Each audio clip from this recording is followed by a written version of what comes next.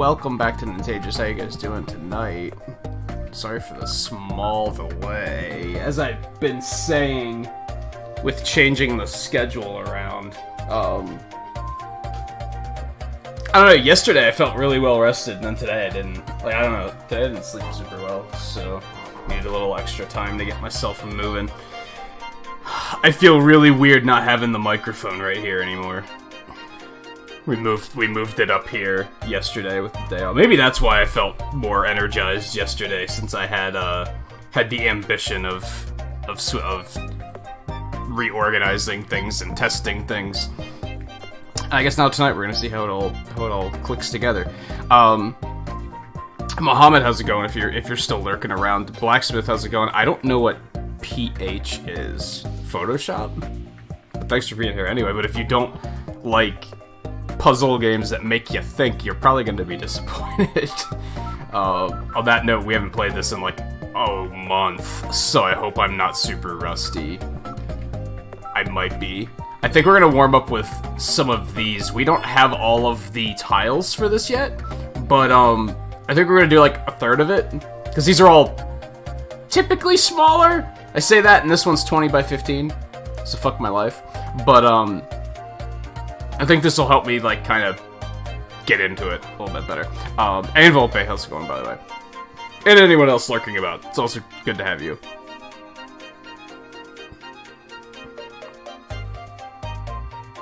Time to beat Dragon Quest III is 30 hours, and you're at 100 hours, you're doing something wrong.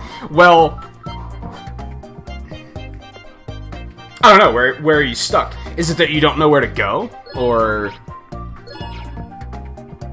like what's the deal? And is that 30 hours like everything, or is that kinda rushing through it, already knowing where to go, etc.? Because that's gonna make for a very different playthrough if you already know where to go, of course.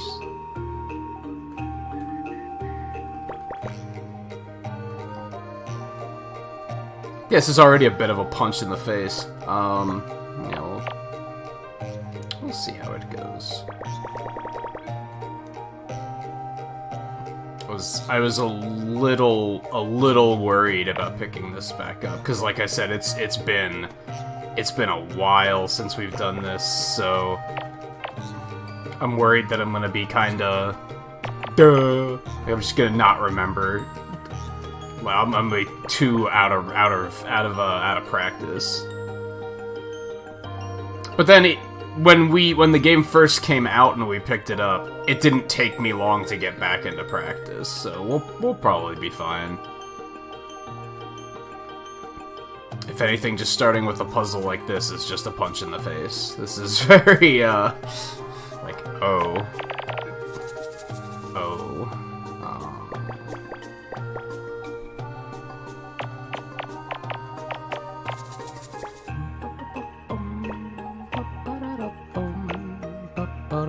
Hey, Spaghetti, how's it going?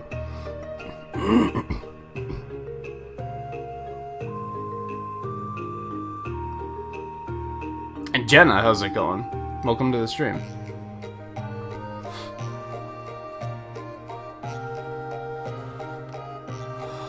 I don't think he meant phone. That wouldn't have made sense in the context. It made it sound like he had to stop doing something to be here.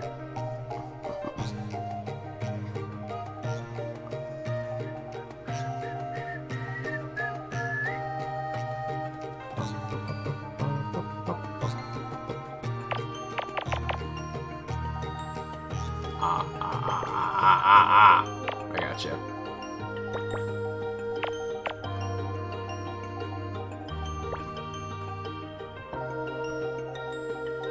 Just one step at a time. You guys know how it goes.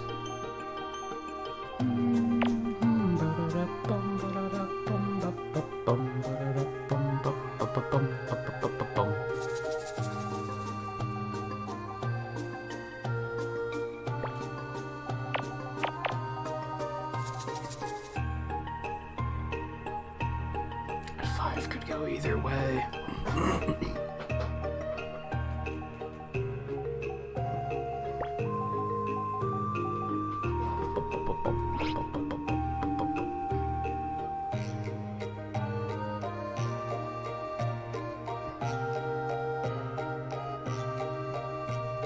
Oh yeah, you see, I trained myself a long time ago to only say the first name I see, because then it avoids shit like that.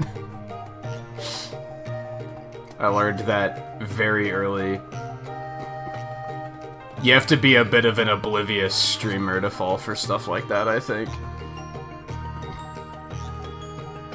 I legitimately didn't even look at the last name, like, at all.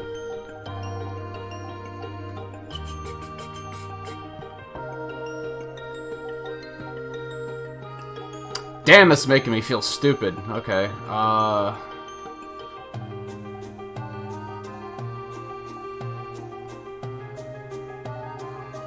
no, we don't know that for sure. Yikes! Oh, here we go. There's something. It's not a big something, but it's a something.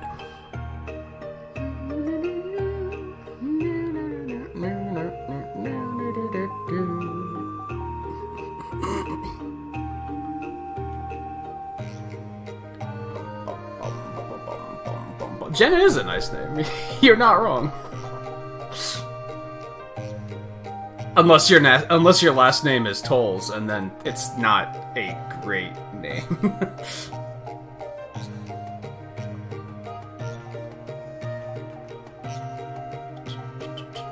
It's an unfortunate name. Oh, well, we know. Okay, I'm getting there. Hang in there. We'll get it.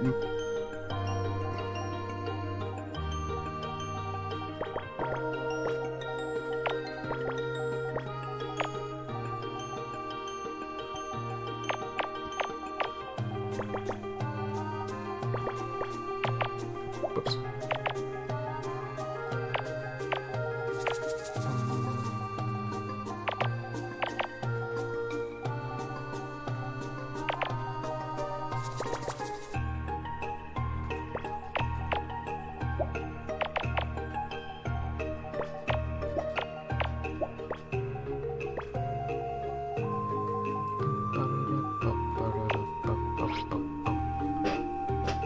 You should probably switch that around, Muhammad, unless you don't mind people referring to you by that. But yeah, I feel like... Maybe I'm the only one that does this, but I feel like it would just be natural for people to look at the first name in a username and just go off of that. So yeah, I think most people are probably going to do that.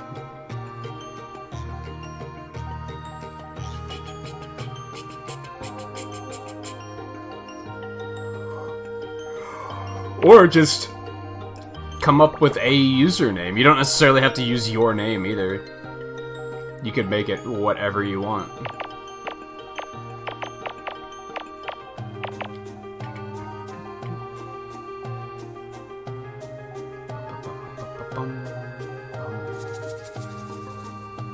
Yeah, that's right.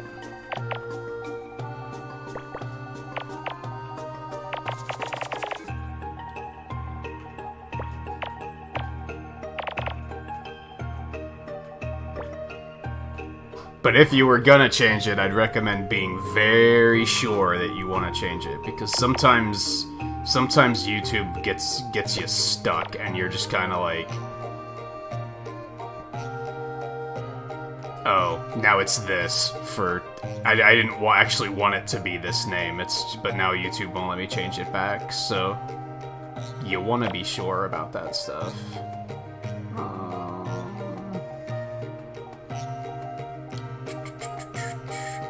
Seen that happen to people that come around here on more than one occasion, where they change their name to something and then they get sick of it and they're like, oh, this wasn't as funny as I thought it was, and then they're just stuck.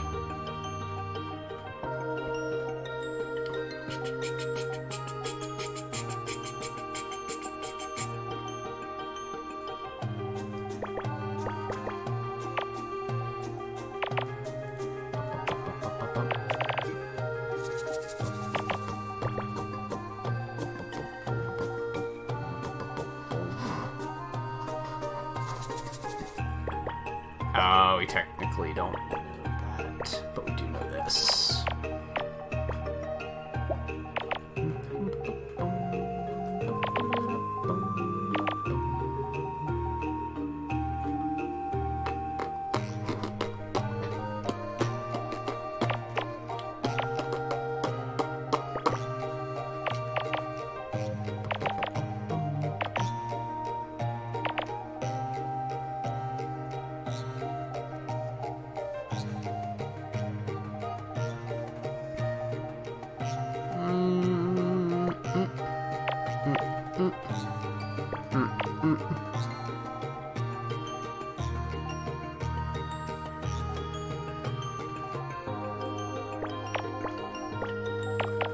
Man, what a trial by fire I just walked into. Yeah, we should probably push a little bit harder on this game. Like, we should probably just keep moving while I'm in the correct mindset for it, and not give it a break for a month at a time. It was perhaps a very bad idea, but sometimes that just happens. Sometimes there's not a whole lot you can do about it.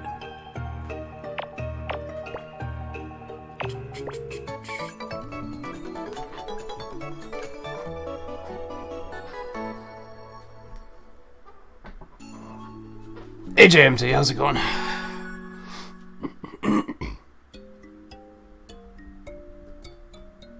You like people to see your name makes you feel famous? Yeah, I get you. Like, that's part of the fun of streaming, right? Or at least watching streams.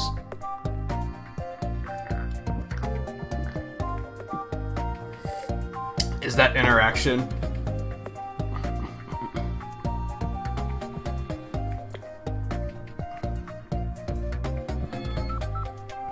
It's another 15 by 20. Dear lord, they're all, like, super try-hard. Let's get these 20 by 5s done.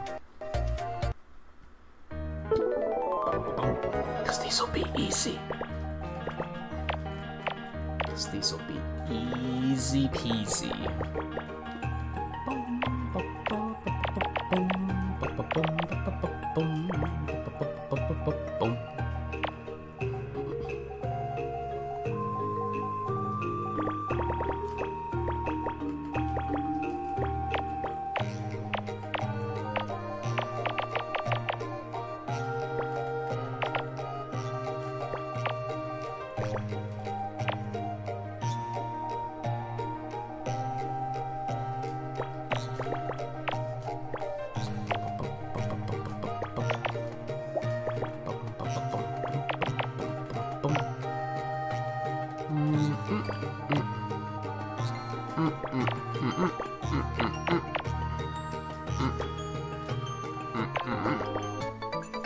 Should have started with that. I would have felt much better.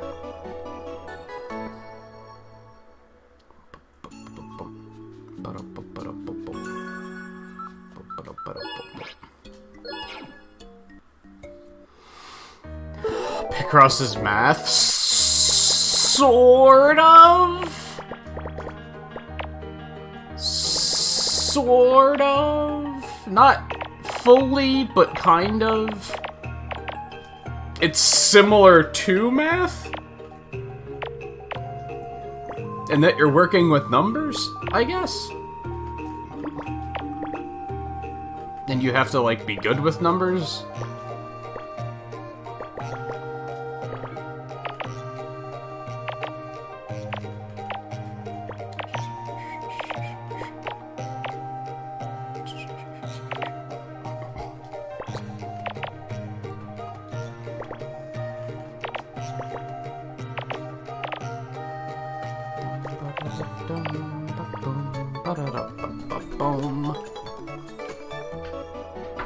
I don't want to know what pH is, then you probably shouldn't bring it up. Oh no, this one looks easy. There's some 20s in there. It's, yeah, it has some similarities to Sudoku a little bit. in terms of, like, spatial awareness, where you have to kind of look at the big picture. That is a similarity, for sure.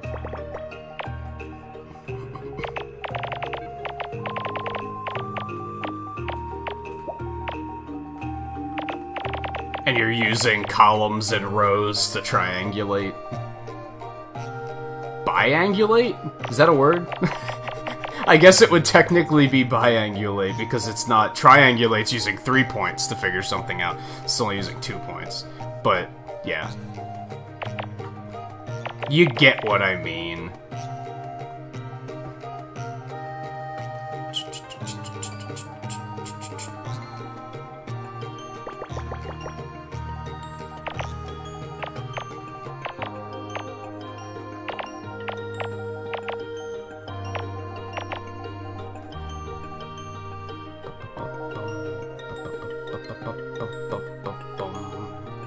I wouldn't say it's necessarily something I couldn't have... I can't really explain it to people. It's better to just show them. Like, if I had to explain somebody without explain to somebody without a visual example of what Picross is, I don't know if I'd be able to.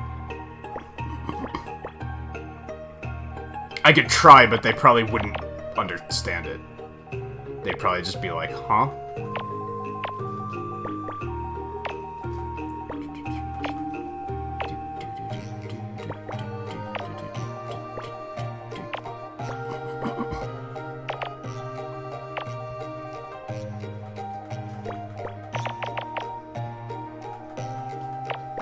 But I feel like comparing it to Sudoku is, like, not a terrible idea, because, like, Sudoku's pretty mainstream, right? Most people know what Sudoku is. So, if you say it's sort of like that, in terms of a puzzle involving numbers, most people are gonna be like, oh, okay. Like, they're going to immediately know if it's something they are interested in or not, for the most part. If you don't like Sudoku, you probably aren't gonna care for this either. I will say that.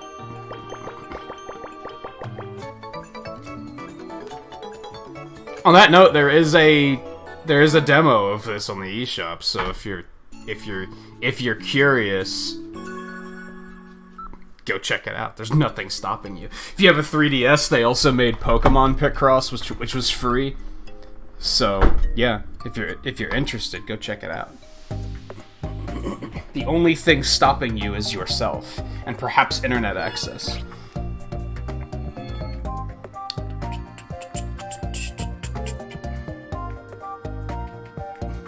That doesn't count as playing Sudoku, Volpe. That does not count. I don't think you can say that you have played Sudoku if that's what you did.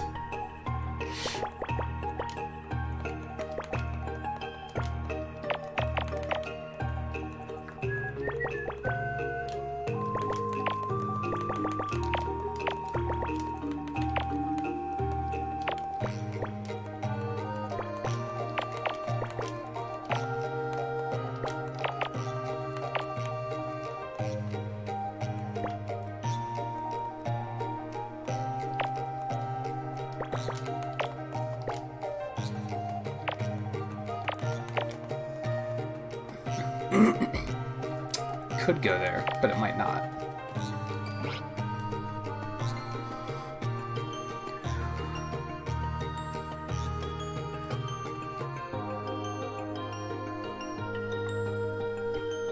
Sudoku's complicated? I wouldn't say Sudoku's complicated. I think it's pretty simple to pick up. That's why it became so mainstream, right? Is it's, like, relatively easy to just kind of pick it up. This, I would argue, is not as easy to pick up.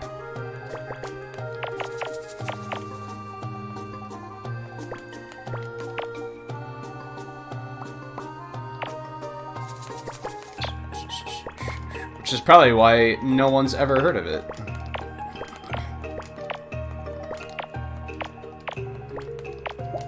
Which is why I stream it.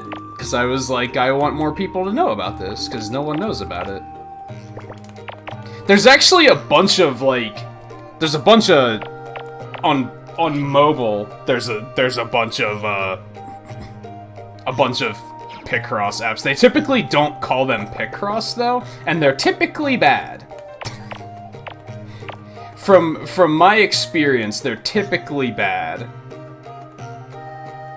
But they do exist, so I guess that's an option, too, in terms of scoping it out.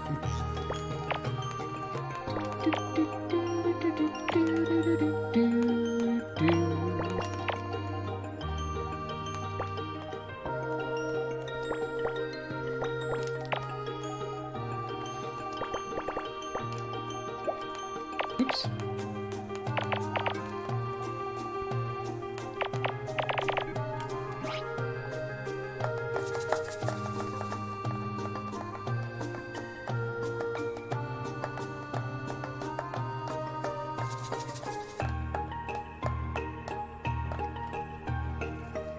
Oh, hey, Twain, how's it going? Oh.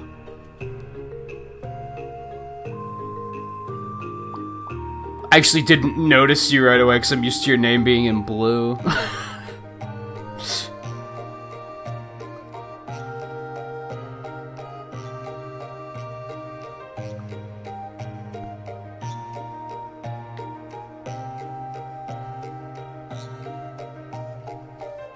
Oh yeah, you mentioned last night that it turned out to be no big deal, but I tend not to pry more than that, so.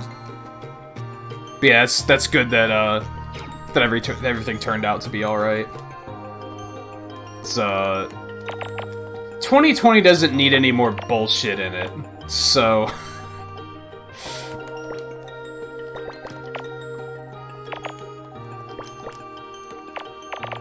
So right away I'm noticing a small issue with how I have the microphone placed now, and that's when I'm standing, it's obscuring part of chat. So I guess I could just start looking down here. That's probably a better idea. I feel like I could see this better anyway.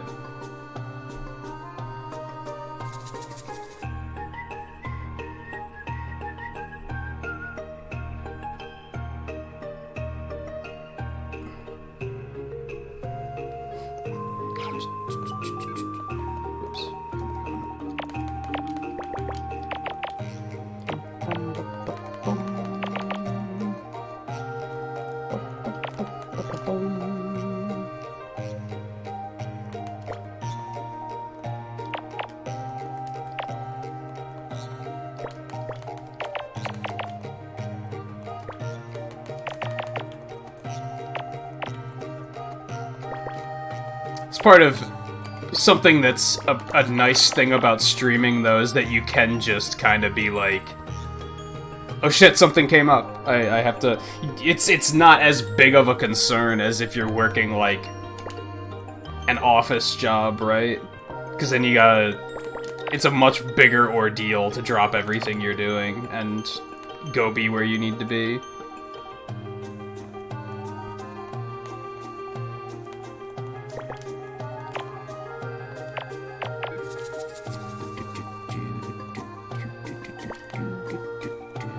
Doesn't stop us from feeling bad about doing it, but, you know.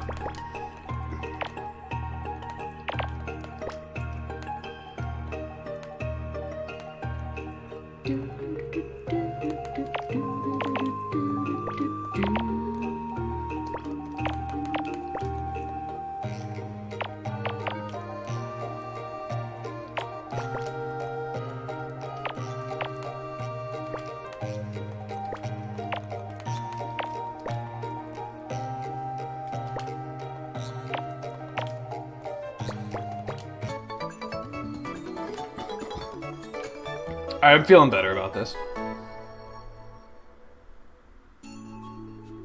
I actually heard about it way before the protests started, but I didn't know what his name was. I just heard about this thing happening and that it was fucked up. And then I started seeing stuff about which we shouldn't talk about this too much, because even though I I don't consider this to be a political discussion, but people make it political, which is actually my issue with, like, politics these days. But again, I don't want to go too far down that path. But yeah, I hadn't heard that much of, or I had heard about it before all the protesting started, but then I didn't hear his name.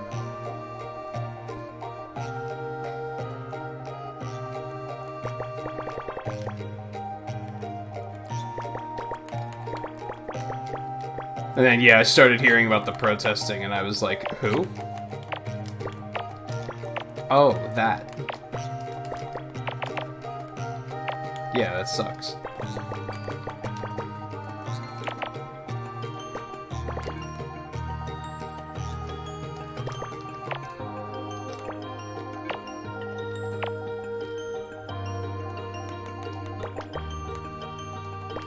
This looks like it's gonna be fairly easy, I think.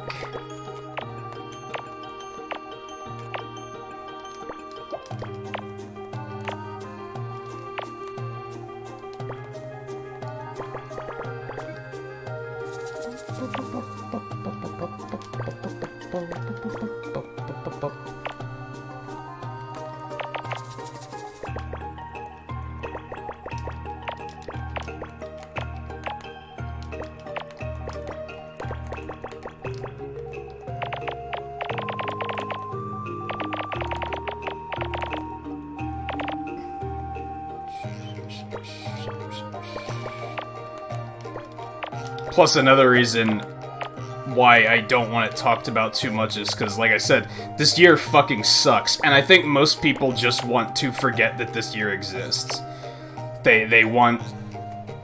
At least when I'm watching... Yesterday when I was watching streams, that's all I wanted. I just wanted to forget that this year existed and enjoy some entertainment. So... That's another... I assume a lot of other people feel the same way, and that's what they come to streams for, so...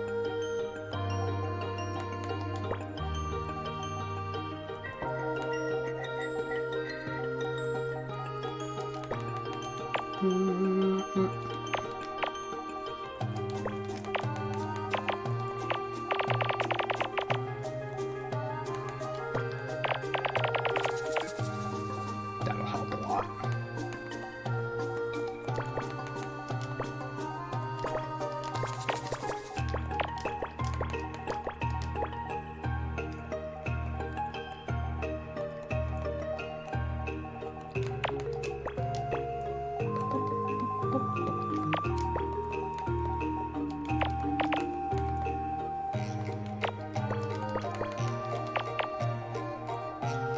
Sucks. You'd think this game would be good at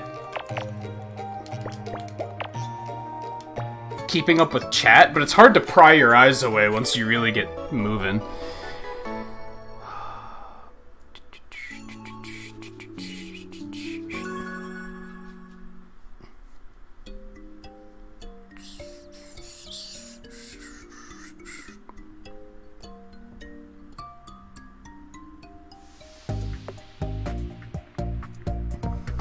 Yeah, that's 2020 in a nutshell.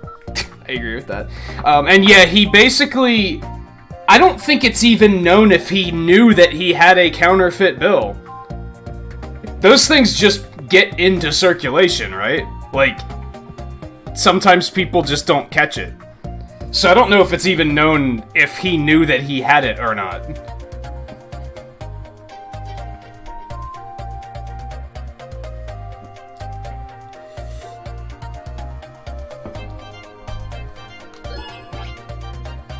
I honestly haven't been keeping up with it in a couple days, but I remember hearing at first that it was like there was a little bit more to the story than people were initially letting on. I don't know how much of that wound up being a thing.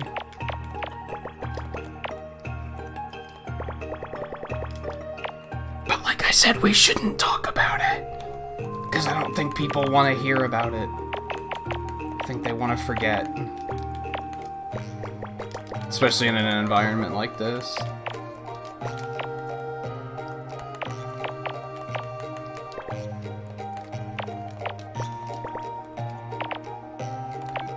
Or like I said, we'll have someone that just has to make it political, and then it becomes a serious issue.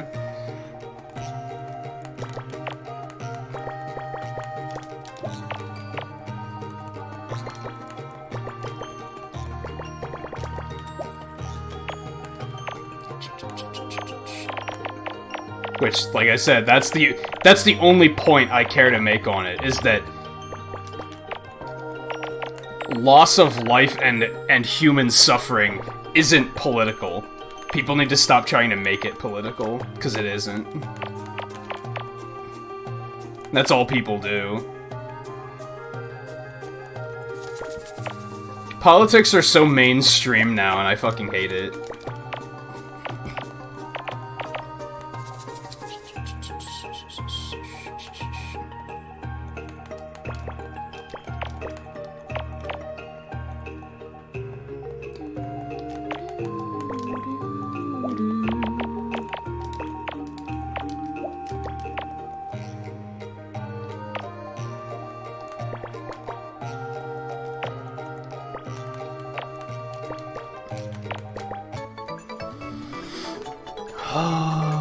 Hey, Scarlet.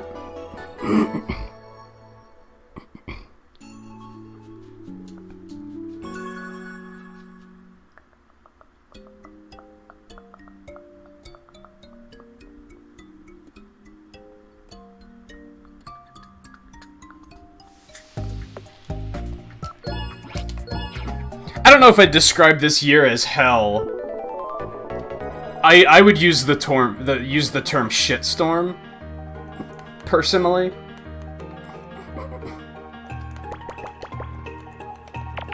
hell to me is very...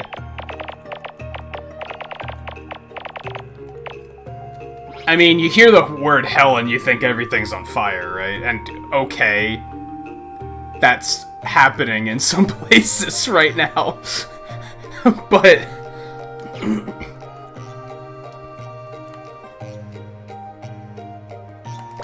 I think hell is a very different visual than what I would go for.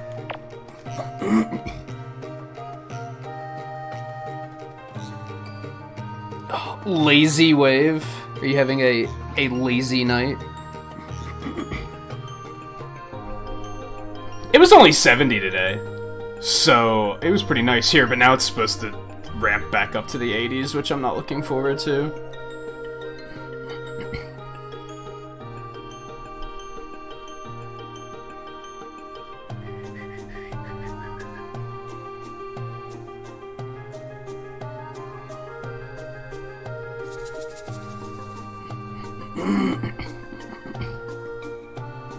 There's 95 there? Yikes. My condolences.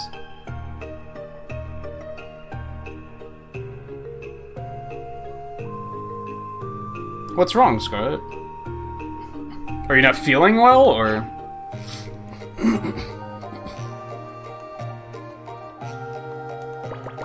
Don't get hospitalized. Like we were just saying, this year sucks. Don't let it suck more.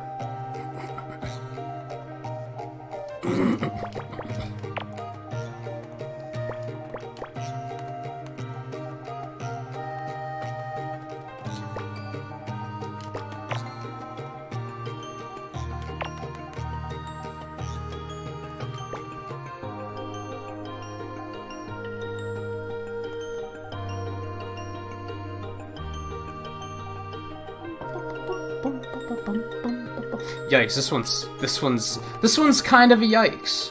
This one's kind of a yikes.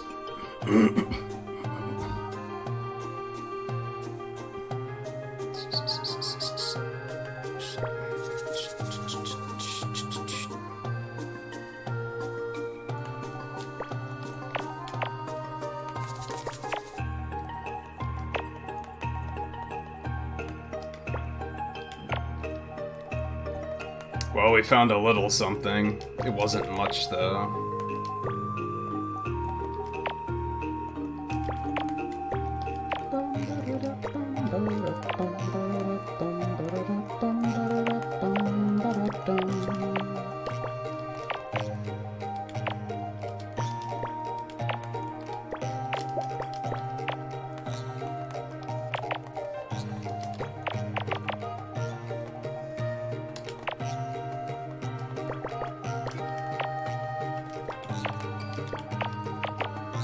We getting there. We getting there.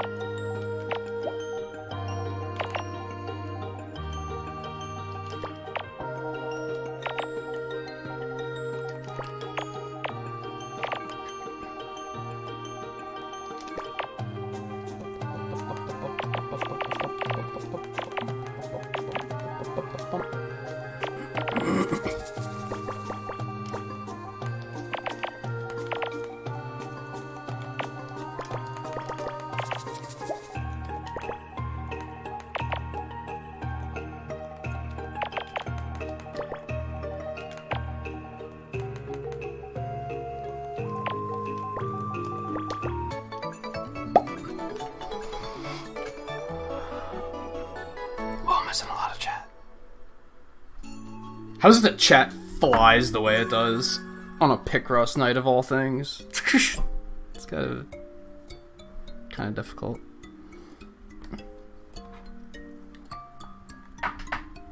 And hey Yuzuke, how's it going? Because getting old is fucking garbage, and I have shitty posture, and it's started to catch up with me, and sometimes sitting is super uncomfortable.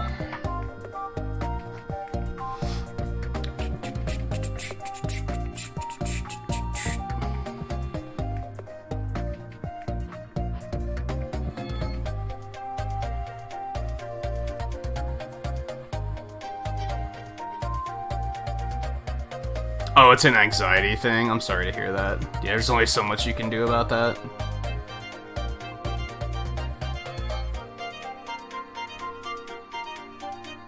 I'm lucky that, like, when I get anxiety, it doesn't really hit me like that. It doesn't hit me from a physical standpoint. It just hits me in a I might as well just lay in bed all day because we're all gonna die anyway kind of way. Like, it's hard to explain. It's more like surrendering than panicking.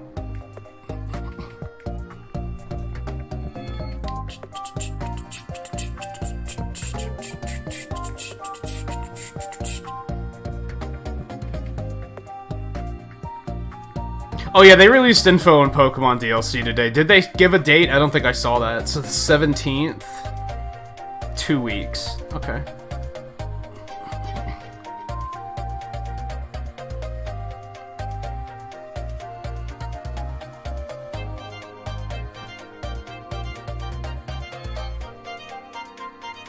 Dude, they had a heat exhaustion day from having to clear wood out of the yard so the neighbor would mow. I would have told him to fucking wait a day. I would have been like, no. Move it yourself or wait and come back tomorrow. But then, I don't know. I don't give that much of a shit about making sure the grass is mowed. I don't care.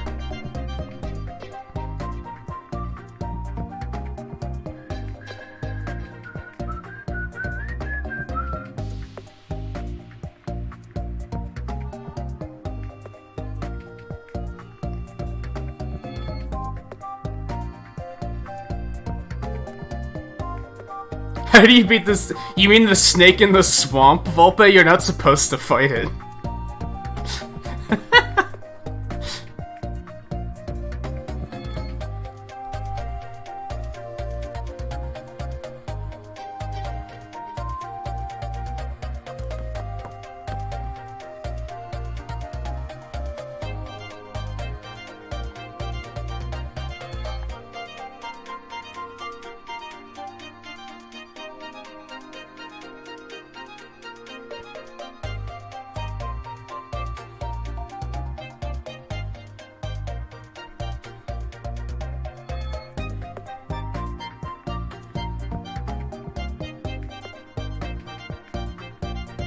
Yeah, I had to do some head translation there. I was like, the slow road evolution. What the fuck are you talking about? I figured that's what you meant, though. Unfortunately, I watched the trailer on my phone, so it was tiny, and I didn't really take it in.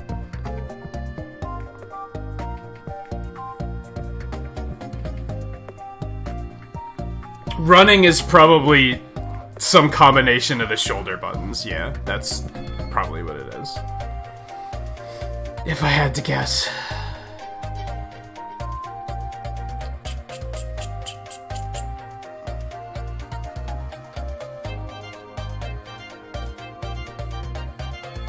Yeah, that usually helped. Well, we might be going into it for right as Scarlet stepped away for a bit, but that's usually what helps me, is having somebody I can just... I call it stress vomiting, where I'm just like... life sucks, and then, like, just to have them listen, and if anything, it's just to hear myself talk, so that I can process it and be like, huh, that's insane, I should stop doing that. Like, usually that helps. Usually I'll do that, and then I'll, like, halfway through, I'll be like, nah, that was dumb. That's dumb. Why would I think that way? Let's not think that way. Twain knows I've done it to him. I've been like, bleh, bleh, bleh, here's all this shit, and then, like, halfway through, I'll be like, I'm dumb.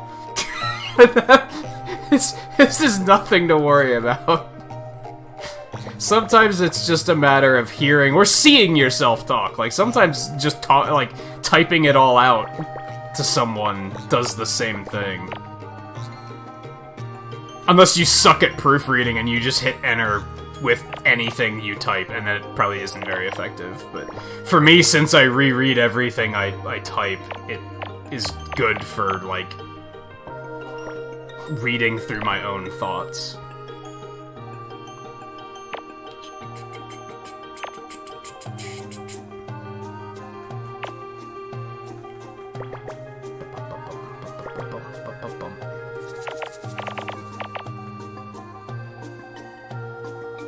And I feel like I should really be waiting for Scarlet to get back before I go into any of this, but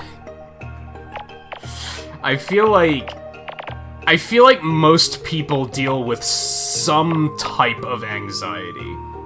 Just of varying degrees of severity, right? And I feel like everyone would just understand each other better if people could fucking admit that they do. That's the thing. I feel like society would have you believe that there's people that have anxiety or depression, and there are people that don't.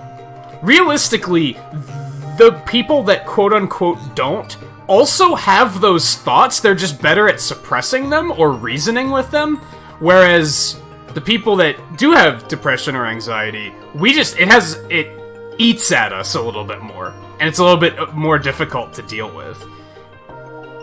But it's not like people should be able to relate to that, is what my point is. But people will act like they can't relate to it because they'd rather pretend that they don't have that weakness. People are too afraid of weakness. Maybe that's what I'm getting at.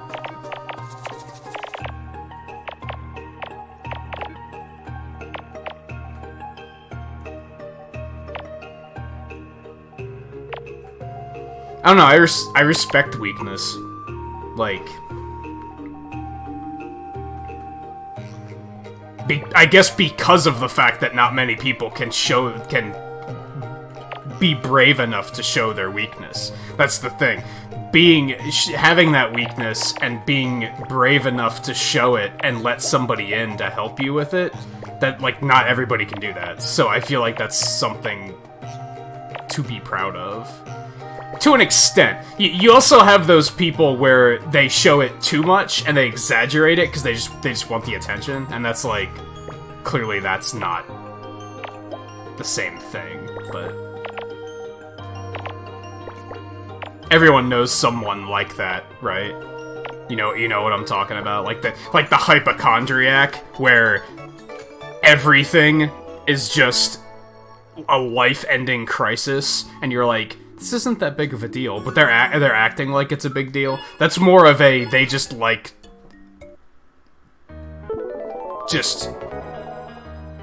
bathing in the negativity. That's very different.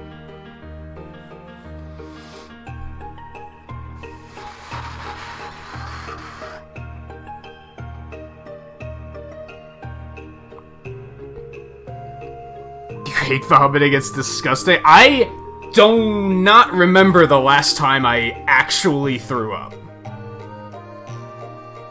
The only thing I can think of is really bad indigestion, where it was all, like, it was all gas. I cannot remember the last time I've actually thrown up. And I'm happy about that.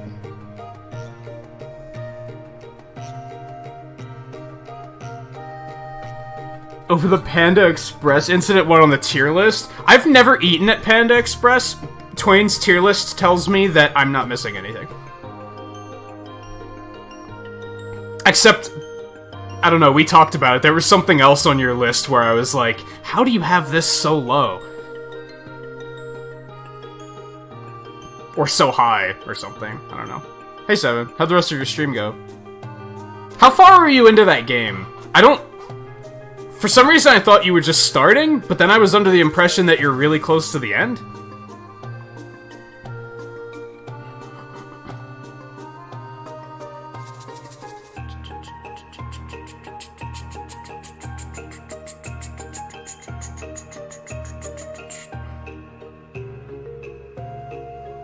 Yeah, that's basically it, Twain. You open the floodgates and you just let it all come out, and then you'll say something where either you weren't acknowledging what you just said, or the way you say it will make you look at it in a different light, and you'll be like, oh wait, like you'll just click, and you'll be like, oh, I didn't think of this particular perspective.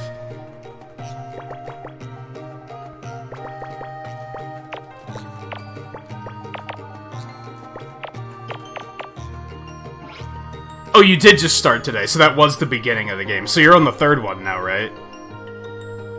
You dislike dumb people? Why?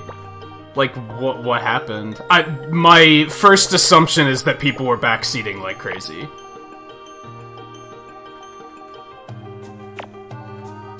When I was there briefly, it didn't look that bad. It must have happened at the beginning part of the stream. It seemed pretty quiet when I was there. Not quiet, but peaceful might be a better way of putting it.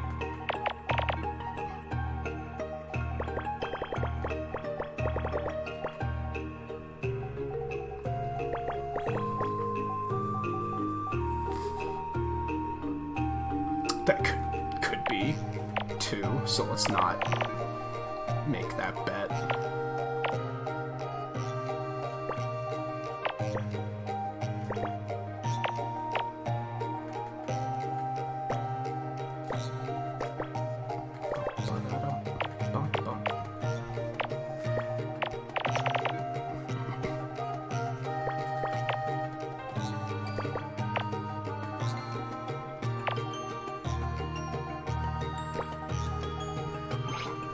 But otherwise, pull up a chair, relax, enjoy your mozzarella sticks, and the stream in which we play Picross and talk about anxiety. That sounds like fun, doesn't it? Oh, wasn't backseating?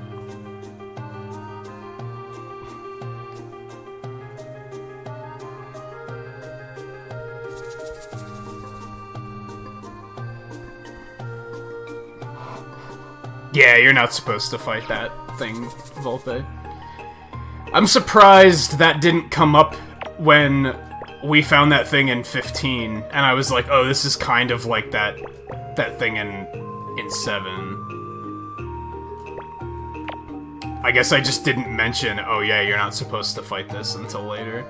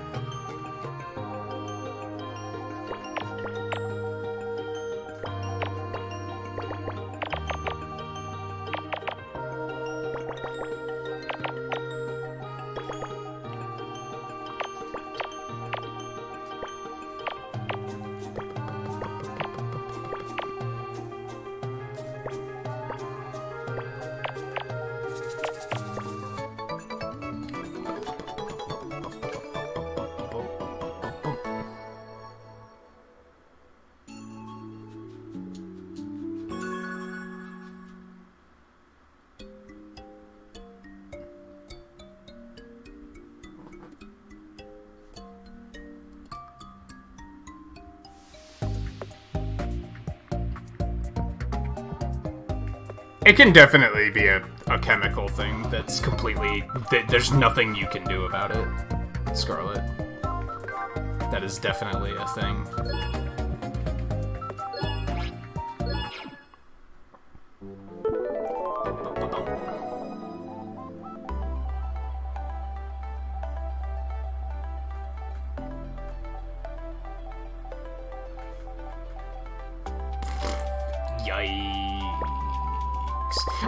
I guess what the thing with streaming this is it was good for, like, just chilling and chatting, like, in the earlier stages, but now that it's getting more difficult, it's, like,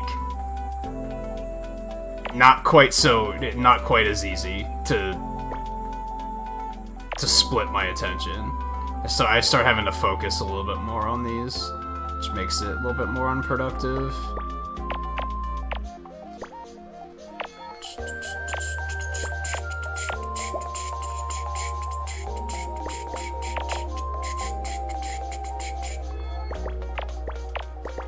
Unless people are hypnotized by watching it all come together, and then it works out pretty well, I guess. Because if you're, like, really gripped by, like, watching the puzzle being solved, then I imagine me pausing the game is probably infuriating. Like, no, keep going, you're almost there! Like, so, yeah, it could go either way, I guess.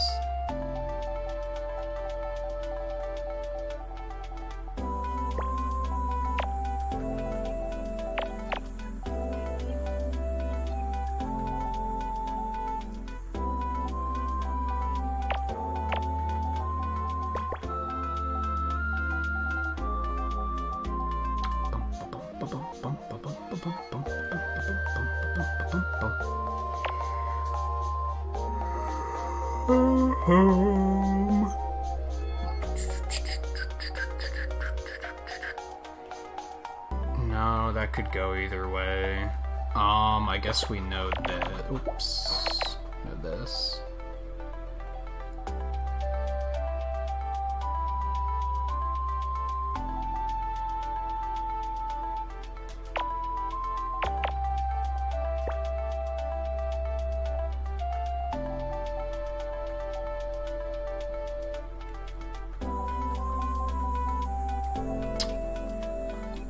All I want to do is chill and play some fucking Picross, and the game demands I be a tryhard.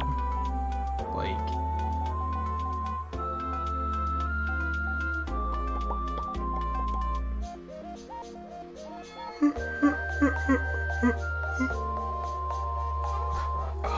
that could be 3. I'm not feeling good about that in either direction. Okay. Well, we got this.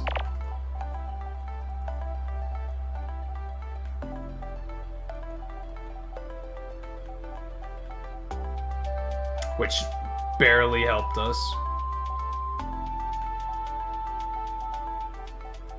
Which barely helped us.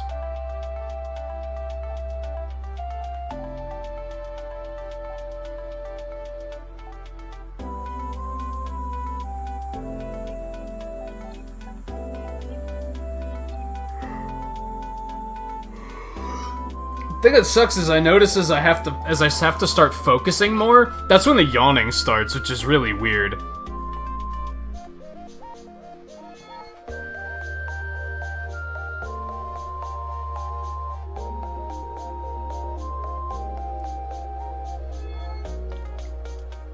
Hey, how's it going?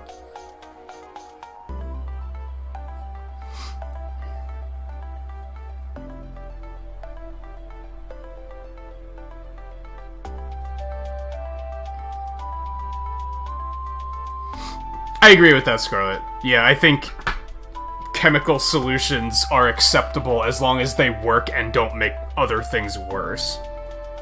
That's why I'm really, against the idea of medication, because oftentimes I feel like it just makes other problems that might make the other... When you deal with anxiety and depression, any other problem is just going to make it worse, is the way I look at it. Like, because then you're just going to be stressing out about that new problem. So, that's not a trade-off that I think works very well. And then you have to add another medication to deal with this other problem.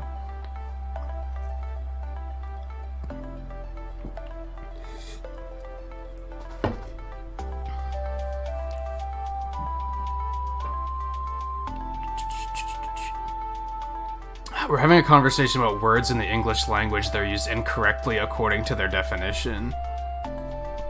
And a kid I don't like pops up with, "Oh 7, please don't use that word, it offends me."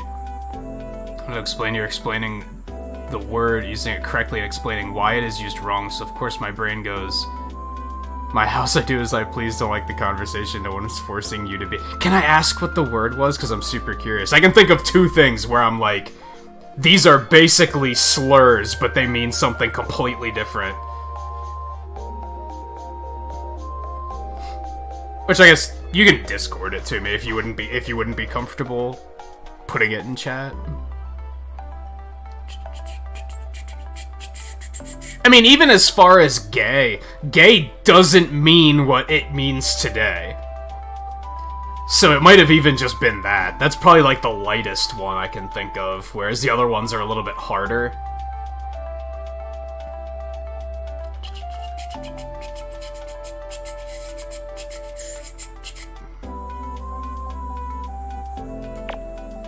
There.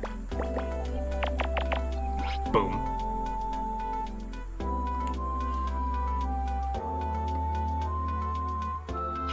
Yeah, you're not wrong, Twain. Medications hit different people in different ways. Some things might work for some people and not work for other people.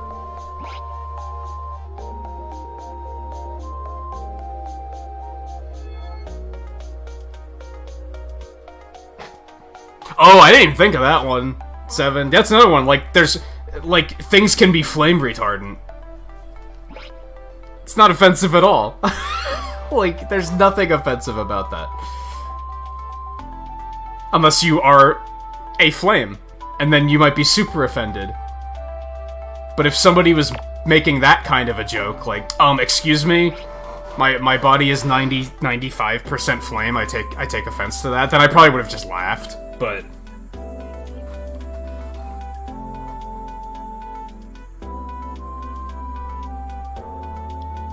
You learned a new word today? Oh boy. I remember the last time I learned a new word. It was, Scottish slang or something. And you remember, I tried to tell you about it in your stream and YouTube censored me, so I was like, holy shit, this might actually be, like, really hard, and it might be super offensive. I don't remember fully what it was, but I thought it was really funny, so I really liked it.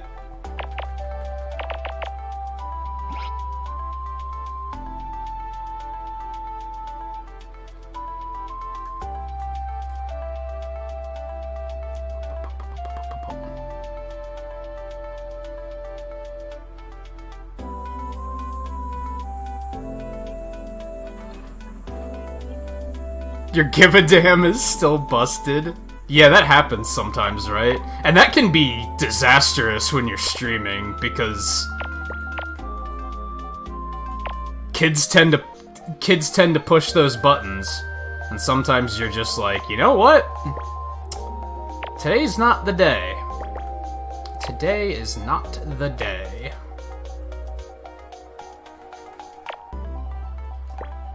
I was actually a little worried about streaming today because of that. Because I could feel myself being, like, a little on the impatient side, and I was like, especially with everything going on in the country, that's another reason why earlier I said I just don't want to talk about that sort of stuff, because honestly I feel like I could rant about it for a solid 2 hours, but that's not going to be productive for a stream.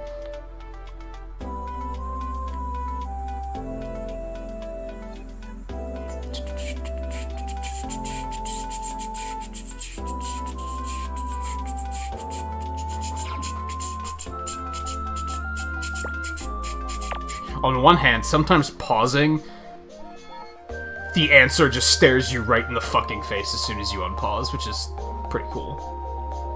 Cool? I don't know if that's the right word for it, but you know what I mean. And a helpful upside to pausing sometimes.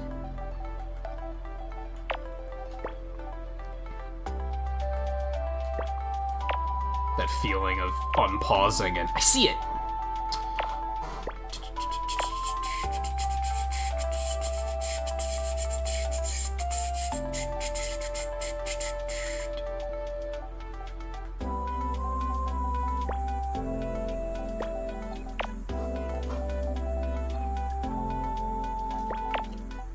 No, that's right, that's right.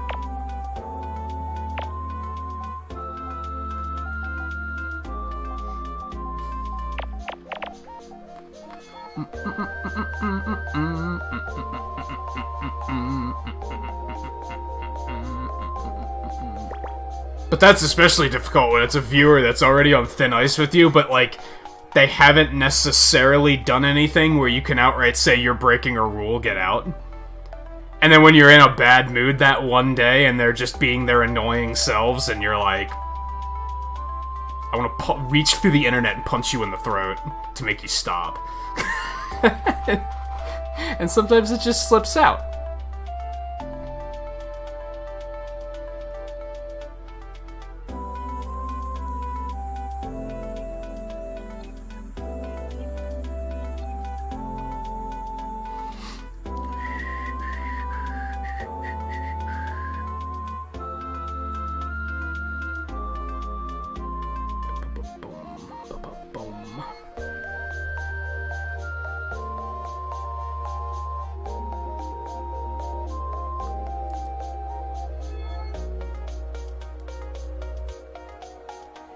Oh, and then somebody tried to pull the, oh, why are you being so hard on them? You know what? They can leave too. I kind of hate that shit. I kind of hate it when, like, a viewer, which hasn't happened in a very long time, to be fair, but I hate when, like, a viewer gets under your skin and you go, like, kind of low-key snap and you're like, you know, could you shut the fuck up, maybe? And then somebody has to be like, dude, why are you being so mean? Like, because he's fucking annoying! Why do you think? Like, come on. Does no one else see it? Does no one else see it? Like, it's the Malroth syndrome from Dragon Quest Builders 2, where, like, you're like, wow, this guy makes me want to delete my channel, and everybody else is like, what a cool guy. He's so friendly, and you're like, what the fuck, and what am I missing? Or what are they missing?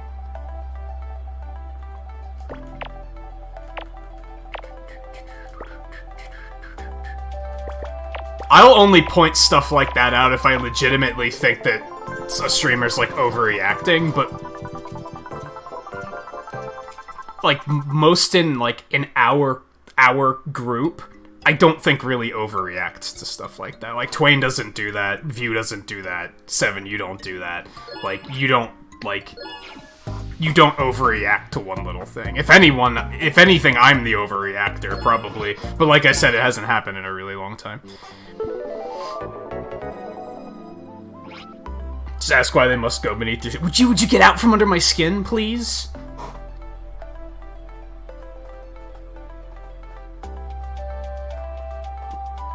No, Volpe, I'm not really talking about anybody here. Like I said, it hasn't happened in a while where I've been like... There's one instance recently, Twain and Seven know what I'm talking about, but where I was just like, I wish this person would shut up. But it's not anybody that comes around very often. It was like one of those once in a while things.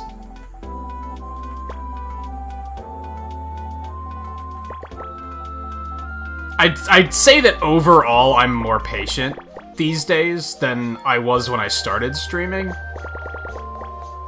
When I started, I was a little bit more quick to call people out. And to lose my patience. I feel like I've definitely gotten better with that over the... I feel wrong saying over the years, but it has been 2 years since I've started. Like... Where's the fucking time go?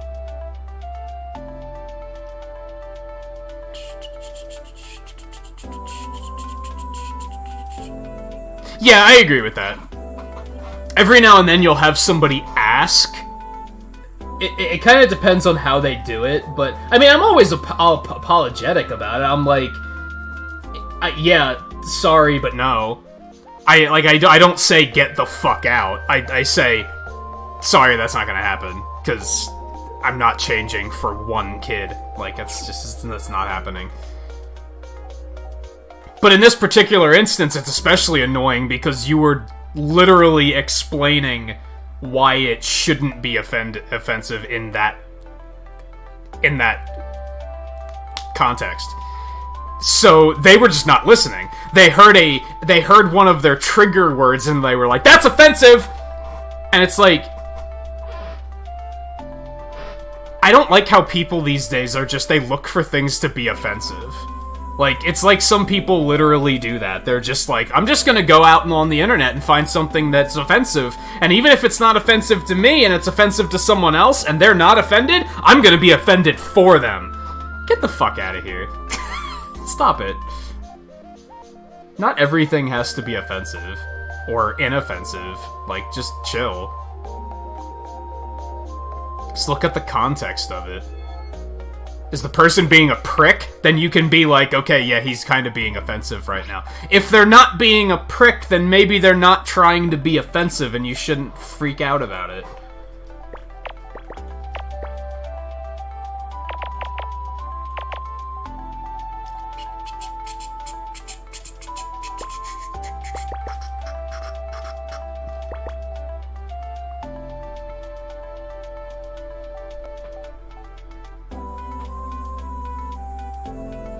I still am so in the middle with this music track. At moments I like it, and in other moments I'm like, I wish this would stop. It's so weird. I don't think I've ever loved and hated a musical piece as much as this one. It just, back and forth, back and forth. One moment I'm like, this is super chill. Next moment I'm like, please make it stop. This is why 2020 is bad, is because of this music existing. Like, but then other moments I'm like, super chill. I think it's this like whistle instrument is a little too high pitched. I think that's what does it. But when it's not being super high pitched, it's like, yeah, this is cool. Random tirade. Moving on.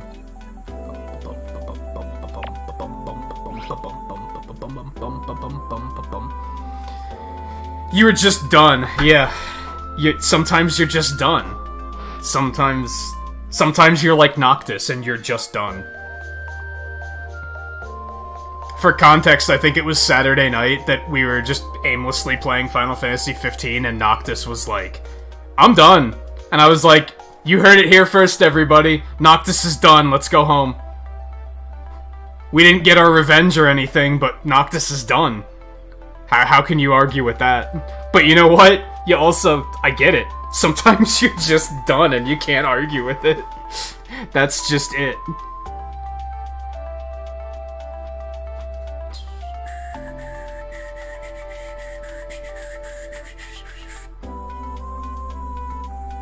Comedian you were watching earlier who joked about rigmarole sounding like a slur. It kinda does. It kinda does. Because it's a word that you don't hear used very often. So whenever you do hear it, it's gonna turn heads because people are gonna be like, huh, I haven't heard that one in a while.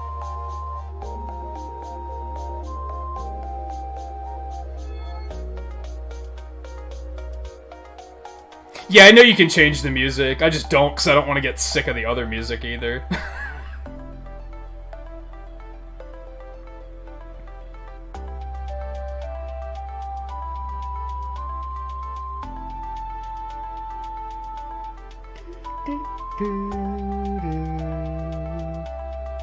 Exactly!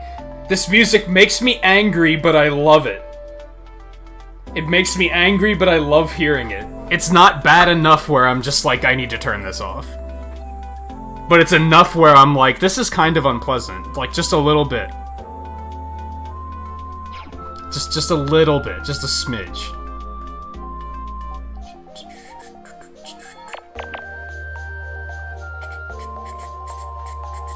I think it's this part in particular I don't like. This part's really, like, high-pitched and whiny. I think this is the part where I'm like, something needs to change.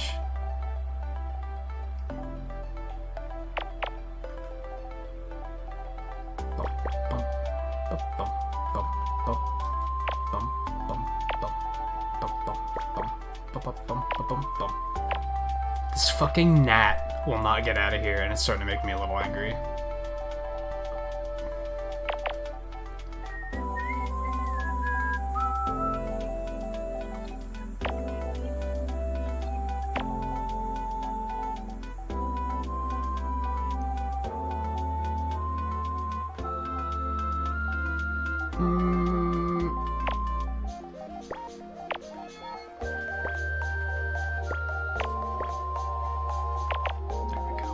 There's a blast of something.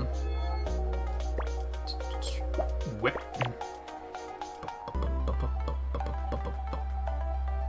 Why can't people just be chill? I guess is like the moral of the story, right? Both in regards to what we're talking about with streaming and just like this year in general. Why can't people just fucking chill? Stop making a big deal about everything.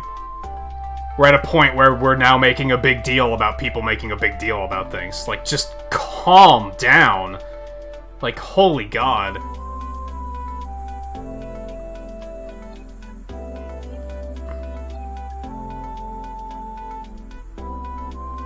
Yeah, exactly, Seven. The fact that they even said, hey, could you not use that word when you were literally... That was the topic of the conversation. It shows they weren't listening. And that probably triggers me more than anything as a streamer, is when it sound like, especially from a viewer's standpoint, when a viewer shows that they're not listening, you're like, why are you even here then? What else are you here for, if not to watch me play a video game and rant about shit? So if you weren't paying attention, why do I even value you as a viewer? Like... That just shows how, like, self-servicing they are. They're just there for themselves and not for you. And it's like, yeah, then who cares?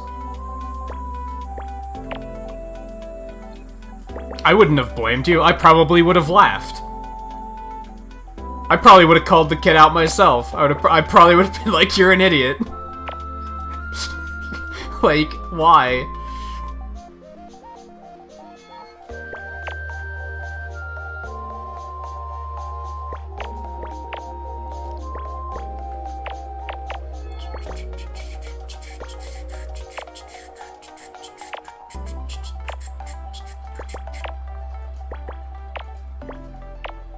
And then inevitably, he would have been like, why are you calling me stupid? And I would have been like, because you're fucking stupid. It would have just gotten worse from there, right? This is why I keep my mouth shut when I'm watching streams. This is why I lurk, ladies and gentlemen. Because if I don't lurk, I'm probably gonna call somebody an idiot. And then things just get ugly. Because I have no... tact? Is that the right word? I don't have any tact when it comes to shit like that. If somebody's being stupid, I'm just like, hey, you're stupid.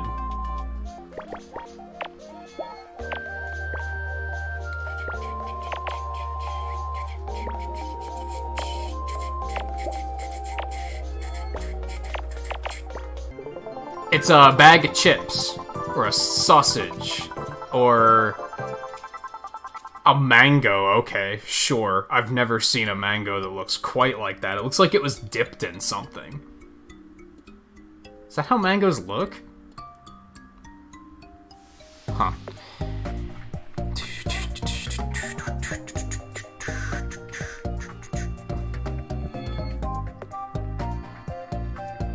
The only we had this conversation. The only song I'm aware of Panic at the Disco is that song that they did for Frozen 2, which I actually think is super good.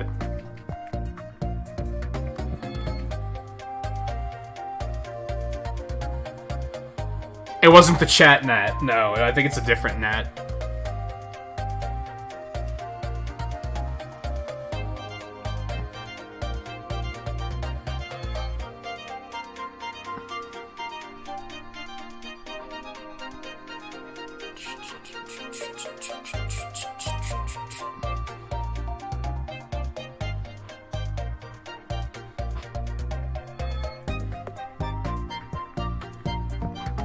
I think Chester Bennington's whiny scream is the most glorious whiny scream, too, in the history of the world. Perhaps.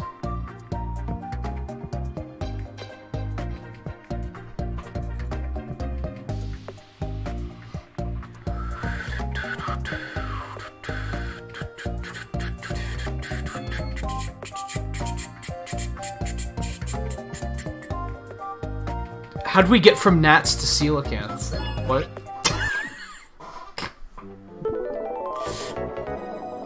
Scarlet, your mind works in magical and mysterious ways, and it intrigues me.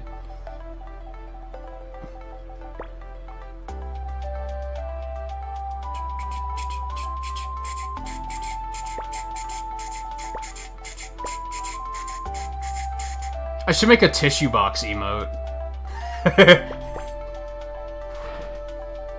Well, I might be doing that tonight now.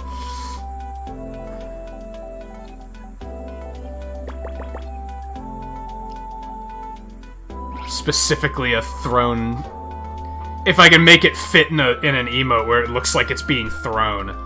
That's the key. It can't just be a tissue box, because that's kind of like, huh? Too much way too much out of context can be taken from something like that, so it has to specifically be thrown and, like, tumbling. Which is tricky to make happen in an emote, but you might, yeah, whoosh lines. Whoosh lines might be enough. I don't know, those are hard to see at that tiny 32 by 32 pixel. Music tier list would be a fantastic way to lose subscribers and get dislikes. There you go. There you go. I actually had an idea for you, Twain, that I forgot to mention. If I don't know how you feel like viewers mostly like the tier lists when you do them, right? I was gonna say make a command where make it cost like 10,000 credits, 5,000 credits or something, an astronomical amount. And then when you're on an interesting topic about rating things, viewers can be like exclamation point tier list to say I'm giving you credits so that you stop what you're doing and make a tier list of this right here and now. Within reason. You wouldn't stop a speedrun to do it, but then if you get on the topic of Pixar movies, somebody can just be like, make a tier list. Do it.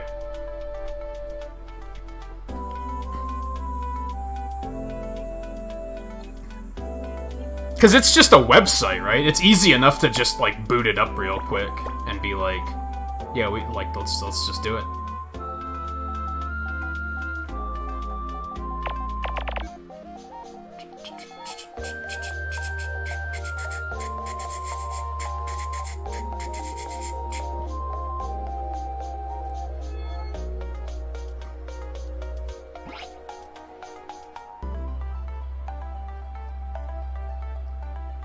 Yeah, it would have to be with an asterisk of, we'll do it at the next possible stopping point.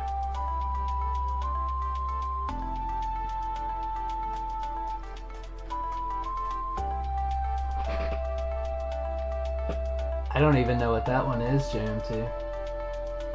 It's an issue I have with YouTube's new emotes, is some of them I can't even tell what they're supposed to be. They're too small. Yeah, you missed important chill, but there's more chill incoming, so it works out.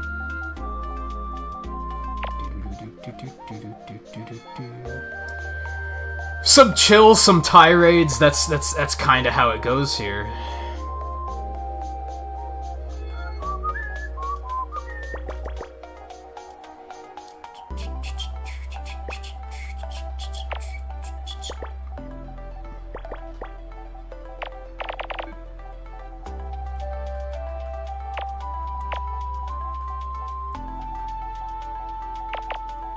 We were ranting about annoying viewers for a while, which is not something you should do in chat that often.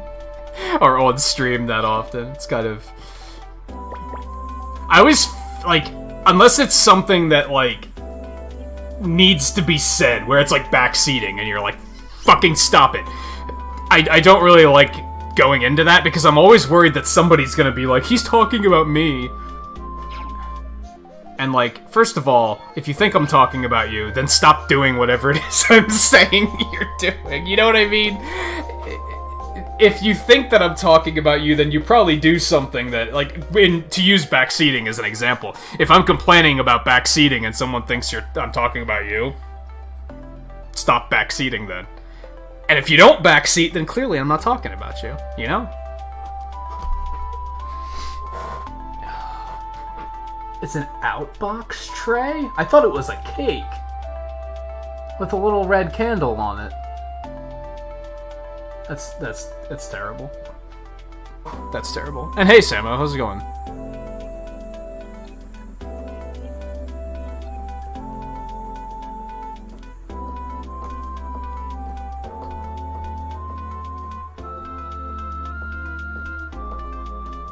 Techno sounds like Boots and Cats over and over? I don't follow.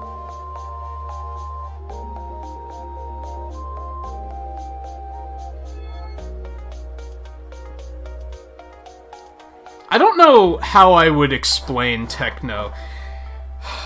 Part of me wants to cite... You remember the defying genre timed quest music in Final Fantasy 15? That's kinda techno-y, but it's also more ravey. But then it's like, okay, well, what's the difference between rave and techno?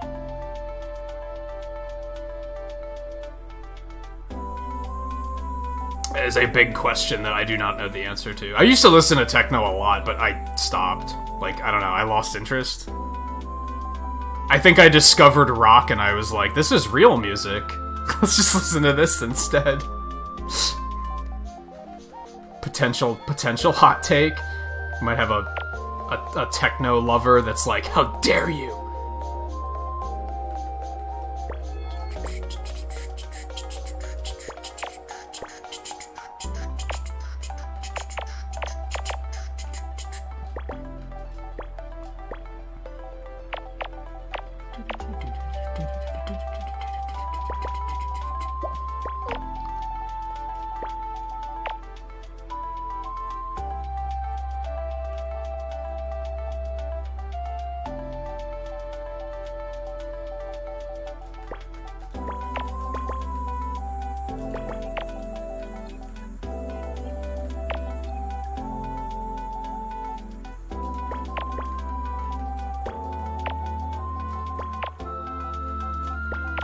So I'm trying to focus and actually, like, make some progress on this one, because I feel like we've been sitting here on it for a long time already.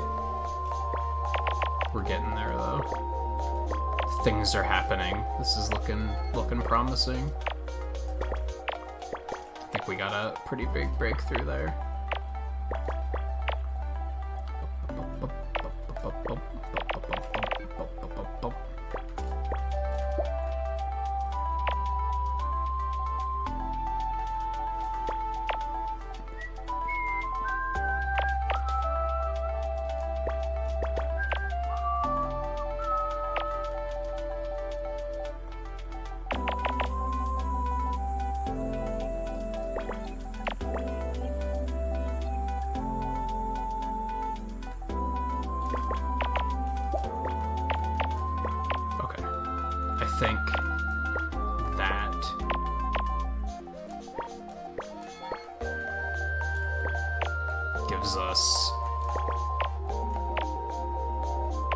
Another good pause opportunity. It looks like broccoli, unfortunately. I'm doing alright, Samo. Trying to stay alive in this fucked up year. I hope things are going well for you.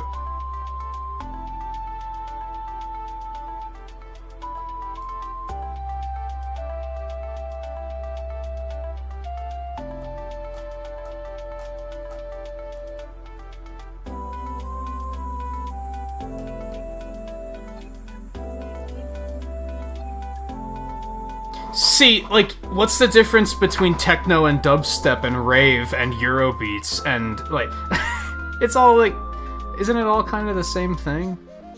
I think techno...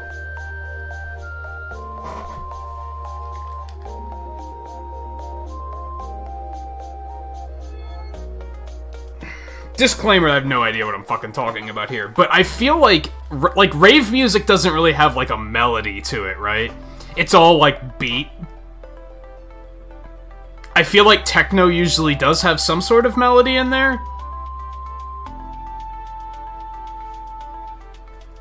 I don't fucking know. Dubstep is mostly just noise, but then there was that one track in Sonic Lost World that was dubstep, but it still had, like, a melody. And it was still, like, good. And I think that's the thing they all have in common. Is that when most people think of techno, when most people think of rave, when most people think of dubstep, they think of the bad stuff first. Kind of like auto-tune. Except there is no good auto-tune, right? Maybe there is. I don't know. But, yeah, you get what I'm saying.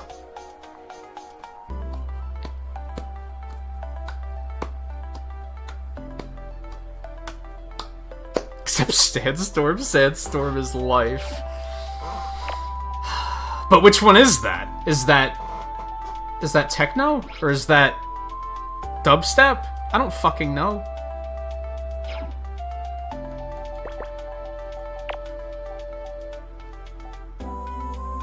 Like I said, I think I discovered rock and then I just never looked back. I was like, yeah, this is my life now. And I didn't question anything after that.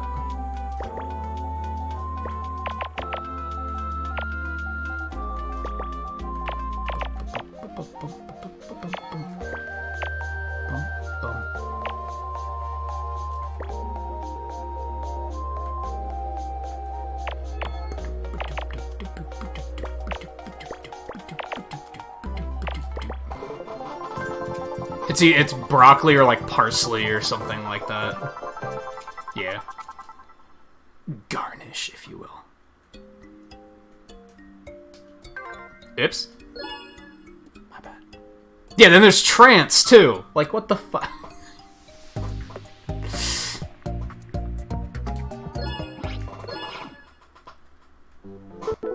But then there's like 50 types of rock and metal too, so really... What the fuck?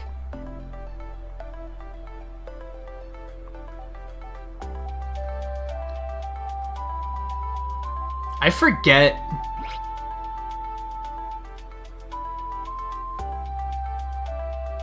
Oh man, there was a band I discovered a couple of years ago where I was like, huh, what genre is this? I guess it's rock? And then I looked it up and the name of the genre was like the most nonsensical thing I'd ever heard. And I was like, you made that up.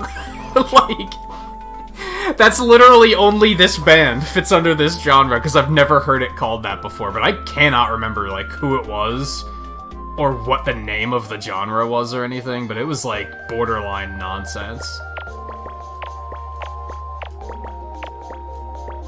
Which, I mean, there's nothing necessarily wrong with that. Like, I think it's very important for bands to have their own unique sound and everything, so that's not bad, but... I don't know, can't the genre name, like, what's the point of genres at that point?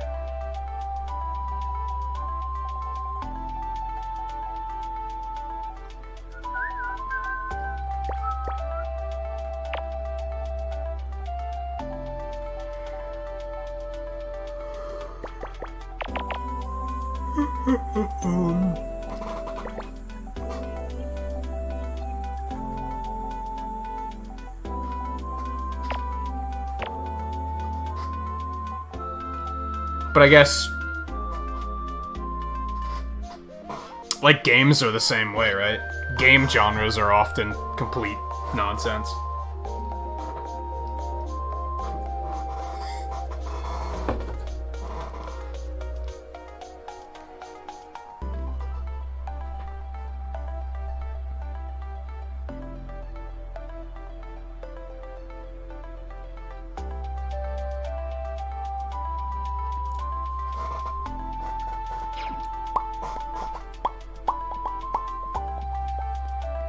Not that type of metal.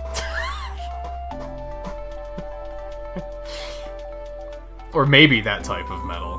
I don't know. Why do they call it metal? That brings up a new question.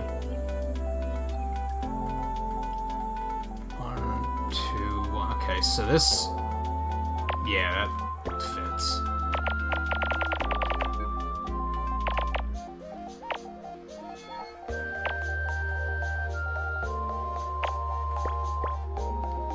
Yeah, that's right.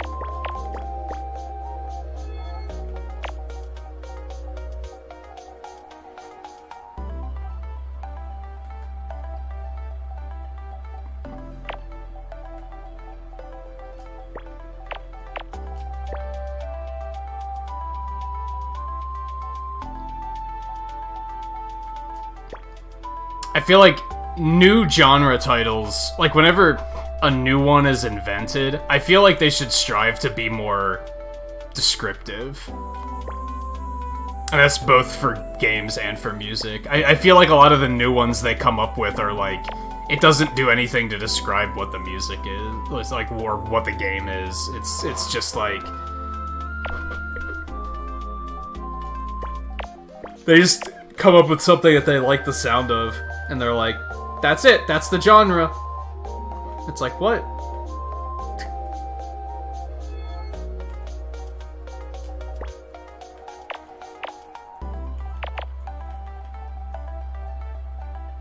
But what does that mean?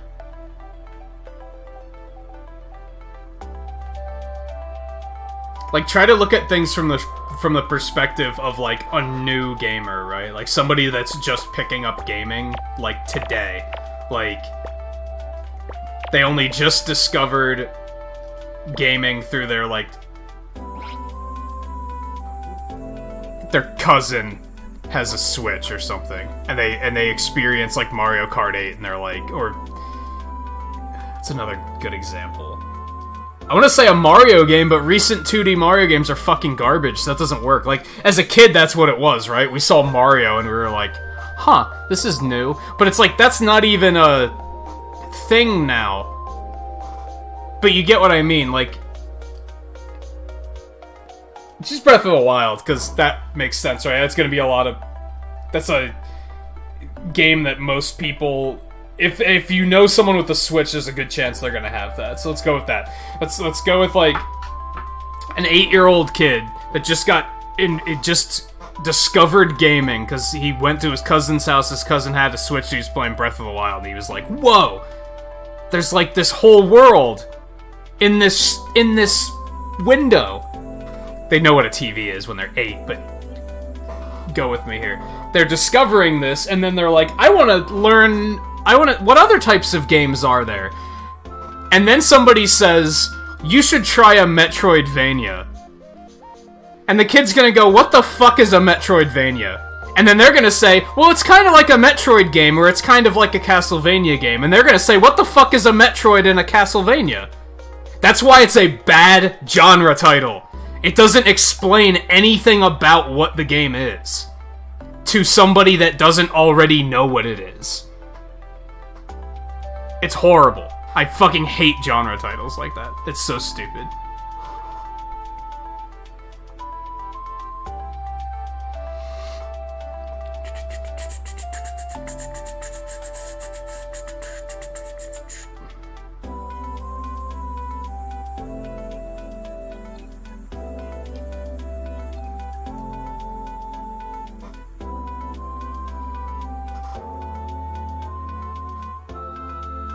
In hip-hop, you think they do it to insult new stuff they did? Like, in terms of genre, like, if somebody comes out and they're like, oh, this guy's music is bad, they just make up a genre title to, like, mimic them.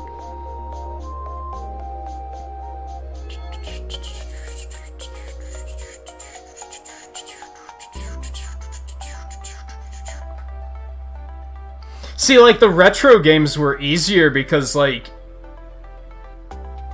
you could just kind of call them side-scrollers or platformers, and I feel like that explains what the game is. It means you're scrolling from one side to the other, or you're jumping on platforms. Like, that explains the genre.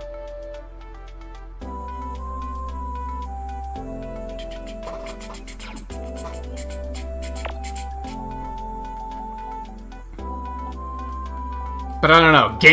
Game genres aren't as descriptive as, like, movie genres, which is something that bothers me. Like, when... Or books. When you hear that something's a mystery, you fucking know what it's gonna be, right? You're not like, huh, I wonder what type of genre that is. Like, you just fucking know, because... it's named... intelligently, so that you can tell at a glance. Or at a first hear, or whatever.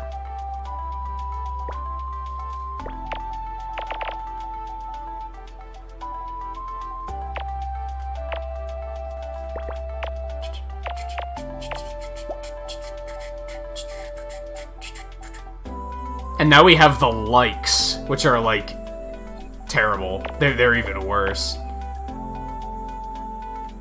They took my whole rant on Metroidvanias, and they were like, what if we just say that the genre is, like, the game is the genre? What if we just start calling things... It's a Sonic-like. It's an Earthbound-like. It's a, like... No one knows... What if they don't know what those things are? So then they're gonna ask, well, what's that game like? And you're gonna be like, what's Sonic like? And yeah, you're saying, Freedom Planet is a Sonic-like, and then somebody's gonna say, well, what's a Sonic? And you're gonna be like, it's shit.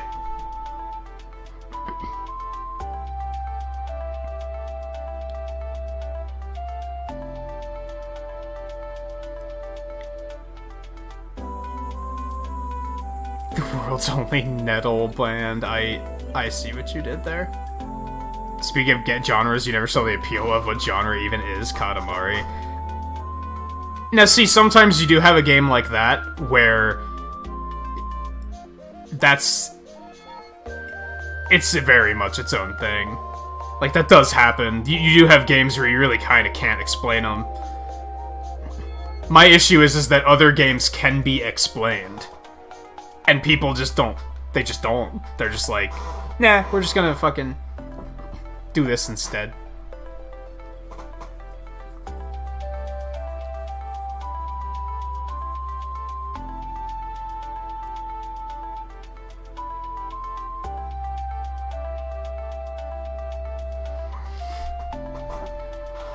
I think I have a good example of that.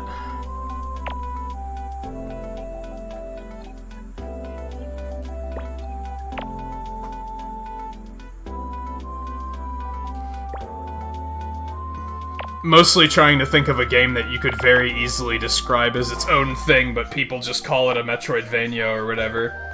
Because I feel like that's the best example.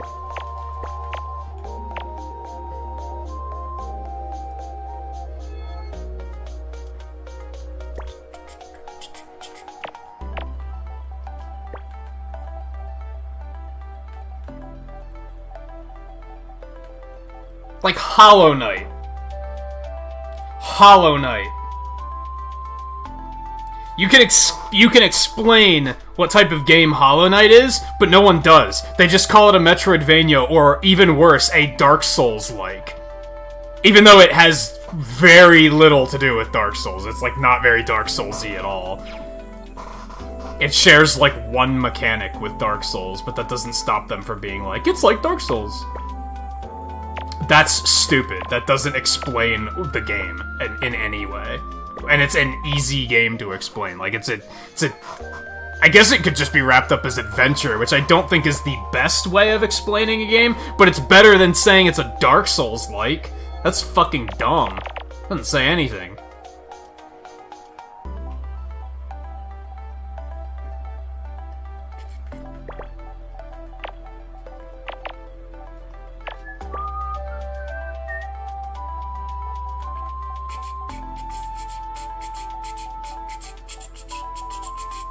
I wouldn't call it a platformer. It would definitely... I mean, it is by definition a side-scroller, but I also feel like...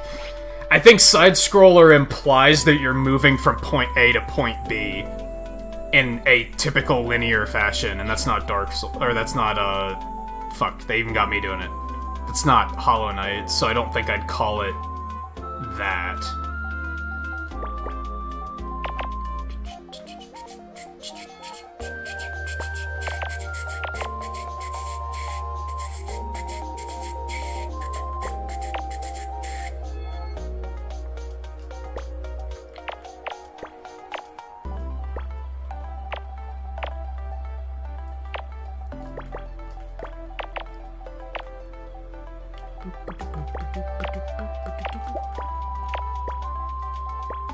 It's a Christmas tree with an ornament on it? Yeah, that's a flower. Looked like an ornament. Okay. I wouldn't classify it as horror, no, because it is a bit of an unsettling atmosphere, but there's not, like, that's not the main driving point of it. Like, it is unsettling, but it wasn't designed to scare you, it was designed to be atmospheric and immersive.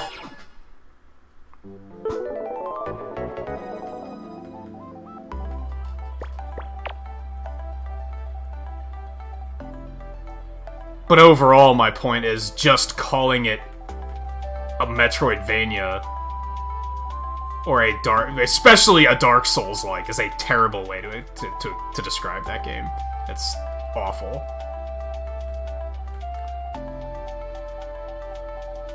It has one thing that's like, oh, Dark Souls does this, and that's if you die, you drop all of your shit right there, and you have to go back and get it. And if you die again, you lose it all. But other games did that. Diablo did that first! So why aren't we calling it a Diablo? That's the other thing I don't like about that type of generalizing games, of saying, like, it's like this game, is it tends to not focus on, like, not on the one that did it first.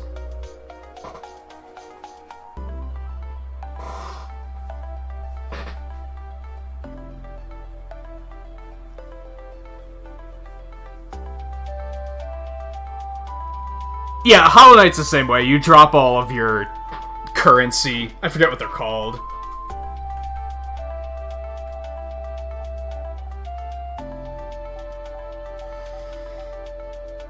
And hey, Coulter, how's it going?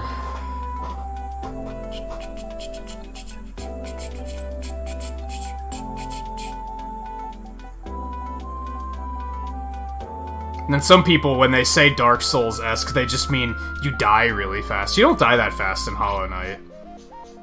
And things tend to have, like, pretty obvious tells, so it's easy to learn how to, like, avoid damage and stuff.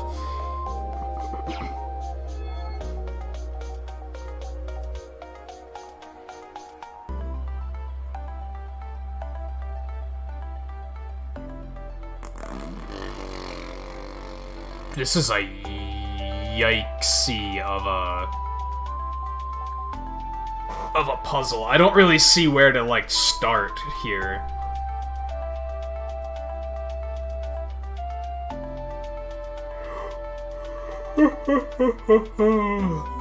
Speaking of horror,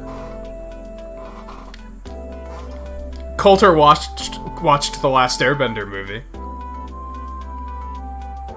Did take like 4 breaks watching it? Yeah.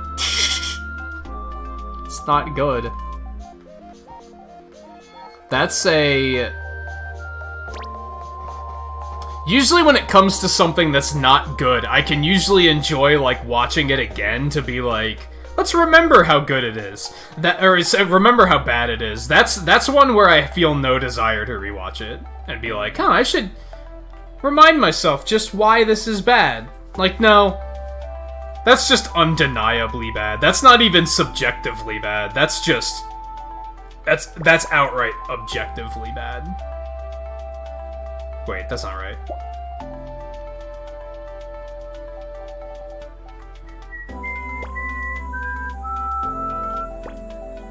Now it is. Okay. That might have given us something to work with here.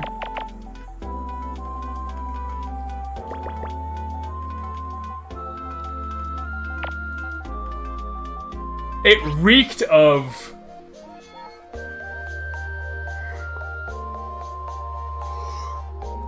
It didn't respect the source material at all. Like, it just threw the source material out. It was like, it was almost Square Enix-like, where they were like, we're just gonna...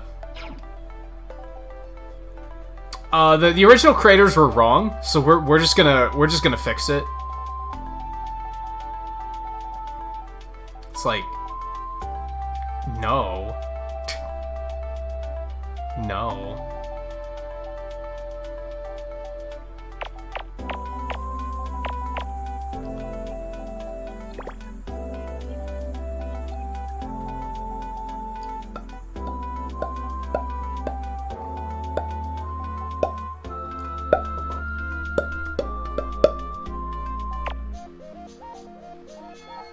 that all fit in there? No. Okay. There we go.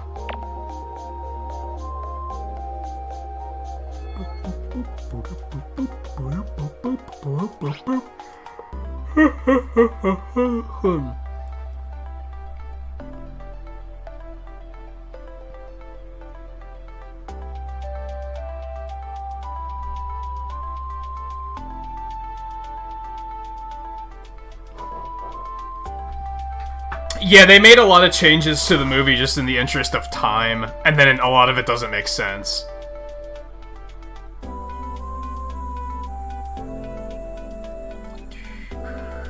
And yeah, it was only book 1, and then it was so bad that they were like, we should probably not continue with this.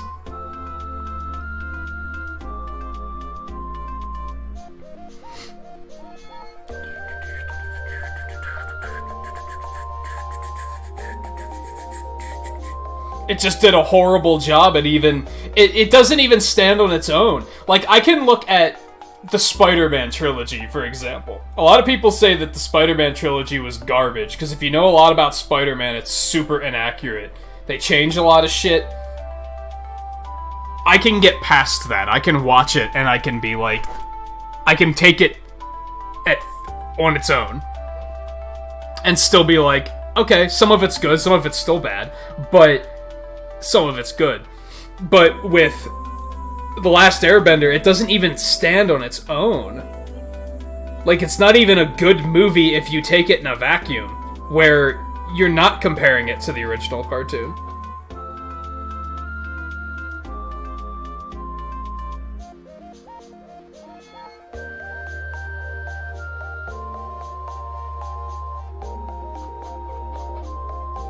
I think the biggest fault that the movie makes is that there's no personality.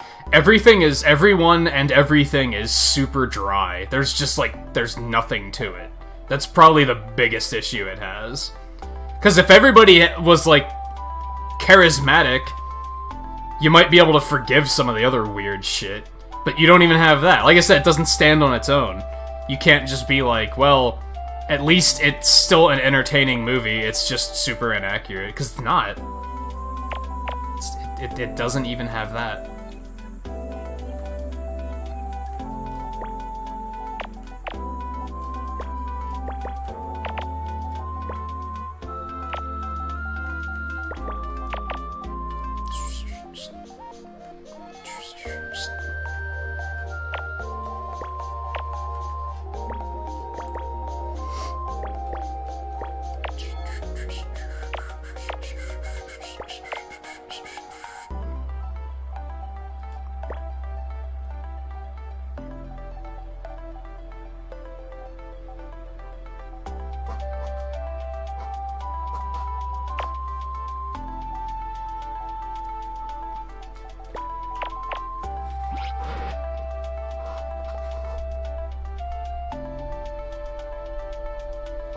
That might have been part of it. They might have rushed it. But... I don't know. If you look at interviews... Shyamalamalan, whatever his name is... acts like it was a passion project. He was like, oh yeah, my kids love this show. I watch it all the time. Like, he acts like he knew what the fuck he was doing. Clearly didn't. He clearly didn't. He clearly was completely out of his element. Pun intended.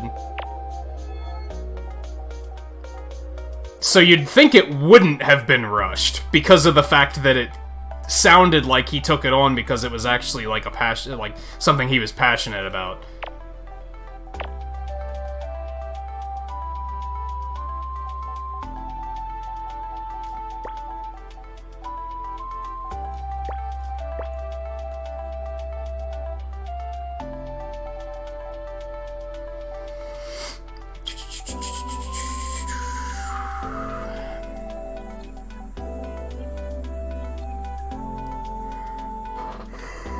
Can't necessarily bet on anything there just yet. We can do this, which means this.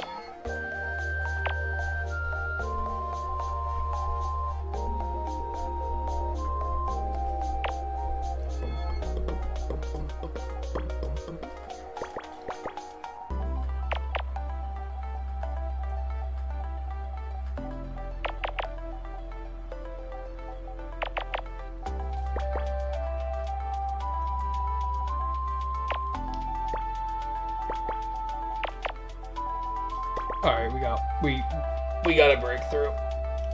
We good now. Somewhat. There's still some questions here and there, but we're mostly fine. 52, 4, 2, 1, 2. Yeah, this has to be 4, right? Because if that's a 1, this has to be 2. Yeah, which means the 4 can't fit in there any other way, so...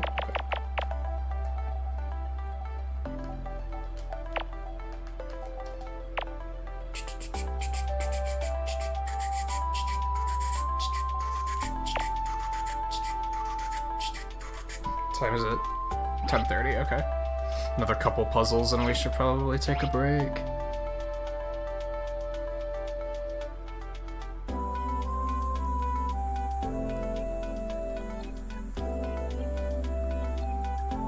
Yeah, all of the characters are just, they have their personalities just ripped out. Maybe part of it was the time it was made, like, oh, it's live action, it's gotta be, like, super serious, right?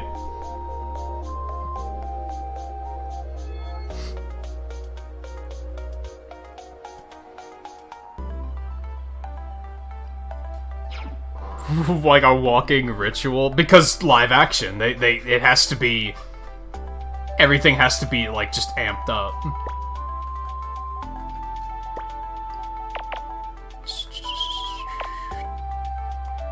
I think that's one of the reasons that the Marvel movies do so well, is that they're typically pretty good about staying true to the source material, while also adapting it so it actually doesn't look insane in live action.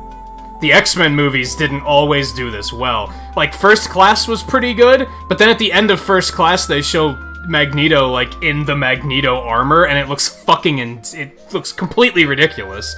Because he looks like a cartoon. Like, it looks terrible. You have to adapt that stuff and make it look appropriate in that, like, different palette, I guess is a way to put it.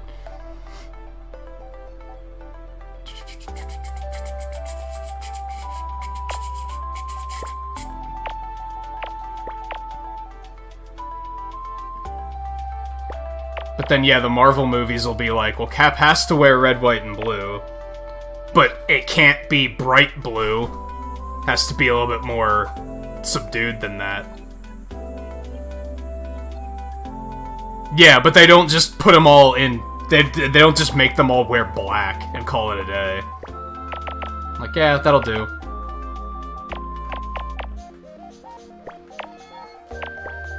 Because, yeah, that would just be dull.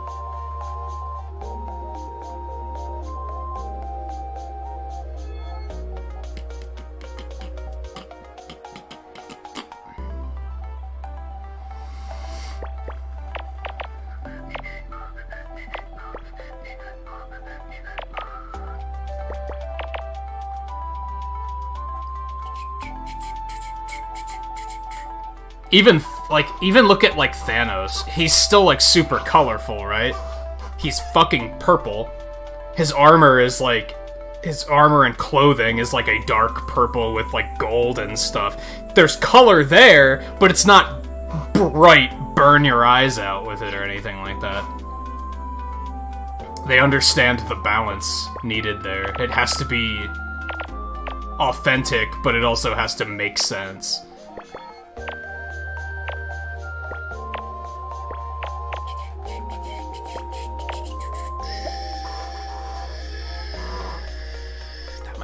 Case. Actually, no, that is the case. Never mind.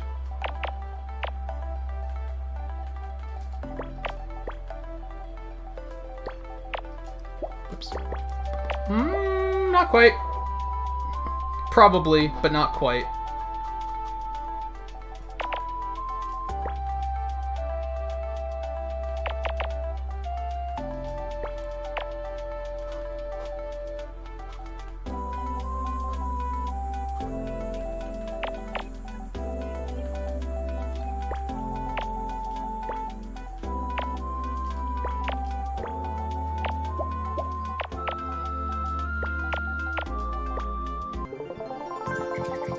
Is that Kilroy?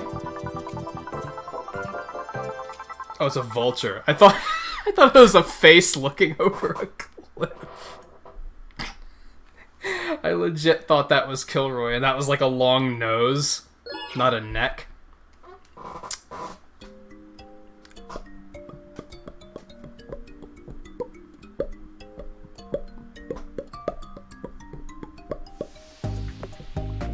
It is ironic. It is ironic. We can probably do like 2 more before it's break time.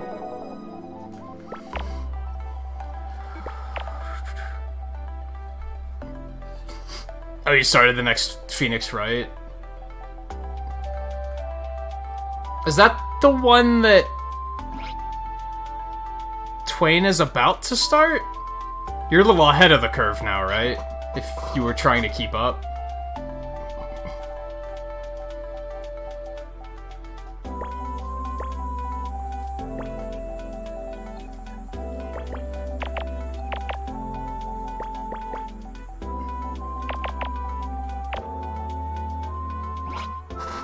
I can't imagine many people know Kilroy. I don't even know the origin of it. I just remember it being a thing. A little thing to, like, doodle. I don't even know, like, where it came from other than that.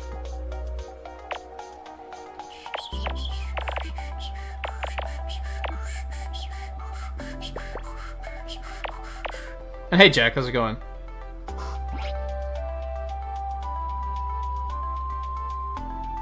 That is a good approach, Coulter. That's a good approach. Man, the Danganronpa community could learn a little bit from you there. They can't just leave it as ooh, I think you'll like this one. They have to go into this half-hour long exposition about why it's so well done.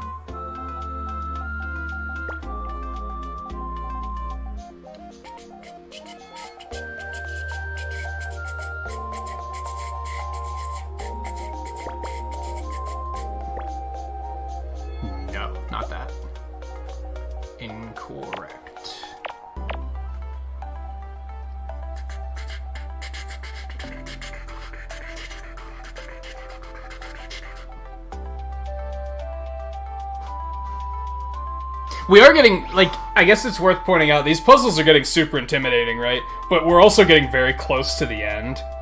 Like, this is the second to the last page, right?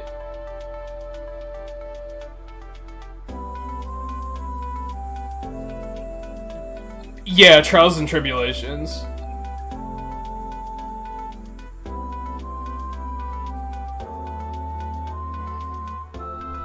We do have 10 likes. Good catch.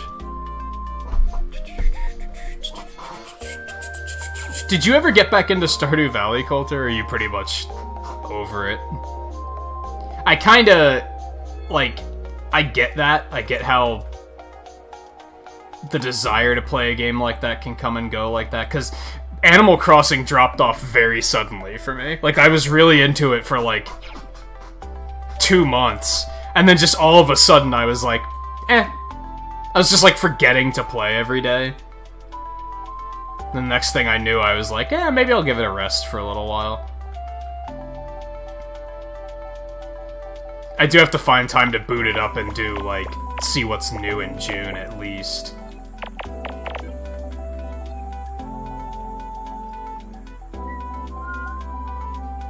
There is some appeal in the idea of streaming it, just because that'll get me to actually sit down and do it. I'm afraid that if I don't, I'm gonna forget about it, and then I'll just never do it. And then I'll be like, oh, I completely missed June, and there's this one super rare fish that you can only catch in June, and now I have to wait for next year to do it. And then that'll just ruin, like, that it's all over at that point, right? You're like, well, I might as well just never play the game again, because now it's... now we're just done for.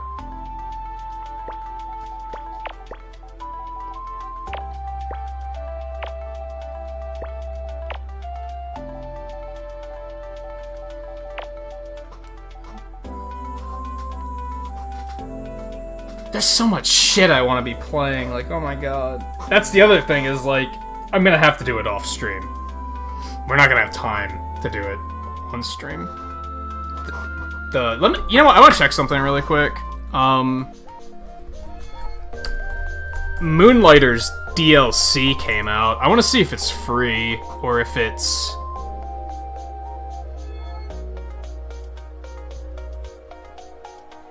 like, a thing you gotta buy.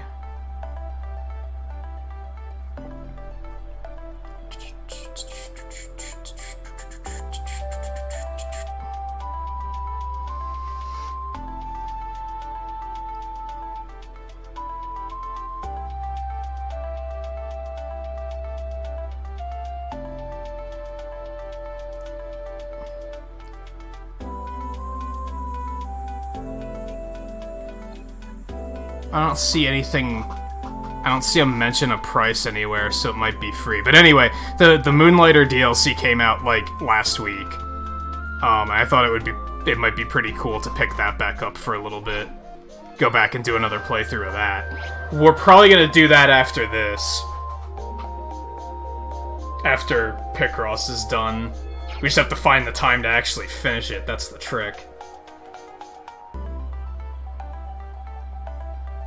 But I seem to remember people thinking that was pretty interesting, so I feel like that could be fun to go back to.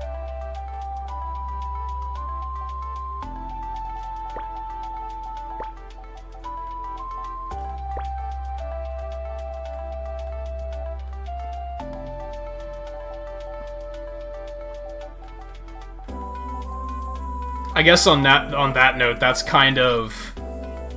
I keep mentioning that if you guys want to see more Sonic Mania, just say so and I'll play more Sonic Mania, because we're only planning on doing like 3 playthroughs. Excuse me, through streams. We did Knuckles playthrough, we're gonna finish the Sonic playthrough, we're gonna do the Encore playthrough.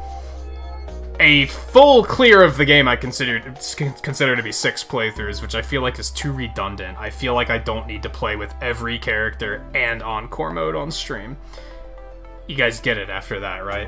Even though the game's good, the game's fun, so I wouldn't mind playing it more, especially if you guys really wanted to see it. But on the other hand, there's all this other shit I want to do, right? We're gonna spend at least 2 streams on Forces, if not more. Since we're going for 100%. I don't think it's going to be more than 2, though. It should just be 2. I really want to get to Spyro. The plan is to start playing Spyro after the Sonic Marathon's done.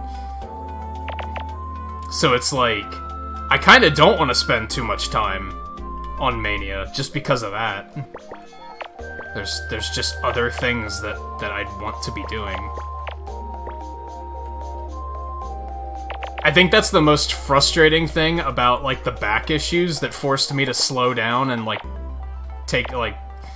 go a little less hard on myself, is that we just have less time now, because we basically can't stream 6 days a week anymore. I'd like to work myself back up to that, but it's not really happening so far.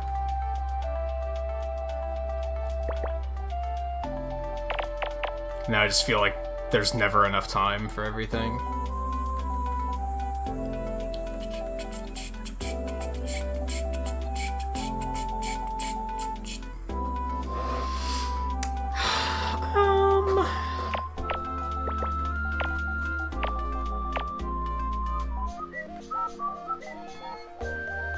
Just why it was so easy for me to say. For a while I was tempting, I got Cities Skylines with PlayStation Plus, and that's like a city builder kind of game, right? And it was so easy, like, whenever I want to start playing a new game, I'm like, I should be streaming this. But that one was pretty easy to say, I'm not going to stream this. One, because sometimes you just have to sit and wait with that game. Sometimes it's very slow, you just have to, like, wait for life to happen. But 2, there's already so many other things I want to do, that it was just kind of like, yeah, well, something's gotta get sacrificed.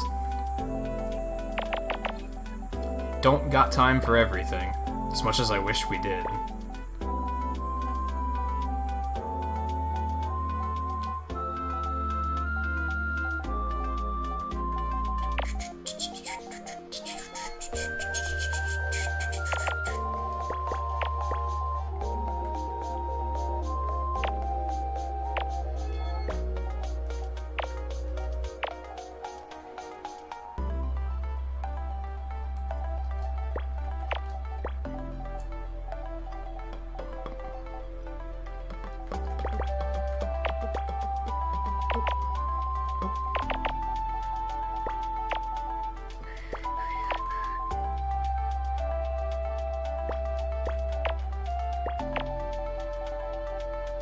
some sort of bird. Some sort of bird. We already had a vulture, so I don't think it's that, but... Hawk. A black kite. Okay. Of course, why didn't I see that?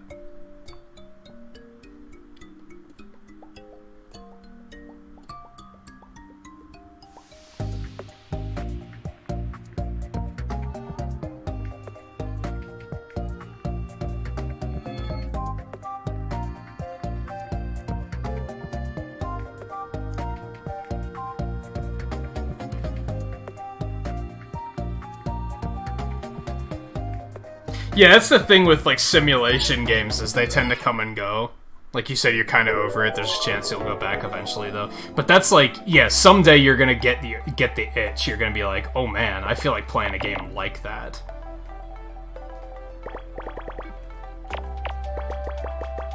I feel like those aren't really games that you can just play, like, constantly and be like that's my genre, right? Everyone has that genre that they can't get sick of. I feel like that's can't be one that you just never get sick of. Eventually you're gonna burn out. There's probably people that would disagree with that, though. Just look at Animal Crossing. Look how many people have been putting in hundreds and hundreds, if not more, hours on that game. They're still, like, not tired of it.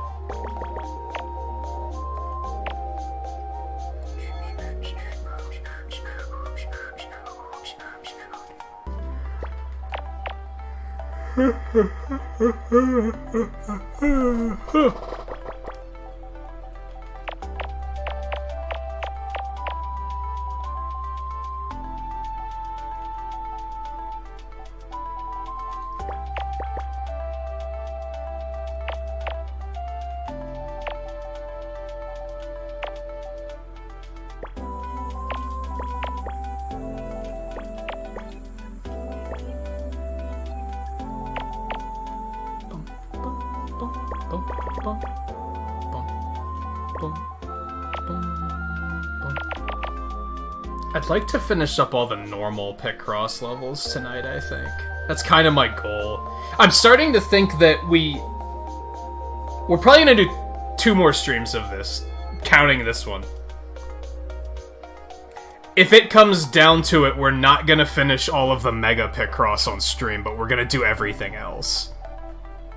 I feel like Mega Picross is where I can safely draw the line and feel like, at that point, it's kind of redundant. And I gotta acknowledge that, like, most people probably don't fully comprehend what they're watching here anyway, and Mega Picross is probably when it's gonna really get to a point where even the people who are kind of keeping up with this, Mega Picross comes around and they're gonna be like, I don't know, this doesn't make sense. Like, what am I watching? So I think that's a safe moment that I can just be like, okay, that's enough.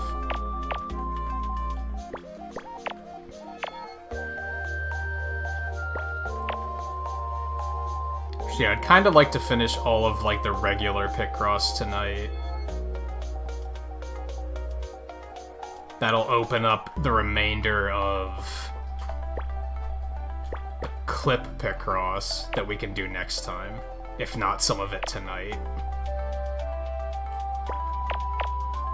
Probably a little bit of both.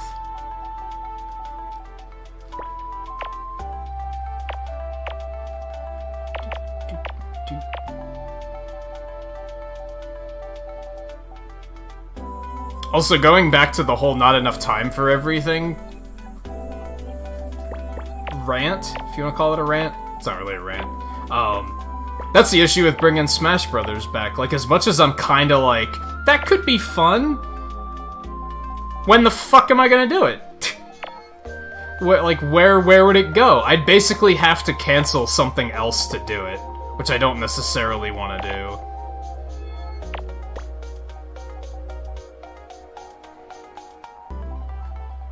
Kind of the issue with bigger games like Final Fantasy 15 too, is they tend to take up a large amount of time not only multiple nights a week, but it tends to last for like several months. Which is good, but as far as streaming goes, sometimes I get antsy, and I'm like, I want to move on and do something else. I'm not to that point with that game yet, but that was my issue with Dragon Quest, is Dragon Quest started testing my patience, and there were other things I wanted to do. So eventually I was like, I can't justify it anymore.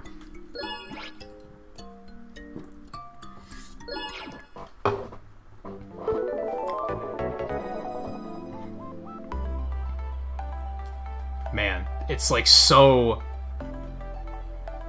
Every new puzzle is like so intimidating. It's like, holy shit, where do I start?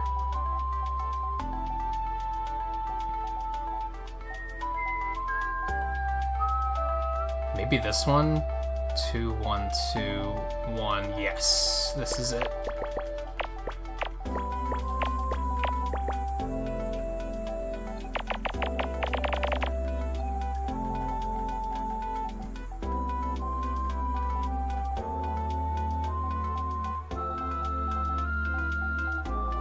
Honestly doesn't give us a whole lot to work with, though. Like, all things considered, that's not much.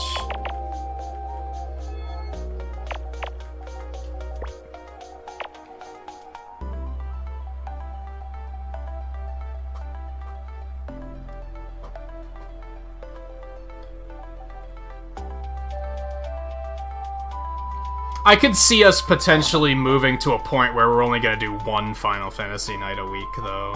I feel like that could potentially be a thing.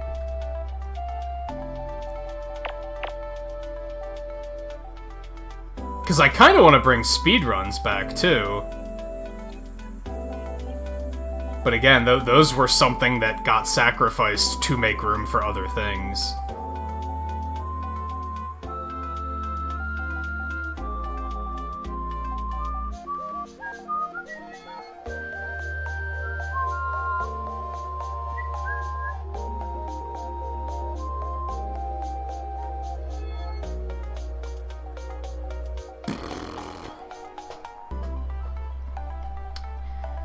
Fuck, dude.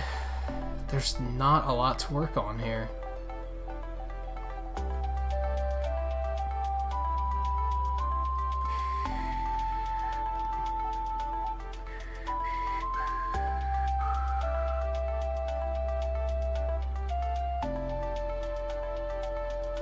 This is very much something I can look at, and I can come up with some assumptions of what I should be doing. But as I'm sure I pointed out before, I don't like guessing. I don't like being like...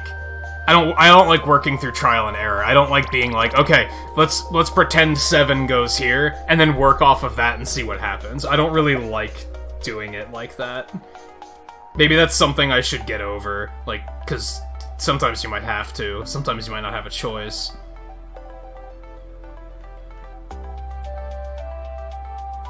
I'd kind of prefer figuring it out through more deliberate means, though, if I can.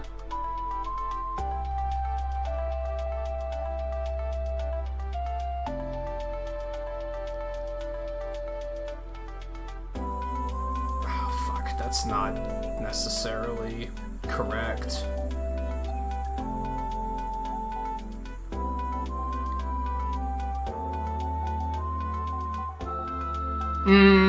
I think we know that...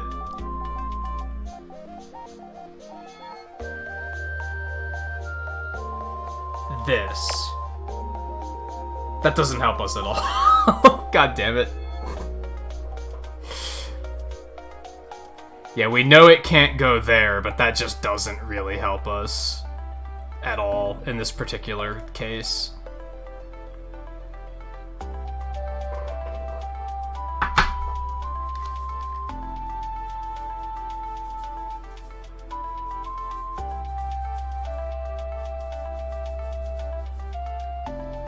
There's probably something super obvious that I'm just not seeing.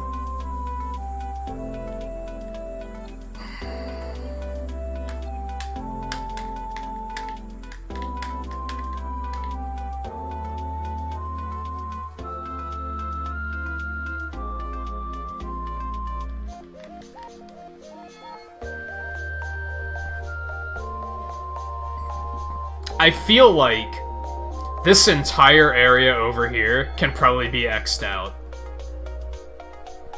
That's 100% an assumption, though. I have no evidence. I'm just kind of looking at the way... Looking at that central line. I'm assuming that's, like, the center of whatever it is that's gonna fit over there. And it's gonna kind of fit in this, like, circular kind of area. But that's totally an assumption.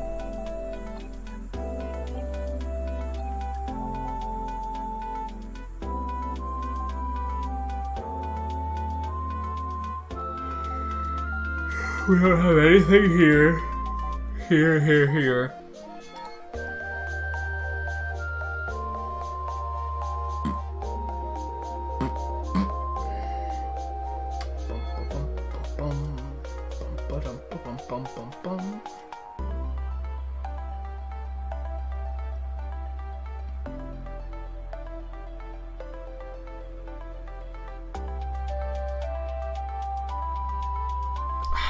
I think that might be what we have to do. We might have to just make an assumption and say, okay, let's assume that the 7 comes all the way down here, and then just start going with it. See, the thing I don't like about that, and I'm pretty sure I've talked about this before, but what I don't like about that is that if I mess it up, like, sure, you can use this to, like, fill in squares and test things out, but there's not an X version of this. So you can't, like, you have a placeholder for filled in blocks, but you don't have a placeholder for filled in X's. So you have to just kind of remember where the X's are and kind of visualize it. So therefore you basically just have to continue filling in the puzzle as per normal, and then if you fuck up, you basically just have to start over. Now, they made a Picross for the DS that they had a, like, tryout mode where you could do whatever, and then when you decided, you could just pause again and then just be like, delete everything I just did or fill in everything I just did, which made it way easier to just make an assumption and then see where it took you. You kind of can't do it here, though. Alright, so we're gonna... I'm not seeing, like, anywhere to go with this one, so we're gonna move on to the next one really quick. We'll come back then. This one already looks a lot more manageable.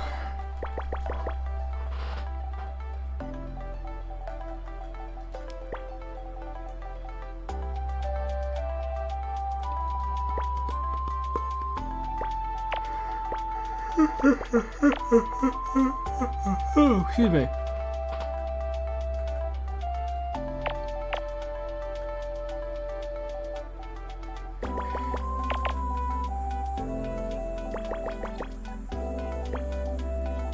Oh yeah, this is already more comfortable.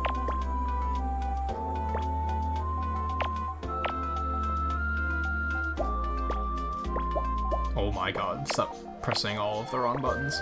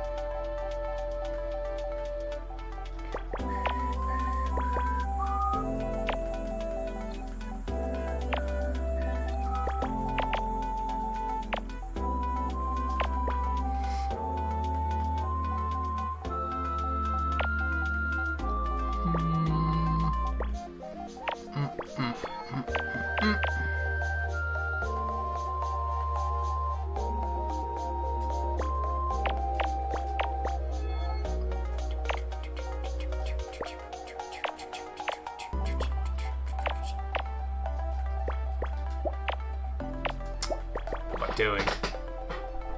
I'm still regularly terrified that I'm gonna do something like that and just like press the wrong button and then not catch it and not fix it, and it's gonna like mess everything up. I think that happened last week,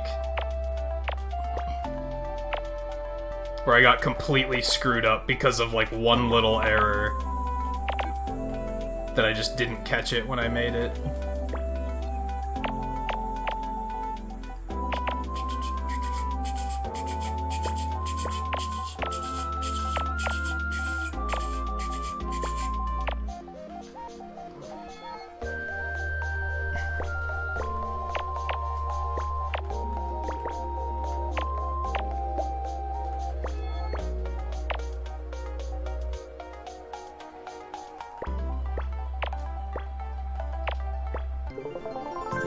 I can't see anything there. Oh. I thought it was gonna be a cat sitting on someone's head. Like, I didn't see anything there. Okay, let me see.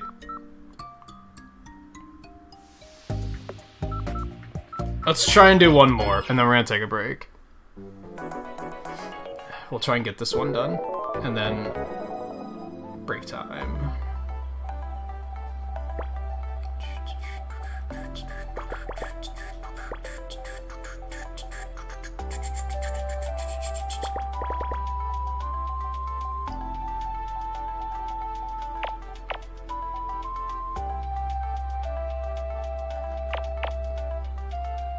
Am I free? What do you mean?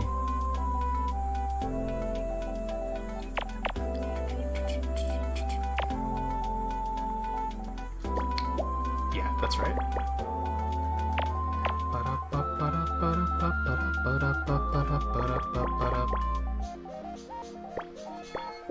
Is that right?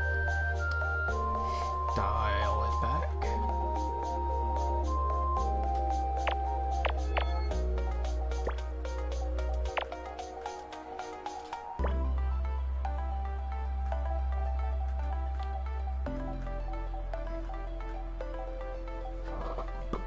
Were you memeing? Were you memeing, forgetting the fact that I don't pay attention to memes and therefore I'm not gonna get the joke?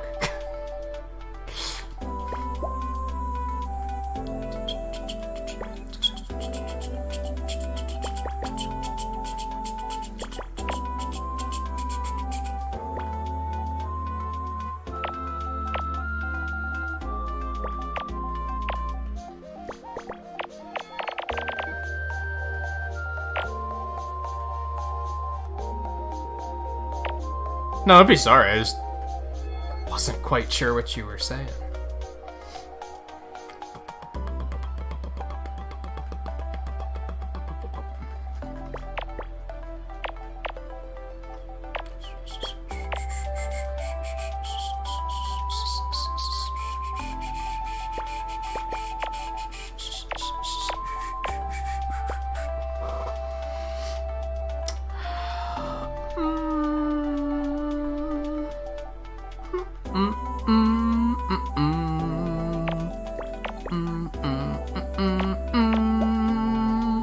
That puzzle was kind of free.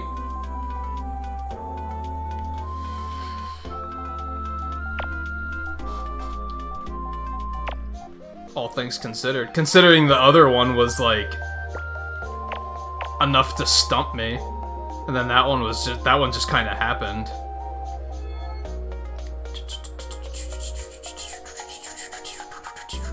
How's audio sounding, by the way? I did, like, multiple audio tests yesterday, but I'm still curious because, like, microphone's in a new position and such. I kind of, completely just overhauled everything.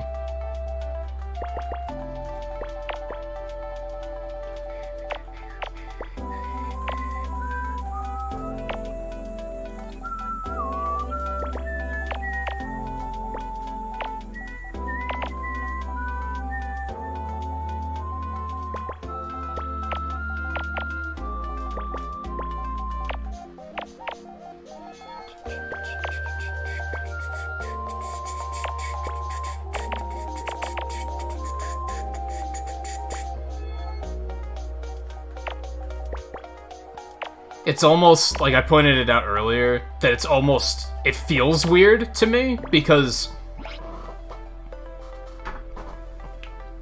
I don't think, did I ever share a picture on Discord of my setup? I know I've shown certain people, but I don't know if I've ever put one on Discord, but I have my desk in front of me, but then I have the riser on top of that, and then on the right of the riser I have the laptop, and then on the left I have the TV. Camera's in the center. I used to have the microphone over here to my left, and it was like, you guys remember I complained about it obscuring the TV a lot, because it was just kind of right there. It wasn't in a very good position.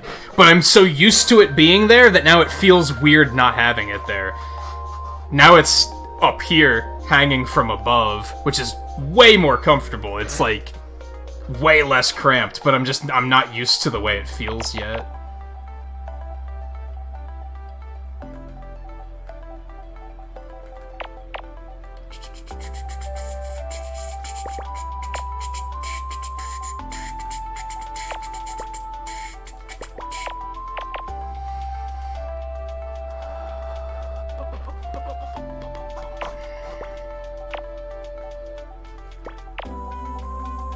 I also found out, through testing things, that,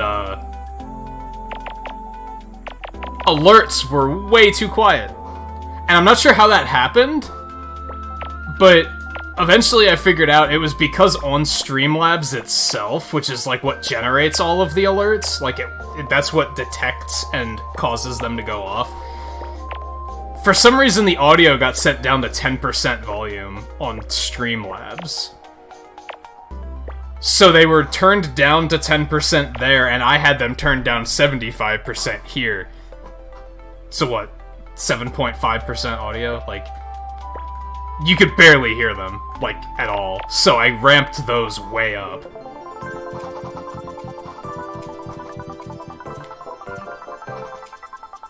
Oh, I also, turned up the volume on the ending, on the outro.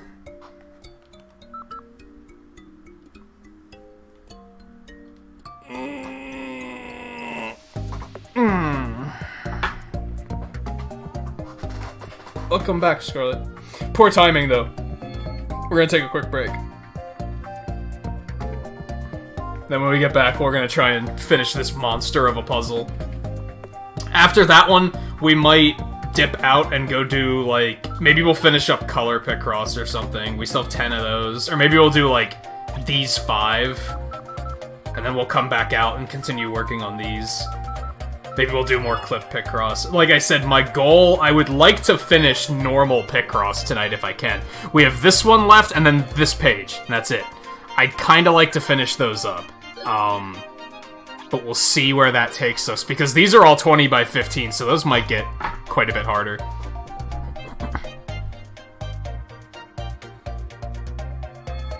Hey guy, how's it going? Hope things are less bad.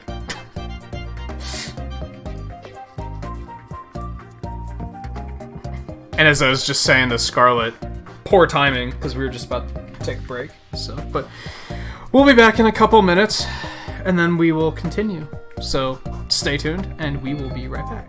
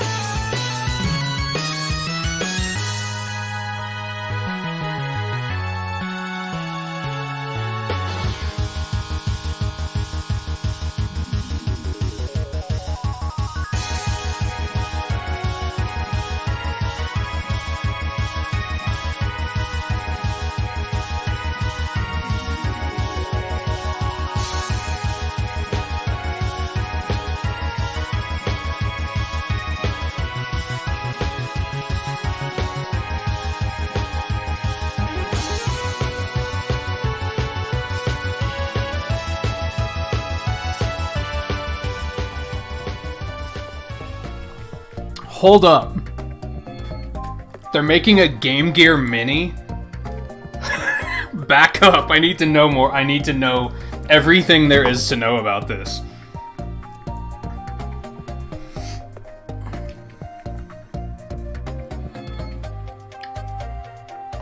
Smaller than a Game Boy Micro. Aren't those already, like, only like this big? I don't know how I feel about that. But I'm still super interested.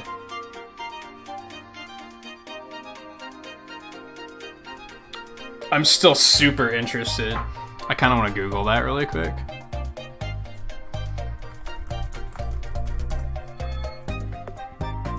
What the fuck is that thing? It looks like a Tamagotchi. Wait, no, I think that is not what I was actually looking for. Never mind. That was something else entirely. False alarm. Wow, that literally fits into the palm of your hands. That's crazy. I want one. I want one? I mean, game choice isn't even that big of a question. Because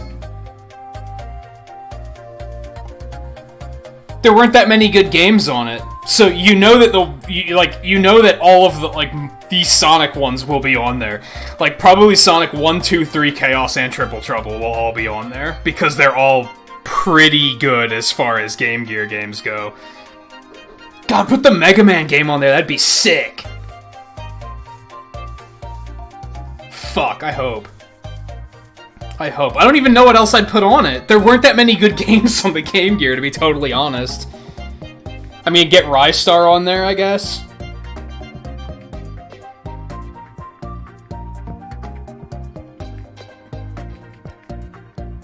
It does look potentially too small, yeah. I don't really have anything that I could be like, here's how large it looks. Like, I don't know. Whoa, Dusty. It doesn't look any more narrow than a Game Boy Advance SP. The buttons are gonna be smaller, I guess, to make up for the fact that the screen is in the middle. But it doesn't look any, like, width-wise here. It looks about the same size as that. Maybe a little bit smaller. My hands are small, so that barely fits in the palm of my hand. I don't know. I would want it just to have it, though, to be honest.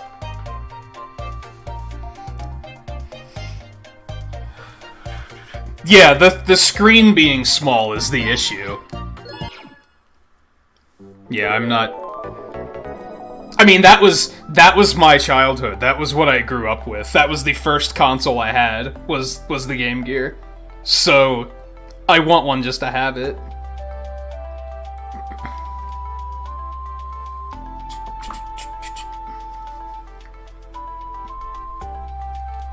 Although I'd almost prefer something that I could actually, like, you know, hook up to stream. Like, that's something I wouldn't be able to stream it, so that kind of sucks. Okay. I might need an assist on this one, you know.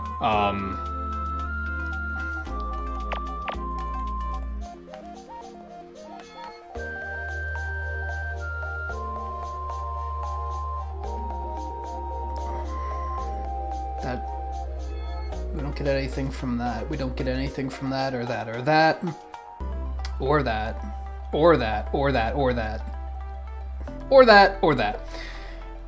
That's just a lot of nothing. Okay.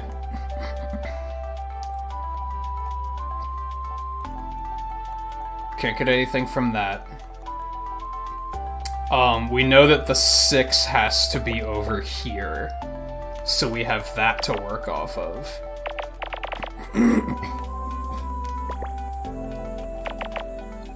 Which I think that puts us right back where we were before. We might have had a little bit more than that. We know that this is a 1, and that's a 3, which means we know that that's nothing.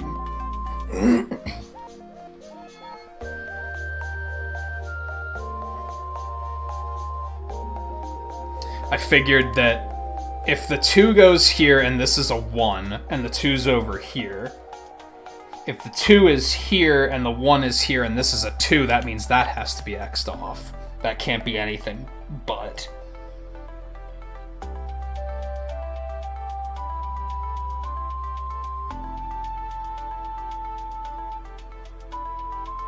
I think this is exactly where we were when I gave up before and was like, I have no idea.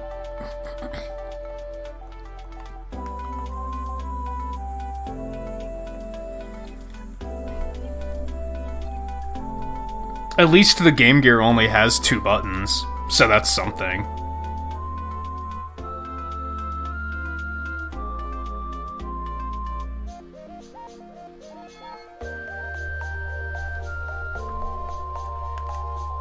This 3111? It doesn't necessarily go here. It could fit in here. Because we have this 1. We could have 2 1s here and then the 3 here. Or it could go here with 1s here and 1s here, or just 1s here. That's not necessarily something we can assume.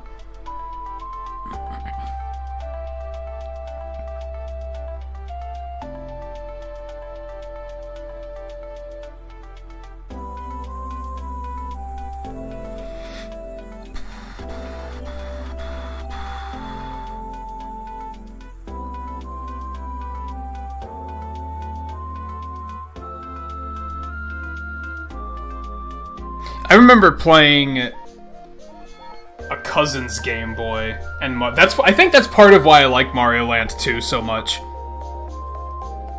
Is that was just one of like the first games that actually like captivated me. That and Kirby's Dream Land. I'm shocked that a Game Gear Mini is happening before a Game Boy Mini. That's insane. Maybe Nintendo didn't think there'd be enough of demand for it.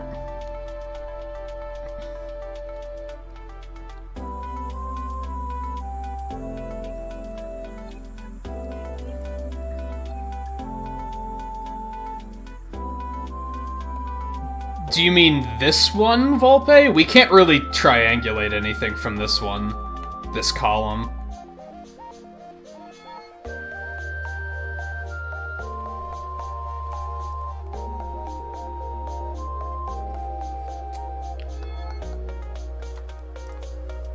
Pretending to sound like knowing what talking about.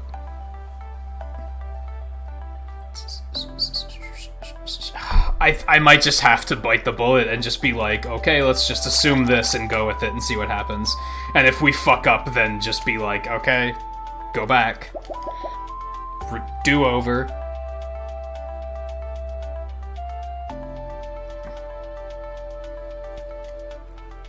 Yeah.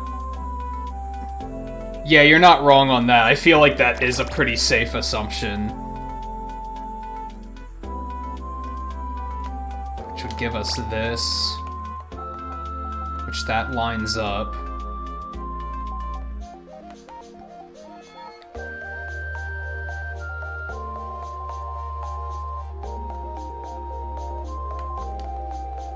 Which would give us that.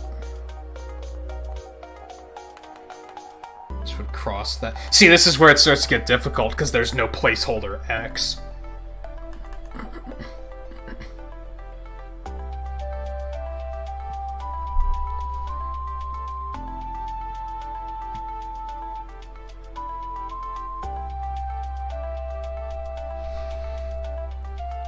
Man, you go through console. I was lucky that I never, like, only child, so I never had to worry about anything like that.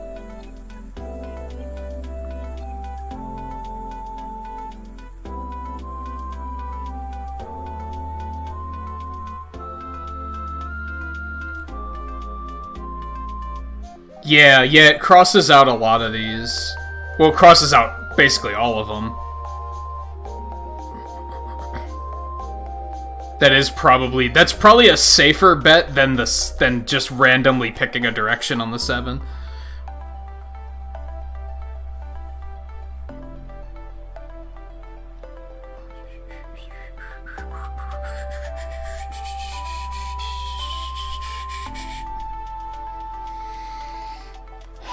Yeah, let's pursue that. Let's see where that takes us.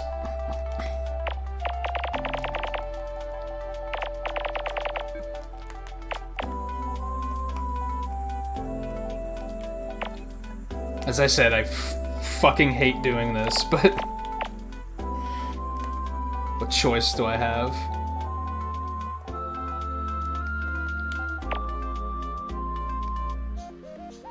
Not necessarily.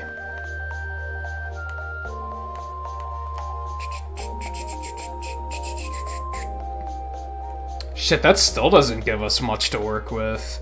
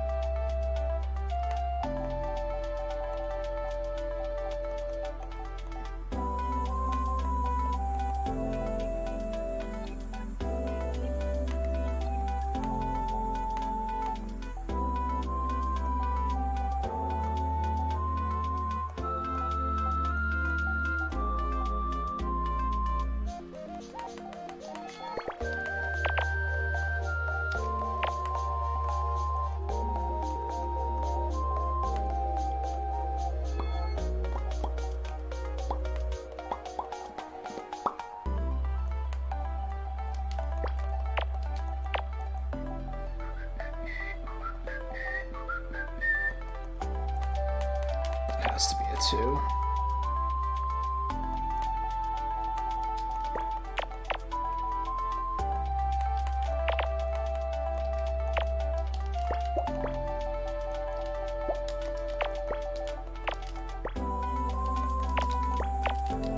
This is probably it, because if this was wrong, we probably would have figured it out by now. Like, we probably would have hit a wall where we were like, oh no, this isn't right. Usually when you guess incorrectly, it doesn't last this long.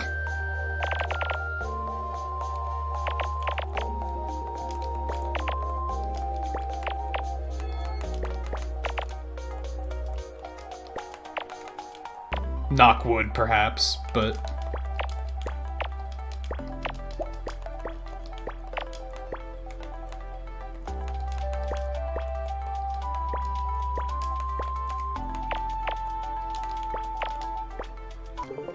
Don't know what the fuck it is. But, oh yeah, I guess I see it. I was looking at that as one big piece, not a hoop with a net on it. Okay, that was something.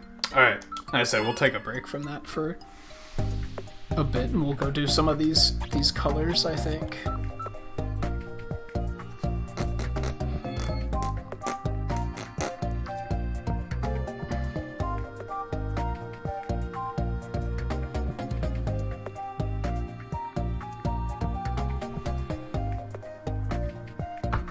My god, I thought I've gone through a lot of consoles.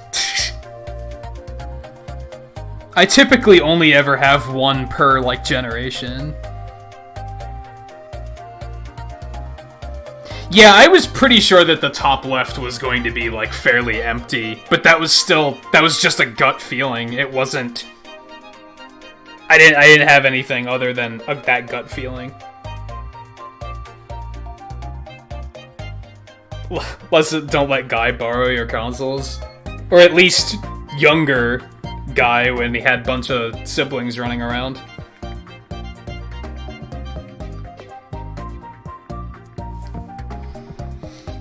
Okay. Oh boy.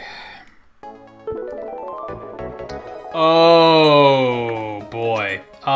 So I didn't mention this earlier in the night. Due to the weather being so volatile, I've had I've had headaches like pretty consistently for a bit, and that's making it pretty hard to focus. That's something else I was concerned about with tonight. I was like, damn, am I even gonna be able to do this with how like headachy I've been?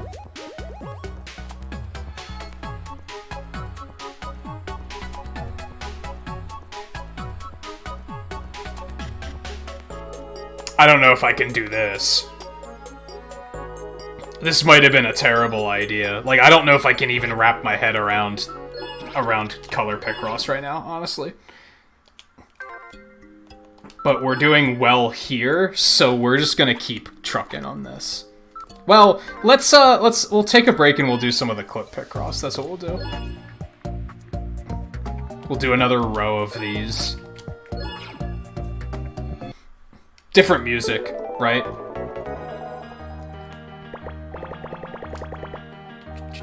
Now we got that music with the washboard sound effect.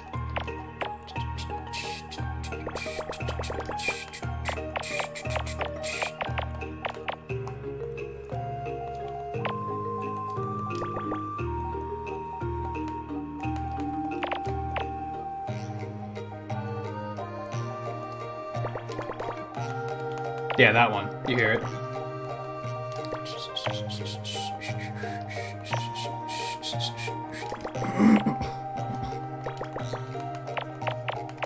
How far are you through this, you know, or have you not been playing it?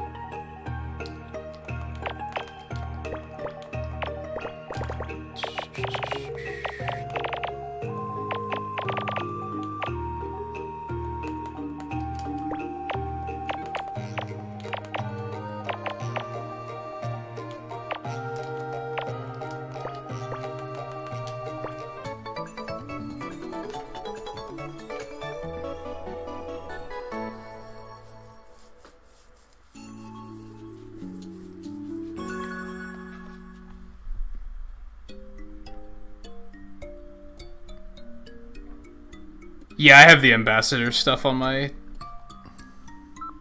main 3DS, which is over there somewhere.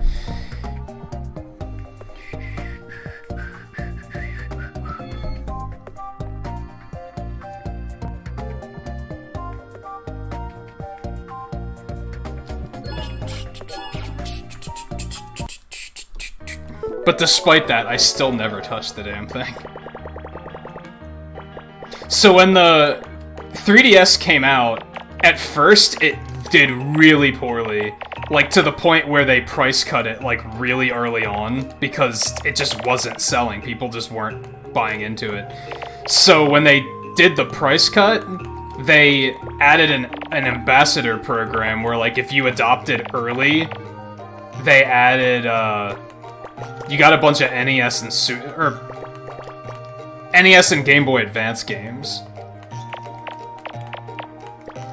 to kind of, like, make up for the fact that you basically paid more for your console.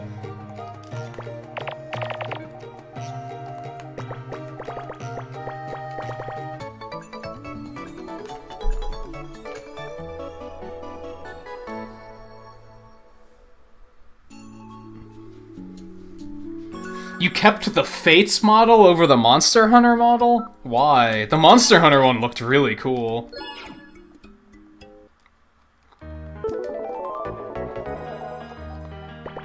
I guess I don't know what the Fates one looked like. I just know that the Monster Hunter 4 one looked super cool. But yeah, there was 10 NES and 10 Game Boy Advance games. I don't fully remember what they were. I could try to guess, or somebody could just look them up.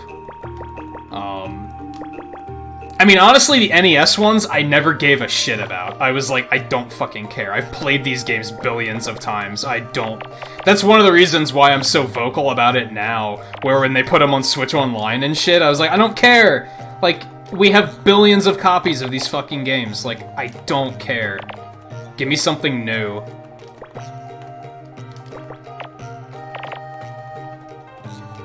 But Game Boy Advance was like... Metroid Fusion was on there, Minish Cap was on there.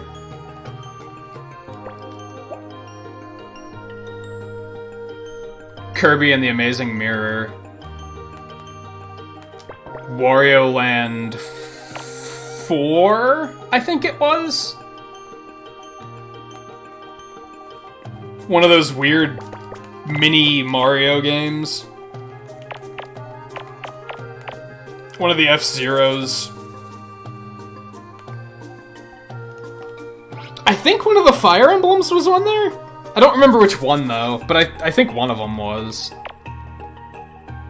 How many is that?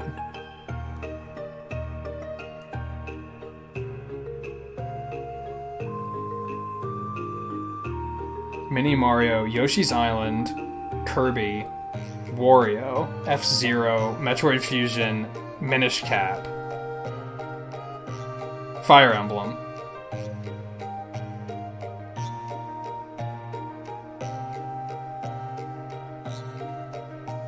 Oh, Mario Kart and WarioWare. Yeah, that's it. Those are the two I'm forgetting.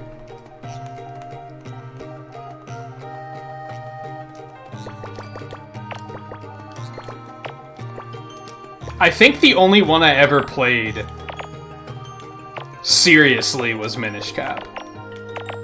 I think I might have touched the other ones, but I never committed to, like, I'm going to play through this game. Minish Cap was the only one because I'd never played it, so I was like, okay, I'm actually going to take the opportunity to play this one. Most of the other games, I was like, I've played these before, I don't care.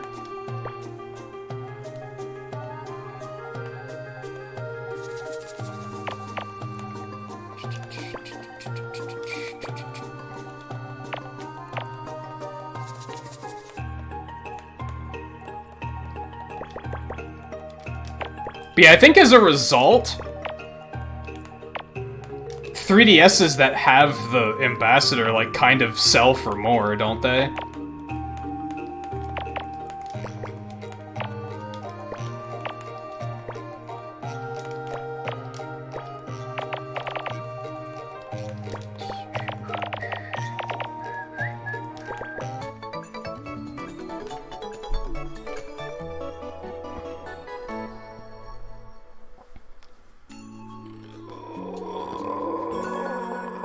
Oh, that's right. I remember there being technical issues with the Monster Hunter one.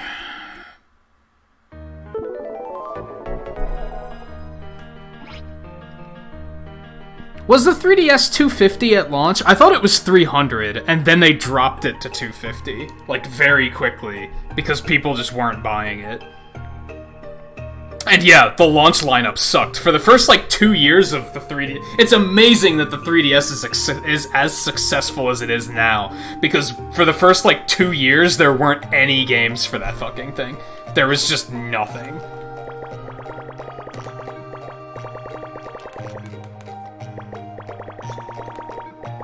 It wasn't until Fire Emblem and Animal Crossing came out that it, like, really exploded.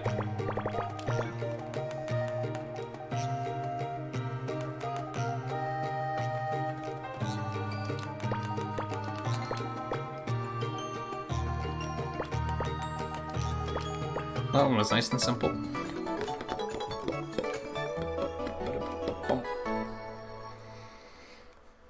That's tempting, but I have other digital stuff on my 3DS is the issue that I wouldn't necessarily want to get rid of. I could have sworn they were 300 when they first came out.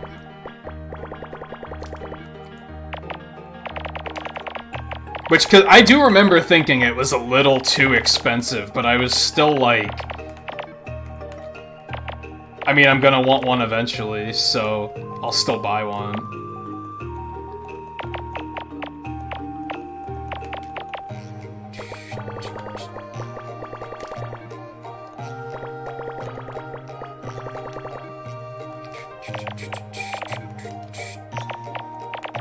This one is also free.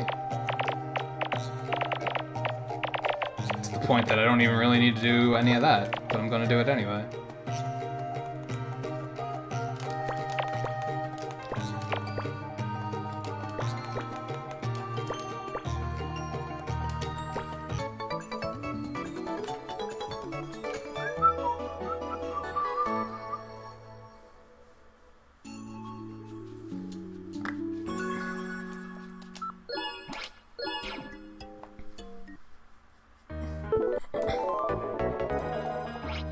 I'm curious. Hold on. I want to check something. Where do I even have that? Oh, it's all over there. That sucks.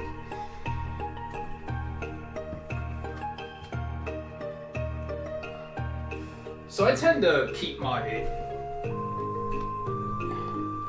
games in order. It's an OCD thing, right? The earliest game I have for 3DS is Star Fox 64, and even that didn't come out until, like, after the first year, I think.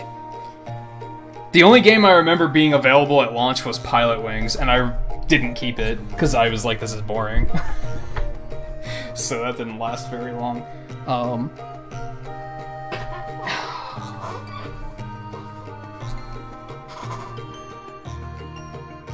And then even, like... Well, it's hard to tell because, of course, this doesn't count my digital games. I have Fire Emblem Awakening and Animal Crossing both digital, so I don't fully remember when those came out. But for those curious, again, this isn't counting digital games. Digitally, I have Fire Emblem Awakening, Animal Crossing New Leaf, Smash Brothers, probably some other stuff, but otherwise. We got Star Fox 64, Sonic Generations, Kid Icarus Uprising, Theatrhythm Final Fantasy, Luigi's Mansion, Dream Team, Monster Hunter 4, Theatrhythm 2, Hyrule Warriors, and Planet Robobot. I also have Mario Kart 7 in here because I was going to sell it at one point, but I decided not to for whatever reason. I forget why. I hated Mario Kart 7, so... and then I still have Platinum... Pokemon Platinum, Soul Silver, Golden Sun 3, despite hating it. You guys know that story. And Pokemon Conquest. I don't have very many DS games anymore. Oh, I did have Street Fighter 4 for a while. And then also got rid of that because I was like, why would I play a game like this on handheld? This seems insane. Are you thinking of of Sakura Samurai? Is that the one? Are we thinking of the same one? That didn't have a physical release, did it? That was just digital? I think I have that. Because for a while, I was, like,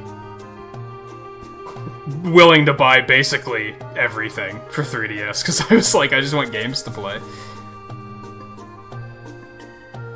I rented Ocarina of Time because I had Gamefly at the time, and I hated the 3DS version. Like, absolutely hated it. I didn't even finish the second dungeon. I was like, this is hot trash. And I got rid of it. I did get 3D Land, but I got rid of it eventually, because I was like, I have no desire to ever play this again. I could probably get rid of a lot of these games, to be honest, because I never touched my 3DS. So... some of them are probably worth holding on to, though. Just in case I get an itch.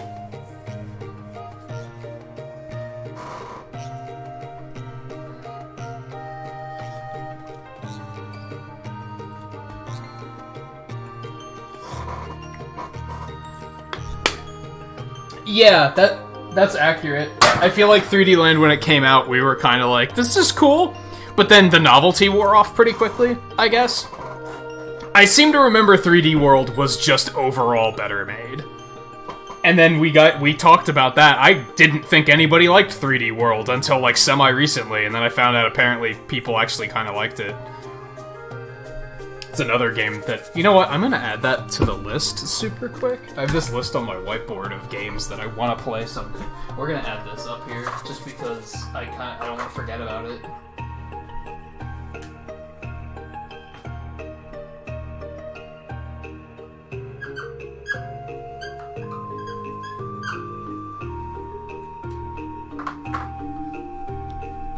I feel like that could be cool to replay at some point. I haven't played it since it first came out, so I wouldn't mind revisiting Pikmin someday as well. I think I only have 2 and 3, but if I remember correctly, I didn't like Pikmin 1 that much anyway, so it kind of works out.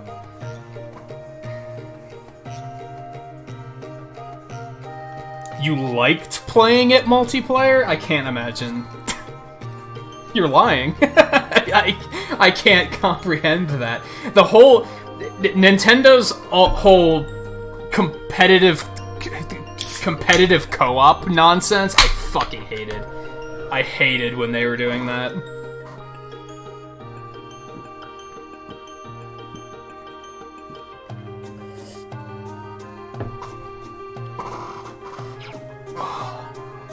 Okay. Back to our regularly scheduled Picrossing.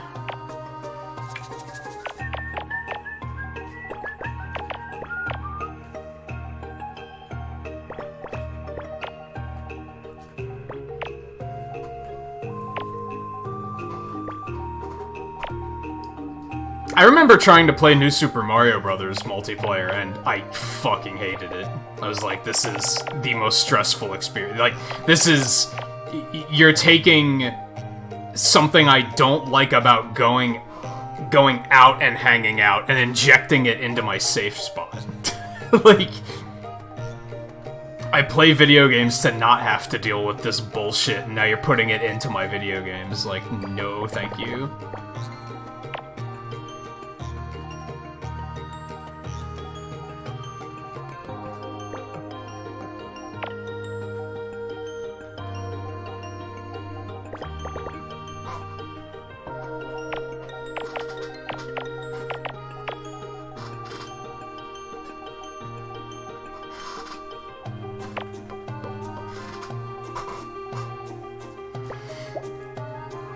Not necessarily, but we can bet on some of that, at least.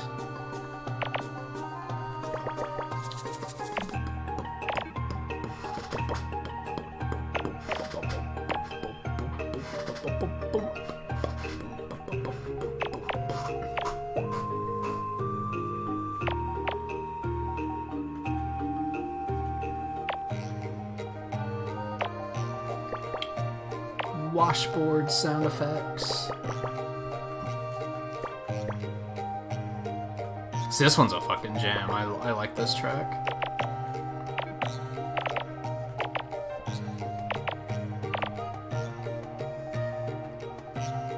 Should have used this for the new break screen music. Fuck Final Fantasy VIII.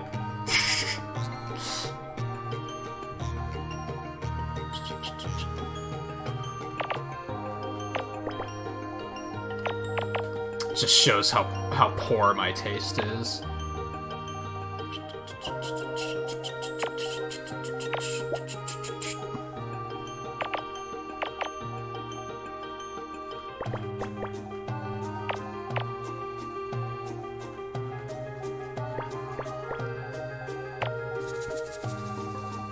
Which, yeah, hopefully that doesn't get copyright claimed. I'm still... I did upload a test video just to see if they would claim it, and they didn't. But I'm still a little concerned that they might pull a fast one and be like, oh no, you can't use this. Because Square Enix.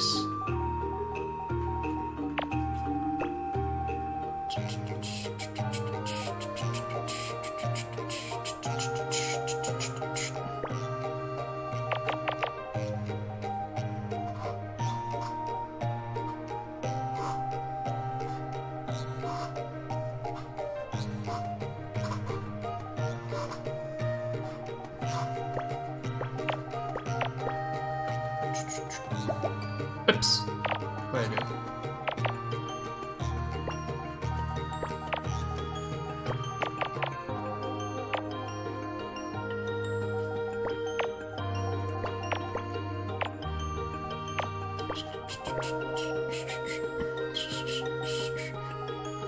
What'll really agitate me is if they only claim it sometimes.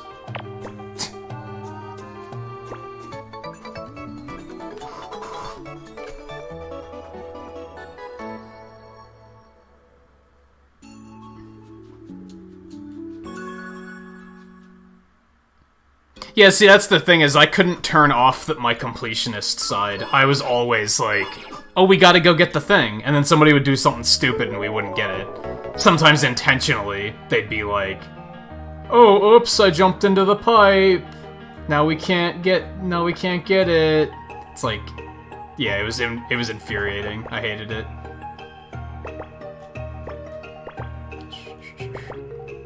Now, to be fair, I do remember playing 3D World multiplayer and not hating it as much, but New Super Mario Bros. I fucking hated multiplayer. So maybe it was better done in 3D World.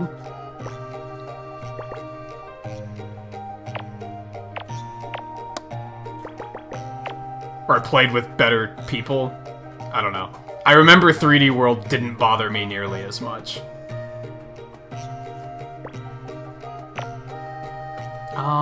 We don't necessarily know that. As a matter of fact, I think I streamed 3D World, like, the night it came out, playing with friends.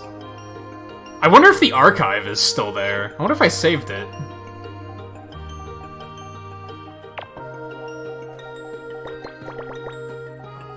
I might not have. That might have been before YouTube Gaming. So we might have been doing it on Twitch.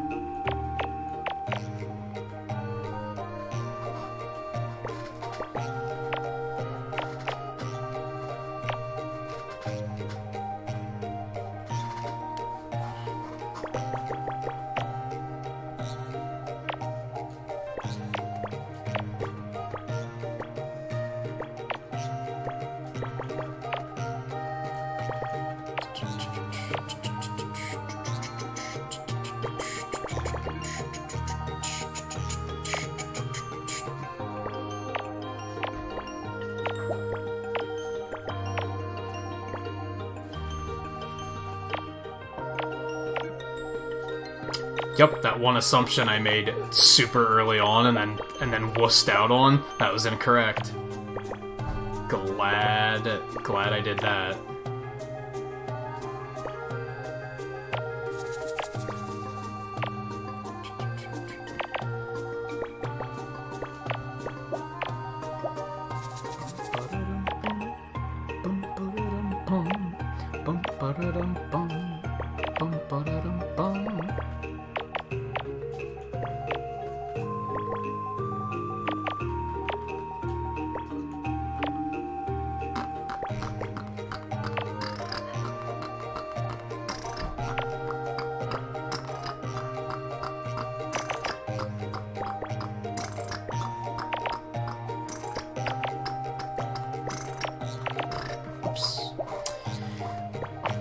Wrong O.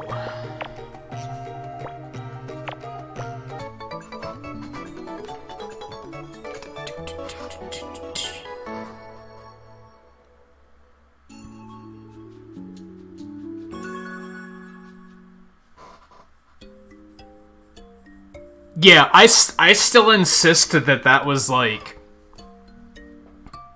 Most people just blame the marketing on the Wii U. I think the bigger issue is that Nintendo themselves didn't have faith in it. They abandoned it so quickly to just focus on the 3DS. I think that was what really did it in. They could have recovered from bad marketing if they had played their cards better, but they didn't. They were just like, well, the 3DS is already working, so let's just do that instead. I think that was the real issue.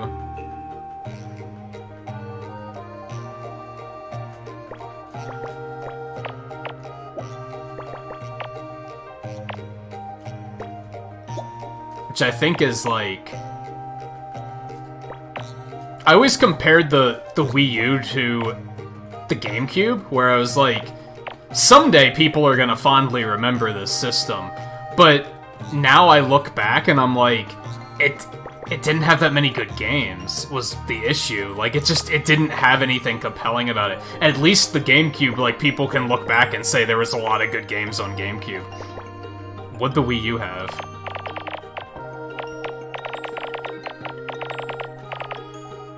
Like, sure, it still had some stuff, but it wasn't completely void of games, but...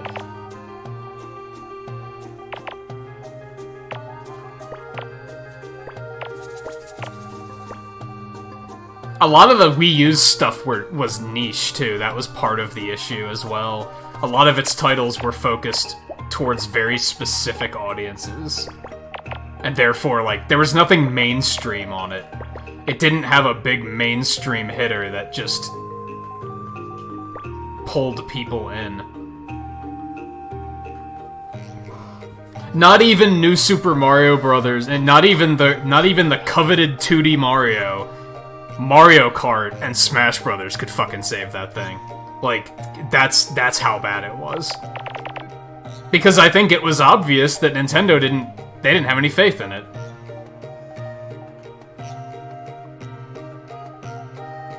And I think consumers can tell when, like, they're being sold something that even the seller is, like, not confident in.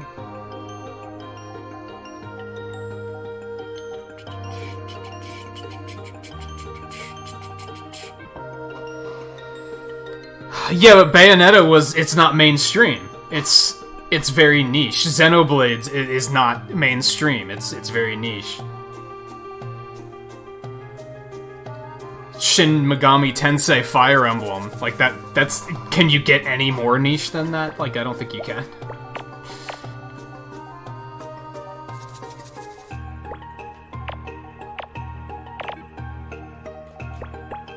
Meanwhile, all their, like, not innovative, but, like, all of their imaginative stuff, like, just well-made properties all went to 3DS. I think that's a lot of why they were like, fine, we'll just make our next home console portable. Because that forced people like Intelligent Systems and the Pokemon Company to say, okay, fine, we'll make a game for your home console. Because otherwise they weren't. They were like, we're just gonna stick with the 3DS. Like, we're gonna stick with that, with the safer handheld option. Them saying, fine, our handheld option is now our home console option, kind of like forced their hand and made them change, like, make a change.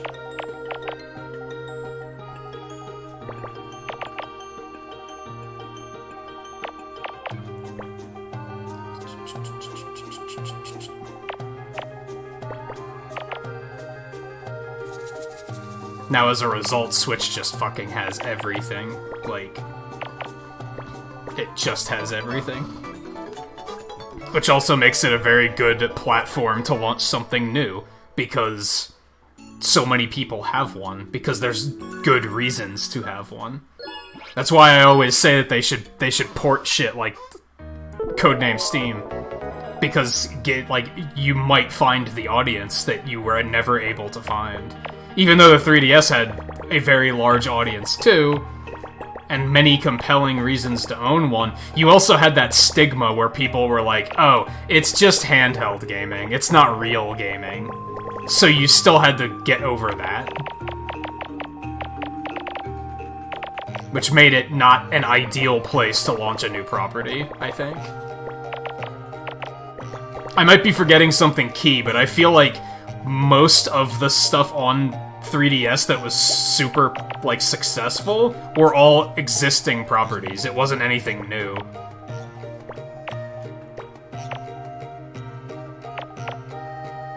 There might be something where I'm like, oh yeah, I forgot about that. But for the most part, I think it was all just... they were just playing it safe.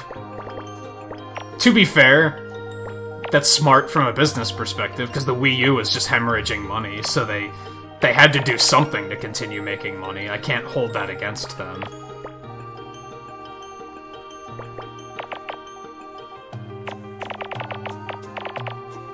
On the other hand, I feel like they jumped ship too quickly. They didn't give the Wii U enough of a chance. Like, it was only...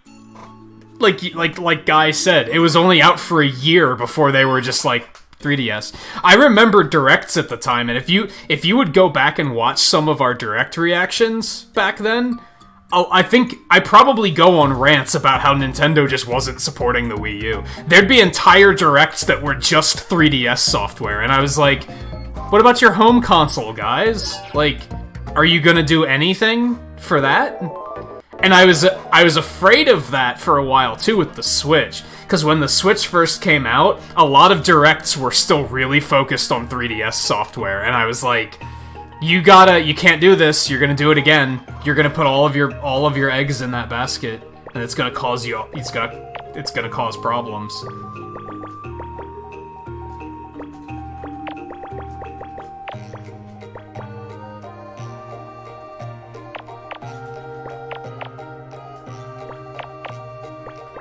We don't know that.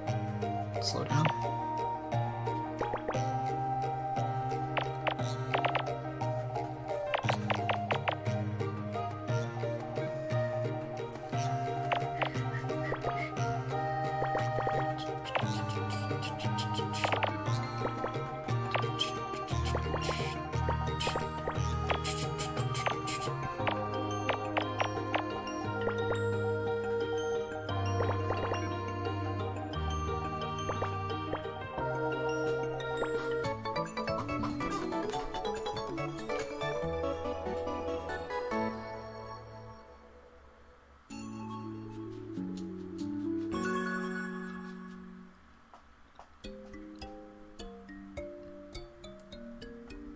Yeah, and half of the time the one Wii U title they talked about was fucking Smash Brothers, which was also on 3DS.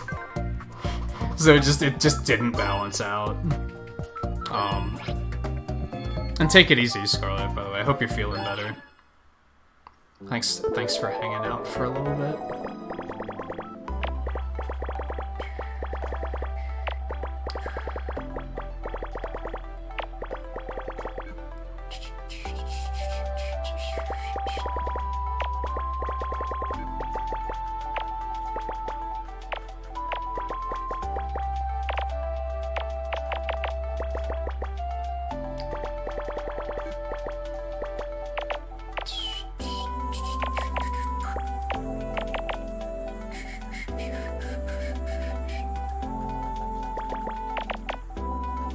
Yeah, I remember specifically... I think it was one of the E3s that we streamed a reaction for, like, more recently. Where I, like, before the event started, I was like, I don't want to see any 3DS bullshit at this show. Like, enough is enough. Put full focus on the Switch. And they did wind up doing that, eventually, but...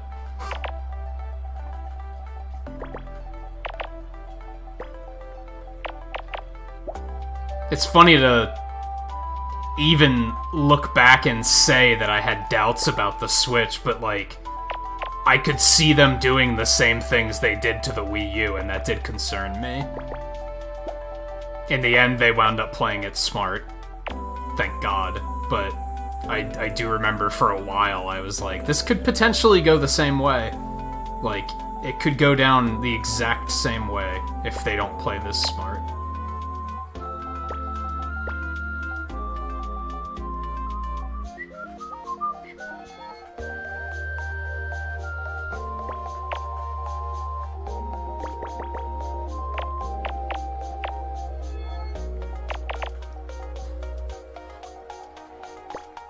thankfully they had way much more faith in the Switch, and they basically did the opposite. They were willing to completely hang the 3DS out to dry and put all of their faith on the Switch, and it worked out. I guess, to be fair, it could have went in the other direction, and it could have not worked, and they could have been fucked.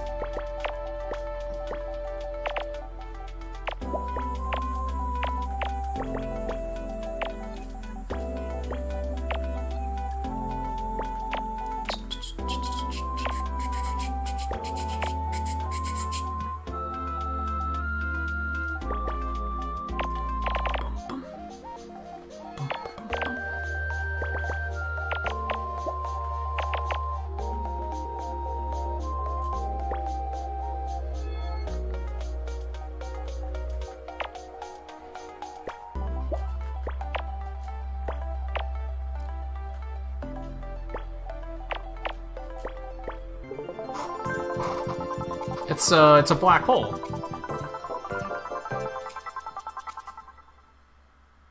I actually blanked and thought we were still on Clip Picross, and I was trying to figure out why a black hole would be in a Wizard of Oz painting. Totally spaced.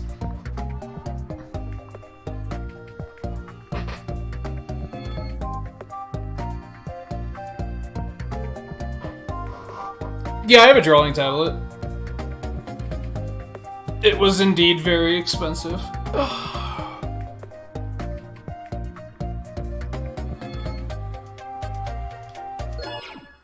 Which almost sucked because after I got it, I wound up like not using it for like over a year. Like it just sat here and I just used it as a second monitor. Like it was almost a mistake. But now I'm back to actually using it semi-often, so still consider it a good investment in the long run. So I remember sitting there looking at it some days and thinking, man, why did I get this? Like, I never use it. Like months ago when I was focusing more on streaming than anything else.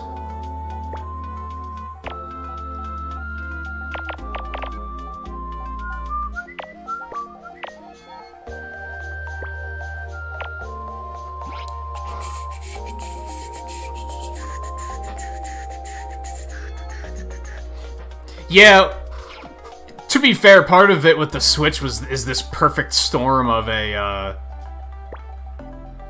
year we got going on. Like, Animal Crossing alone did a lot. And I don't think they ever could have predicted that it was going to explode quite as much as it did. I think, I mean, it's Animal Crossing, so it was going to do well regardless, right? But I don't think they could have anticipated that this situation could have happened, and that it was going to explode the way it did. Now all of a sudden you have trouble finding Switches again.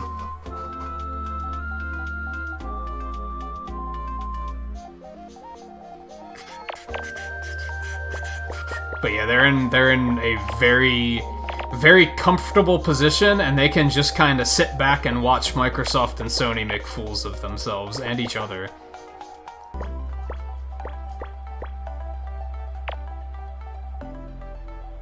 And just be like, oh, resolution, how quaint. Like, they just don't have to fucking care.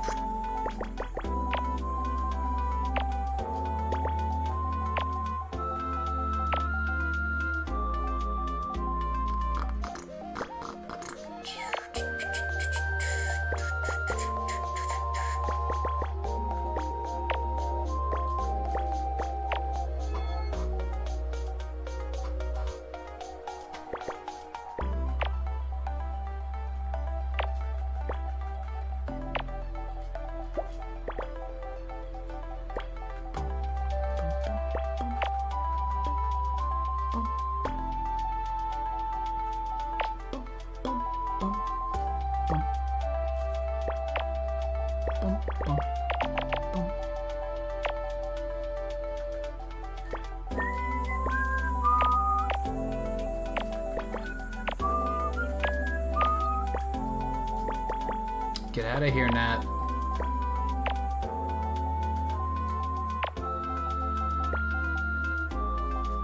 I see you buzzing, but I'm kind of focused at the moment.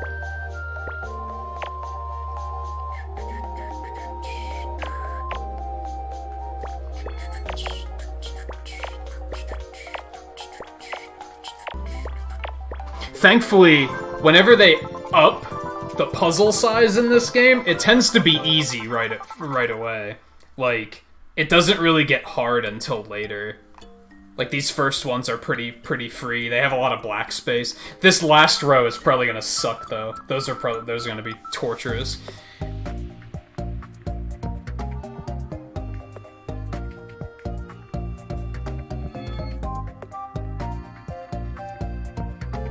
So wait, what's the issue, Volpe? Did you run out of paper, or...?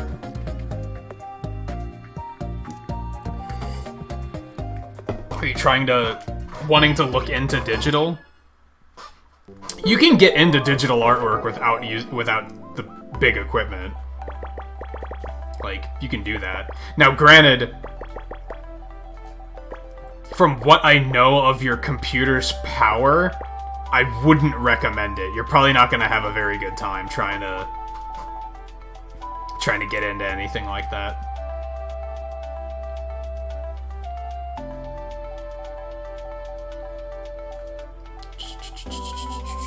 That stuff takes a lot of power. My computer's relatively new, and even mine struggles. Well, relatively new compared to yours. And even mine struggles a lot when I'm trying to do stuff like that.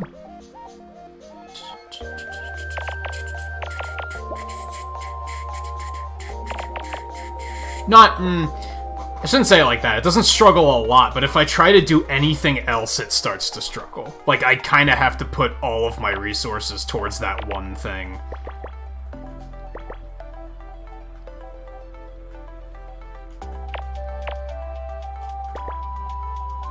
I can usually still have, like, a stream running in the background, and that'll be fine, but...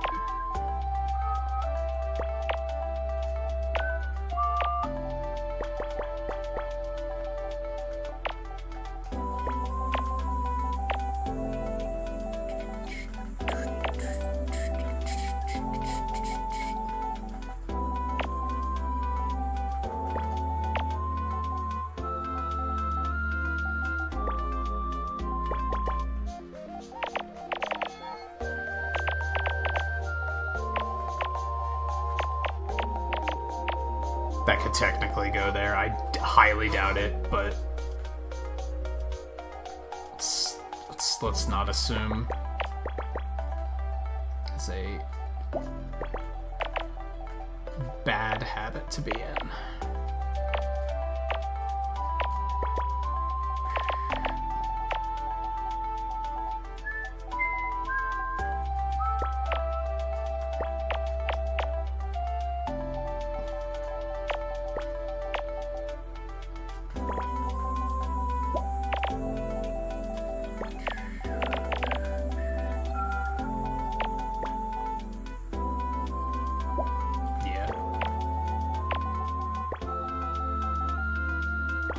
What the fuck is this? The tower of some sort? Oh, I get you. I was seeing it as one structure, and I was like, It's a tower with a thing, a lopsided satellite dish sticking out of it.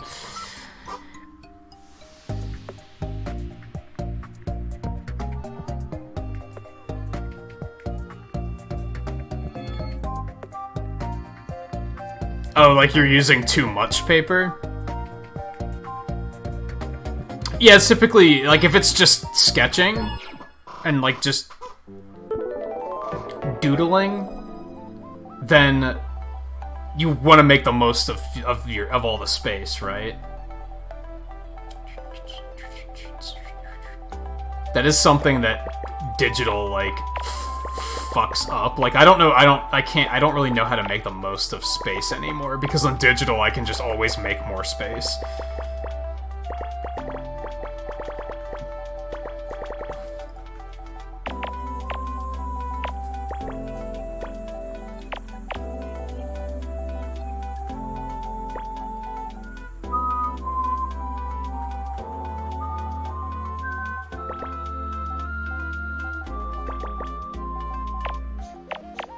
But I mean, use whatever you got, right?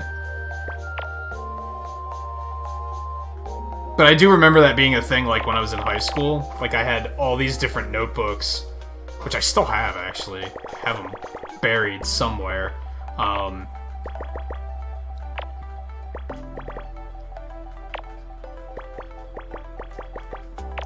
Where, like, I tried to fill them up, like, as much as I could. Except that I used the same notebook for, like, school notes and for drawing. So they were, like, competing for space, which sucked. Looking back, I probably would have not done that. I probably would have just gotten a different notebook for that.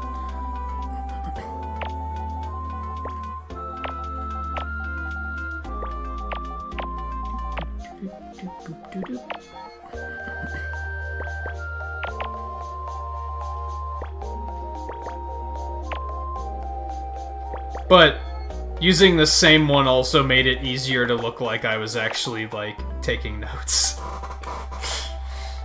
And paying attention. Instead of just being like, I don't care.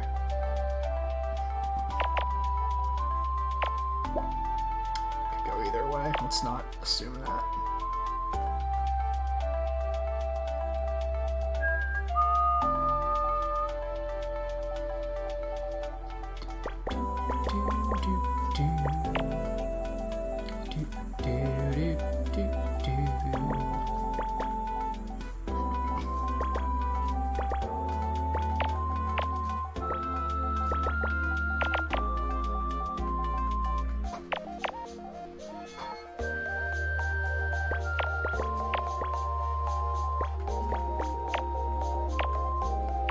Yeah, that's right. We don't know that.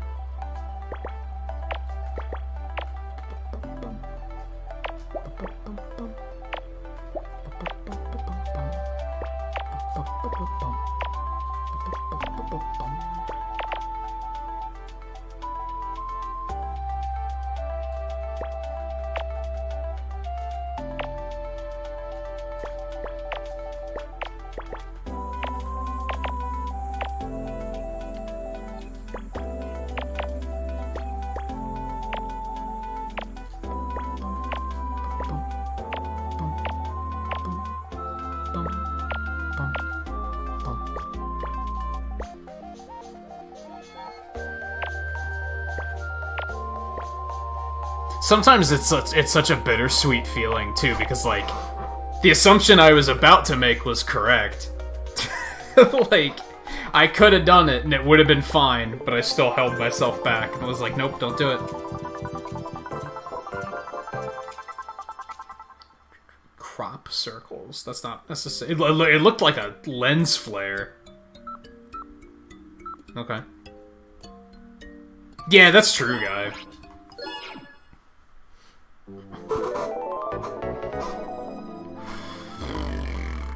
It just kind of sucks. It still sucks from my perspective, because, like...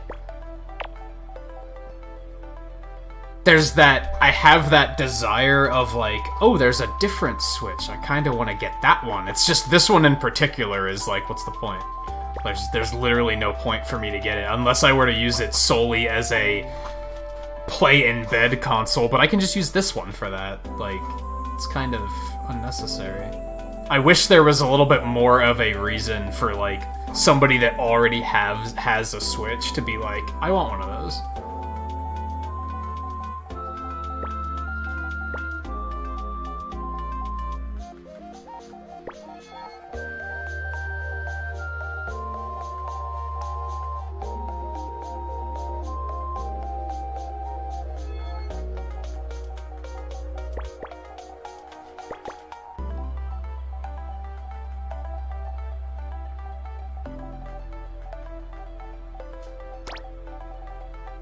No, that's not it. Incorrect.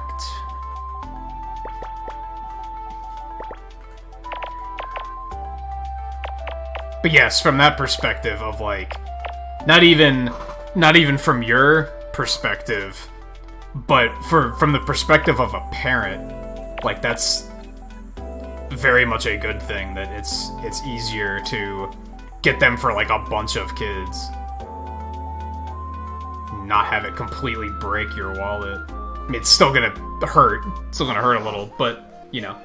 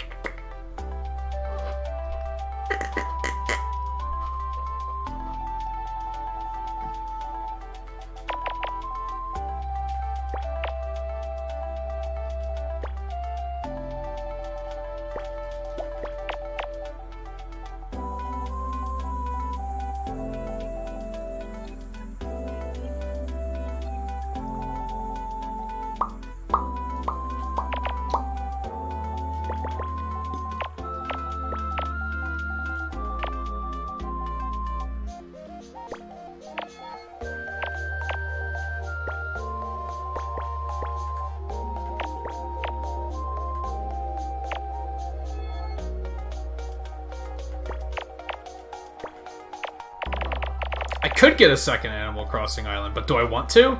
Not really. I'm having a hard time justifying playing my current island.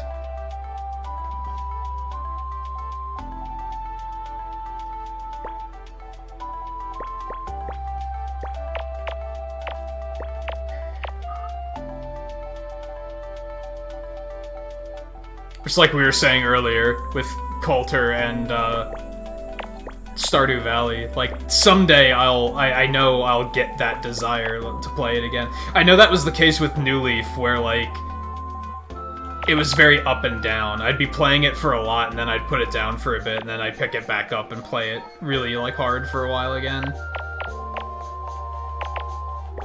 And I'm mostly okay with that.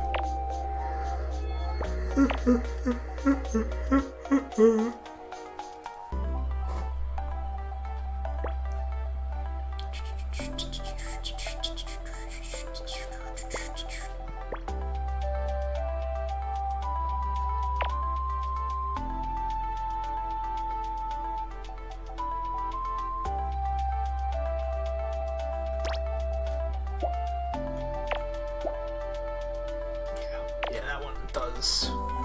Which means we can fill that in.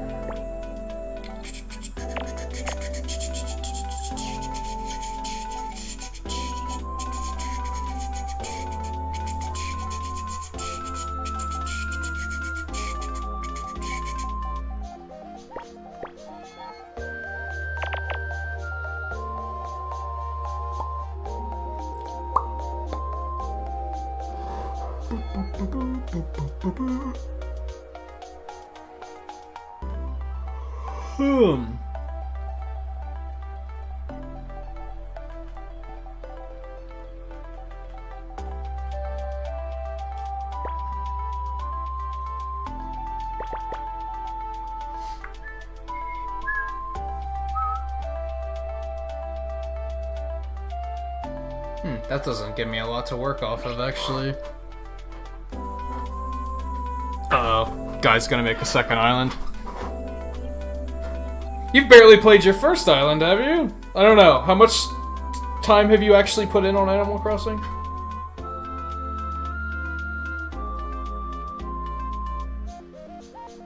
Oh, that's understandable, Volpe. That happens. It's pretty easy to see stuff and be like, this makes me want to make things. That was something I really liked about watching Danganronpa when Twain played it, because a lot of the character designs are really cool, and it regularly made me say, like, I miss doing character design, and just randomly being like, I'm gonna make a character. I used to do that a little bit more than I do now.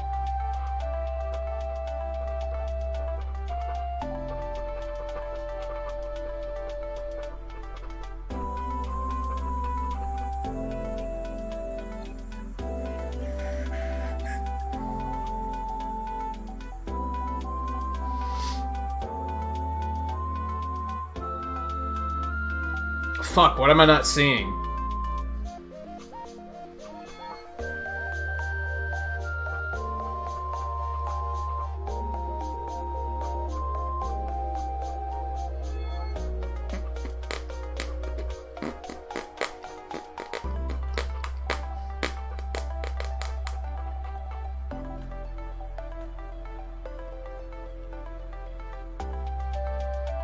I'm missing something super obvious.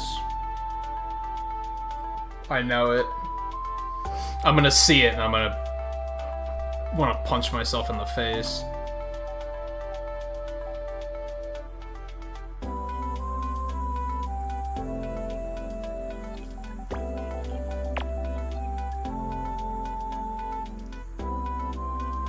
That wasn't necessarily it. No punch, no punch, no face punch yet.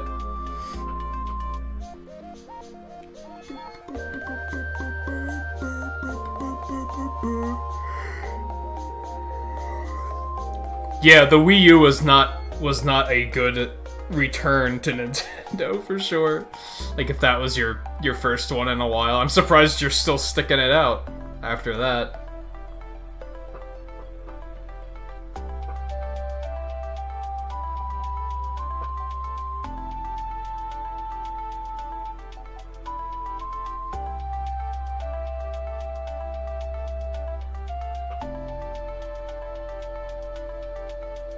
Holy shit, this is aggravating.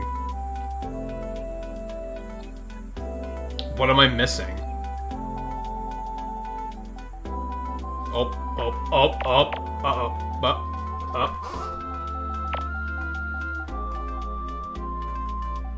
That wasn't a whole lot, but it might have given me something somewhere.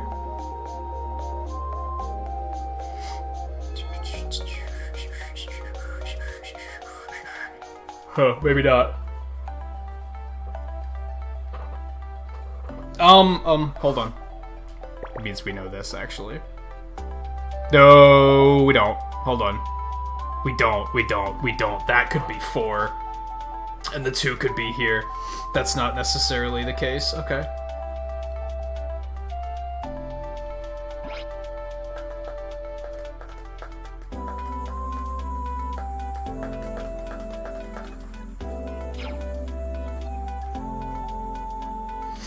I actually waited a while on the Switch, but I didn't want to. It was a shortage issue and not a missed my chance issue. It was, I was all set to get it right at launch, pre-ordered it, and GameStop fucked me on my pre-order. They just were like, oops, we took too many pre-orders, sorry. And I was like, oh, okay. Cool. Good work, GameStop.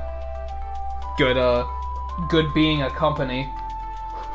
Pulling that and then just leaving your customers out to fucking dry. That's cool. Cool. Good work.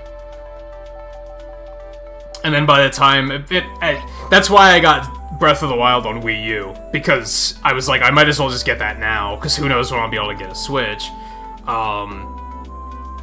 And then it wasn't until Splatoon 2 came out where I was like, I should probably start looking to see if I can snag a Switch again. And like around that time was when they started becoming easier to find. They still sold out really fast, but people were getting stock pretty quickly. So it was a little bit easier to be like, to keep an eye out and catch one if you acted fast.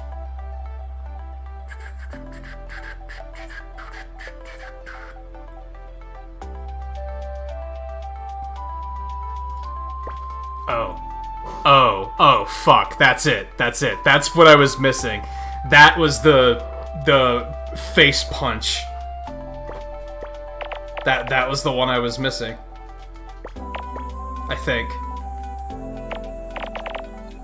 I think that's what's gonna completely blow this up.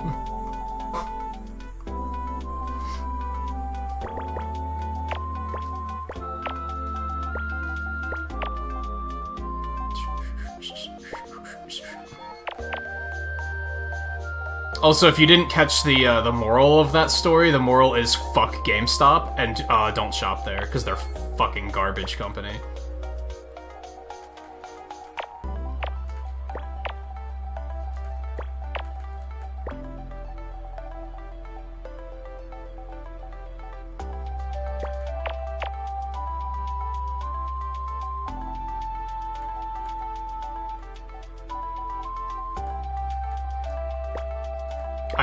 I only shop there now if it's my literal only option. Like, that's... it's just no choice. Or the deal, like, the deal has to be, like, really good. Like, that's where I got my PS3, because it was $200 for a PS3 with 3 games, and I was like, yeah, I kinda can't turn that down. I can't be like, this company is so bad that I don't want to save this much money, right? That was I'll have to deal with it.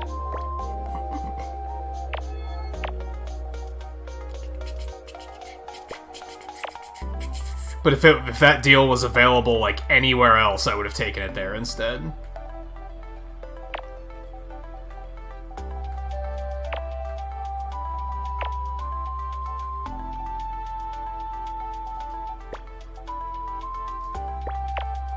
Sadly, I think I also got my Switch through them. But at the time, Switches were impossible to find. So it was... that or don't get one. And I was like, well, I kinda want one, so... we're gonna have to bite the bullet on that.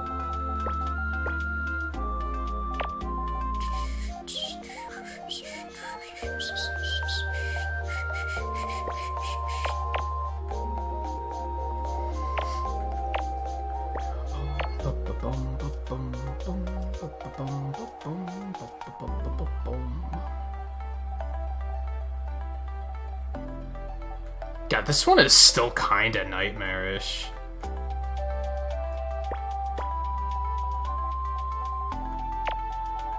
This is, what, only like the 4th one? I think?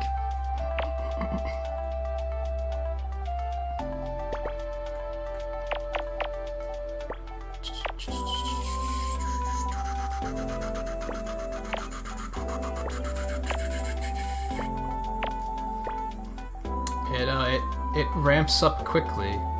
They don't fuck around.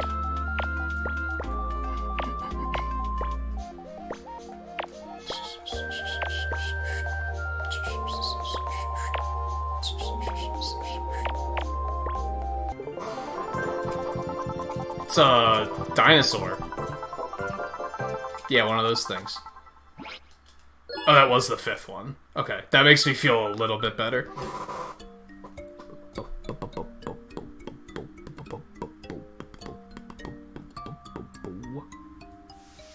See, I'm not willing to wait in line for basically anything.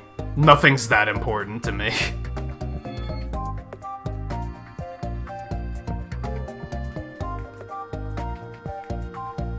I hate Muhammad, welcome back. Yeah, it's only hour 4. We still got like another 2 hours.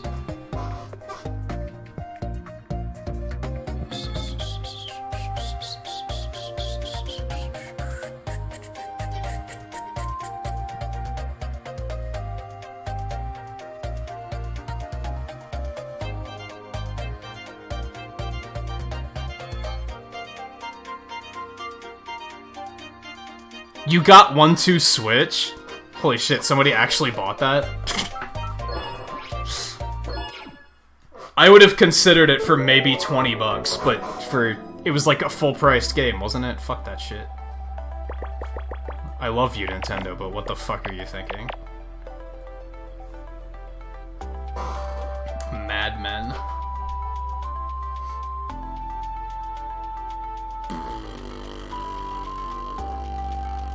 We might only have about an hour left in the stream, not 2 hours, because this game tends to fry my brain after a while.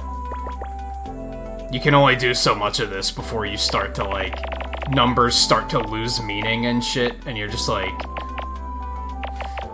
what am I even looking at anymore? So, yeah, maybe only an hour left. I usually shoot for 6 hours, though.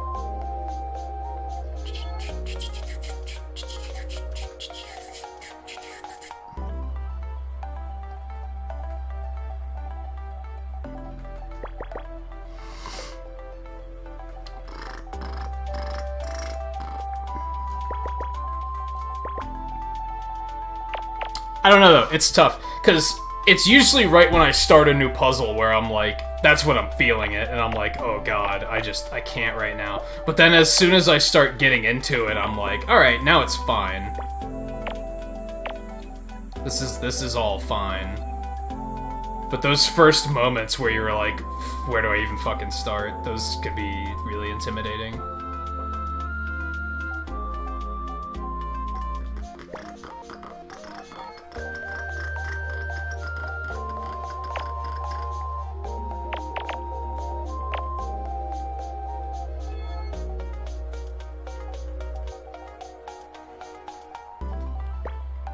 By the way, I forgot to say something at the beginning of the stream, but I need to drop reminders that the schedule is changing next week. This week is mostly as per normal until Saturday. We will be off on Saturday instead of the usual gaming on Saturday. And then instead of Mondays and Tuesdays off, we'll have Wednesdays off, but not this Wednesday. Tomorrow we're still streaming. Next Wednesday we're not streaming. I'll probably be more vocal about that come Thursday.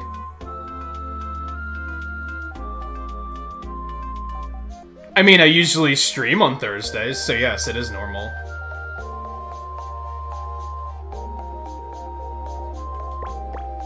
Like, that doesn't change.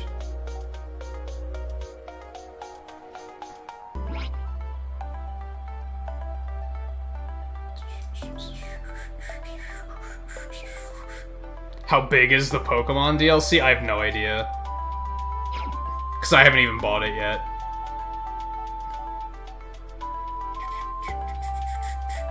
As it's getting closer, I probably will. I know we talked, last week about how I wasn't totally sure if I was going to get it or not. I probably will get it.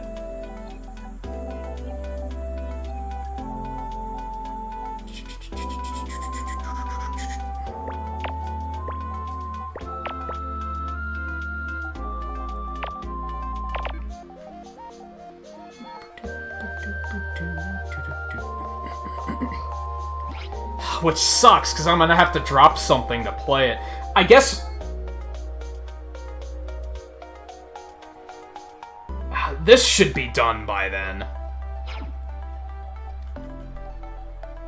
And Sonic's gonna be getting very close to done. Fuck, man.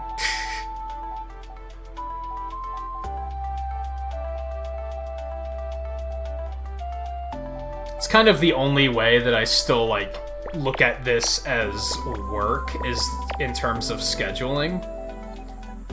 Because with something like Pokemon, you kind of want to do that just as it comes out, right? I don't want to wait too long to jump on that.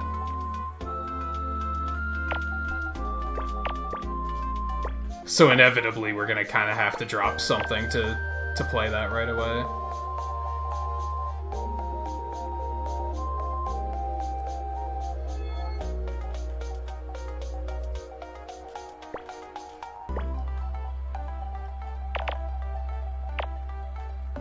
Though, worth stressing that I still feel like the only reason I'm gonna push myself to play it right away is because I do want to play it. I'm not pushing myself to play it because I'm like, oh, I gotta get them views. Like, nah. If I was just thinking if I was only getting the game because people will be watching Pokemon, then I wouldn't be bothering to get it. I'd be like, nah, I'm gonna pass on that.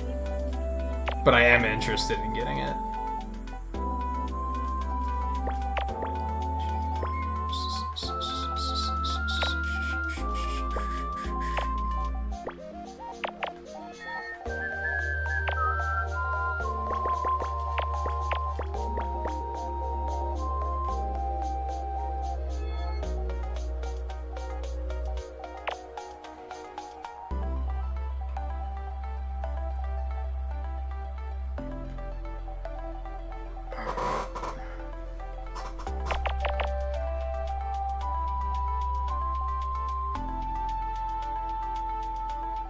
There's a lot of ones on this one.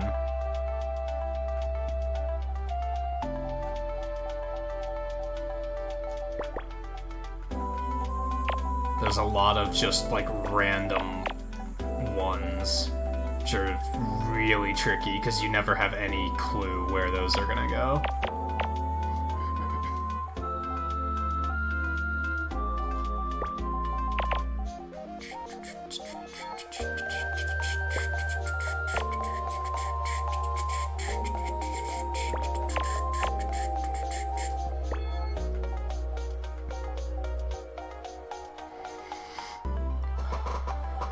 Plus, I think it'll be cool to do some Pokemon raid streams again. I think that could be pretty fun. Gives us something multiplayer we can do that isn't fully committing to bringing Smash back just yet.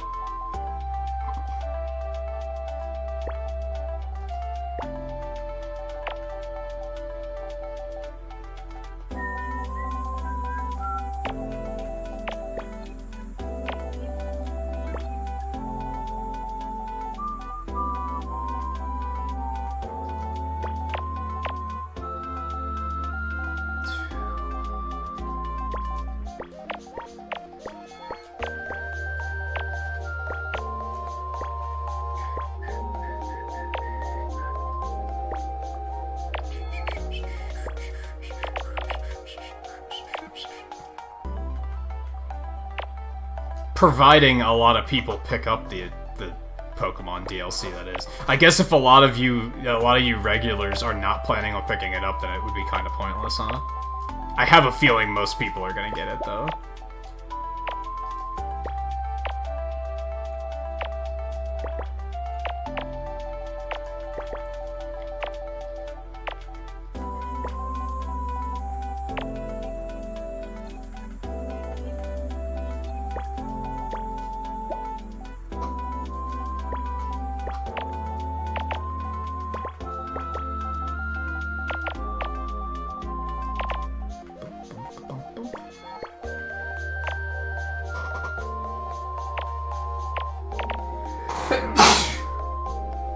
Excuse me.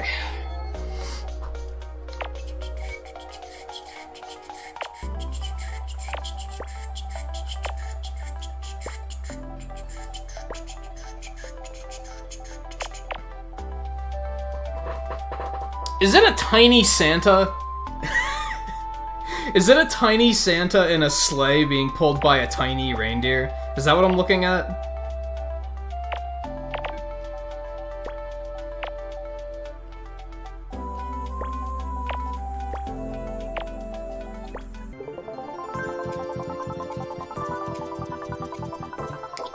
It sure is.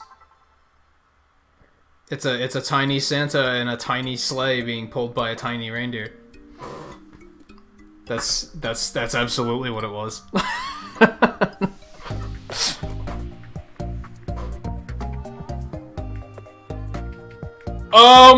I don't know, Volpe. I guess we'll find out.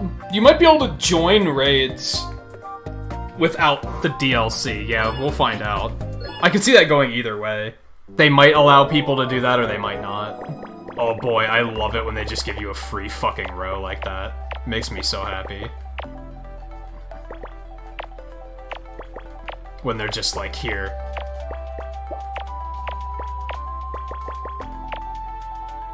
We're just gonna give you, like, 20% of the puzzle just immediately. Maybe not 20%, like 15%, just immediately solved. It's like, oh. How generous. That is not. Oh, no, that is. That's correct. I was right. That's not right.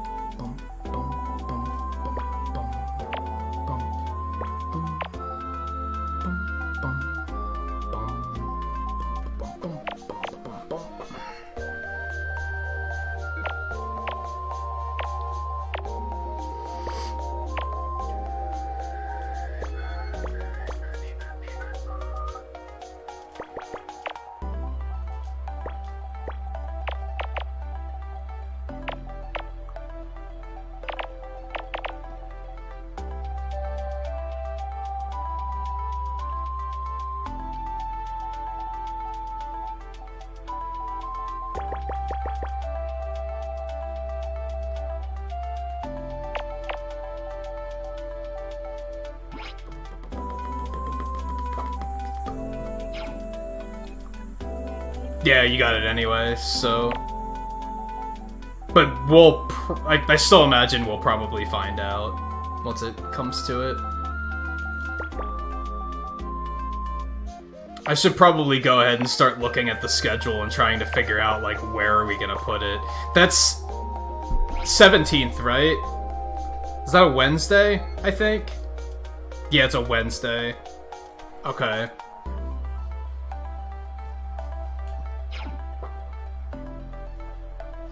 Off the top of my head, just completely randomly, without thinking too much into it, I'm thinking we'll do Pokemon Wednesday and Friday that week.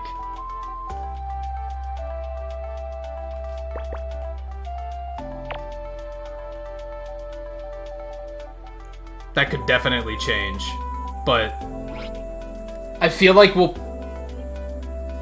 If we do Mania this week, and potentially 2 nights of Forces next week, which I was already thinking about doing. Honestly, it's gonna take me a bit to adapt to even my own new schedule.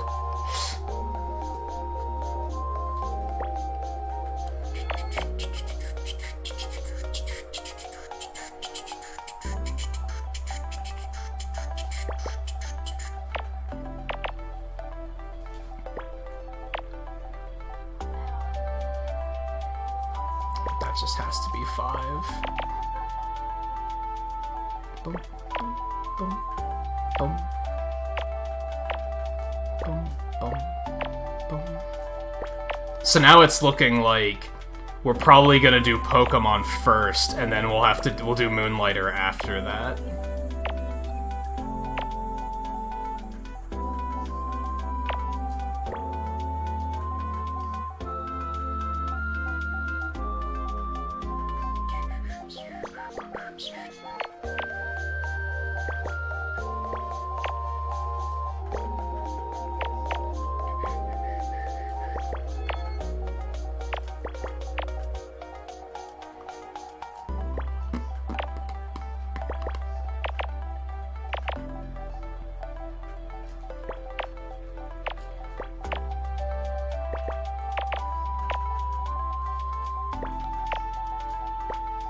Like I said, all subject to change.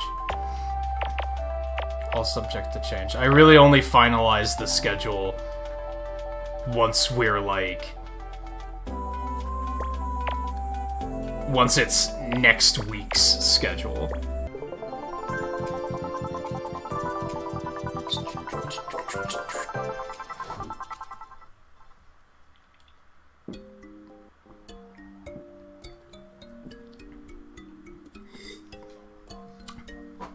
I didn't have any guesses on that one, by the way. I wasn't even looking at that one as a picture, so I can't even say, like, oh, I thought it was this. Like, no, I wasn't seeing anything there.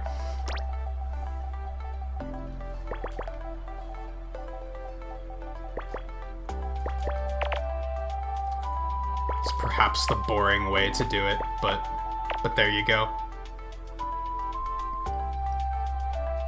It was a train.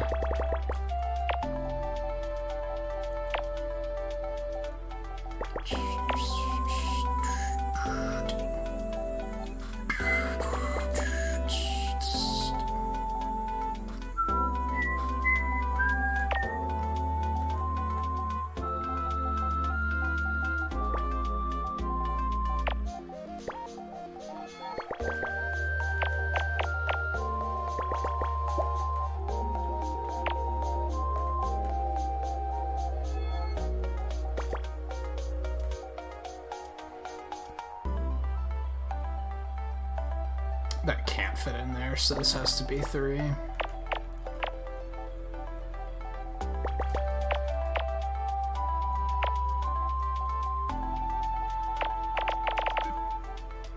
Bum, bum, bum,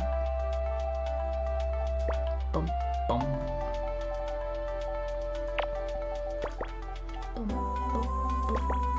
bum, bum, bum, bum, bum, bum.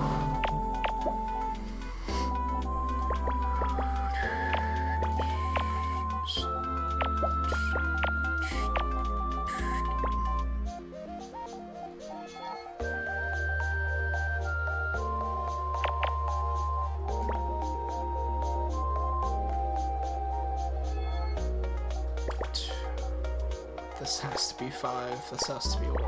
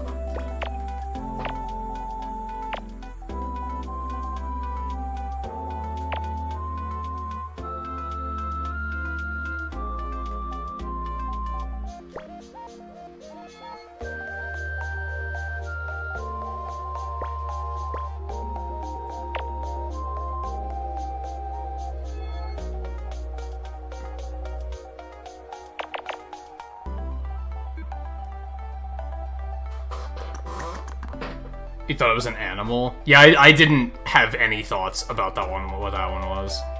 I just wasn't looking at it in that light. I was just looking at it as patterns. I usually do, especially as things get more difficult. Like, I tend to not really... Sometimes, like, I'll get close to the end and I'll, like, allow my senses to zoom out, if that makes sense, and I'll be like, oh, I see something. Like, sometimes I'll try to do that, if only for stream entertainment. Because sometimes it's like the ink blot tests. I forget what they're called. Aside from ink blot tests, there's like a scientific term for them. So sometimes you see some really ridiculous stuff, and that's probably fun, right?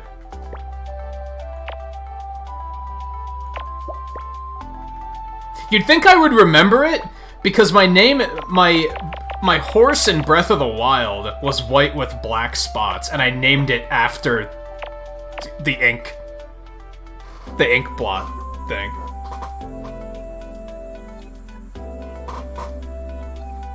How do you pronounce that? Rorschach? That doesn't sound right for some reason, but maybe I never had to say it out loud.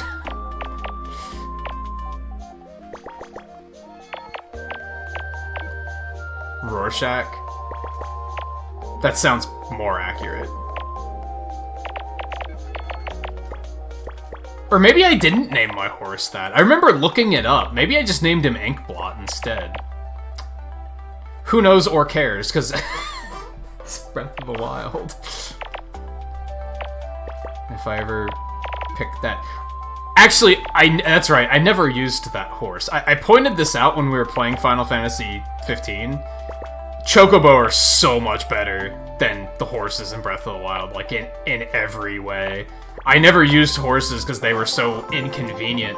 But that's right, I found Zelda's horse eventually, and it's white with, like, blonde hair, blonde mane, and I named him Popcorn. That's right.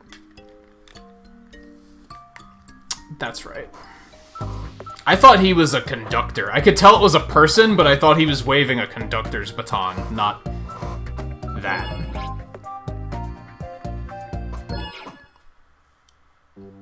I've never seen Watchmen, or Reddit, or anything like that.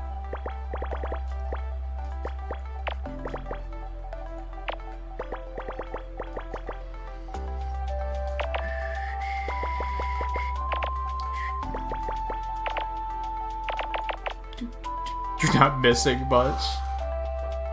For some reason, I think that was why I had never bothered to watch it, because I was kind of like, I'm probably not missing much. I think it was on Netflix for a while. I should have watched it when it was on there, but I don't know if it still is.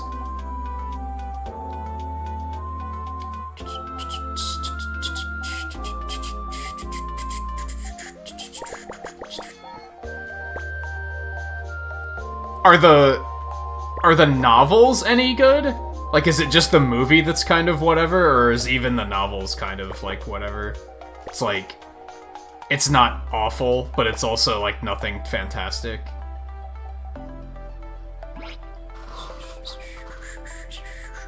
It's all whatever. It's weird that they'd even make a movie out of something that's whatever, you know what I mean?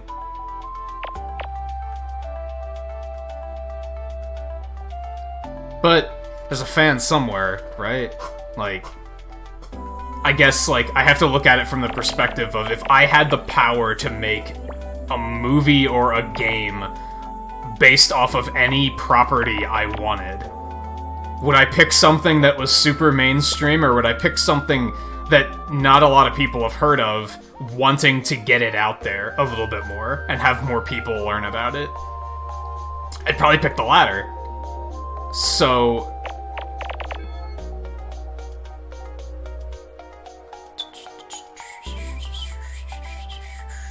it was in that time period where they were just making movies of fucking everything.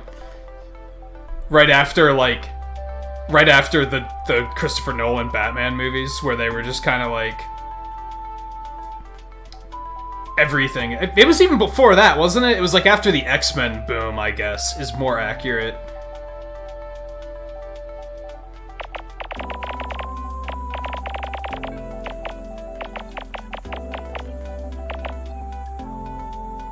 Oh, you remember this one?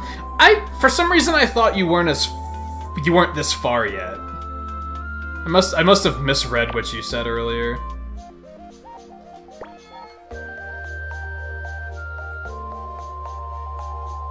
Or misinterpreted it.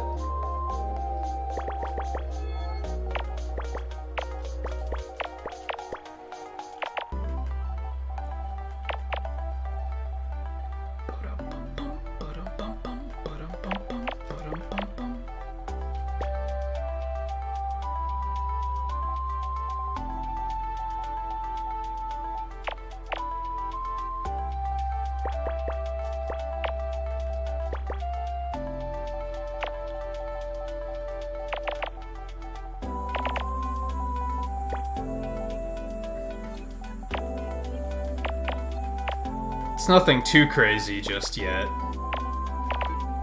I feel like it's mostly falling together.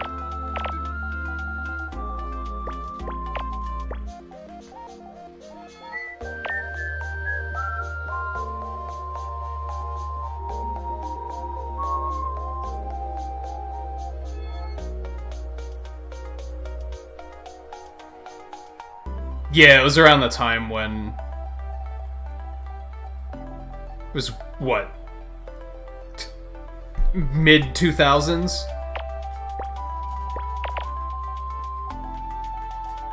I wonder if that new Hellboy movie was any good.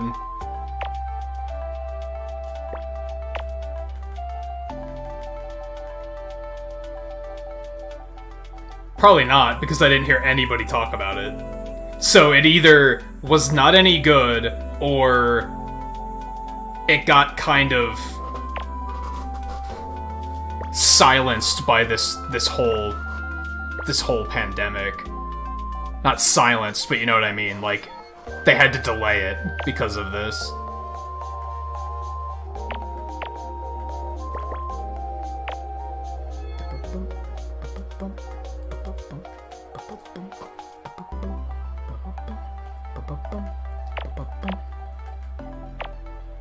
I don't know, it's hard to see,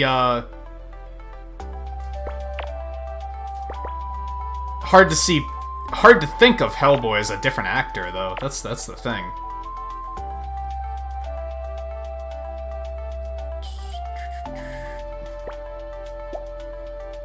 Not necessarily. Let's not bet on that.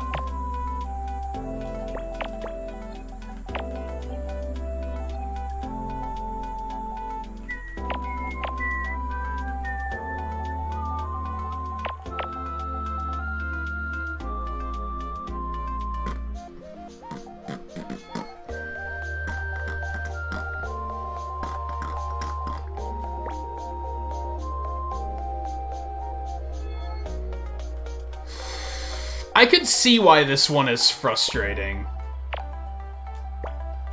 Like, I could see why this one would be frustrating. Mostly because of these over here. Like, it's easy to make an assumption about where those are, but... You know the rules. You know how I play it. I'd prefer not to make any assumptions. That's not necessarily correct. It tells me it's correct, but it's not necessarily correct.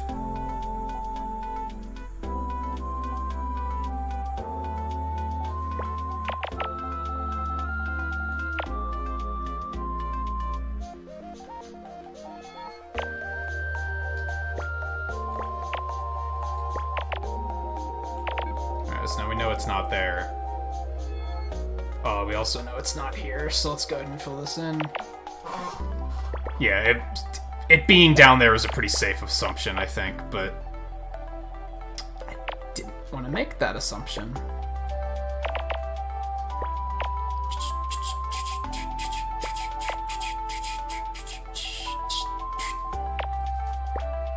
And that's the thing. I don't know how often you make guesses when you're doing these. But that one, there was a lot of stuff on that one where it was like, oh, clearly it's gonna go here. Even though there's no evidence for it, it's easy to make assumptions on that one and fuck it up, I think.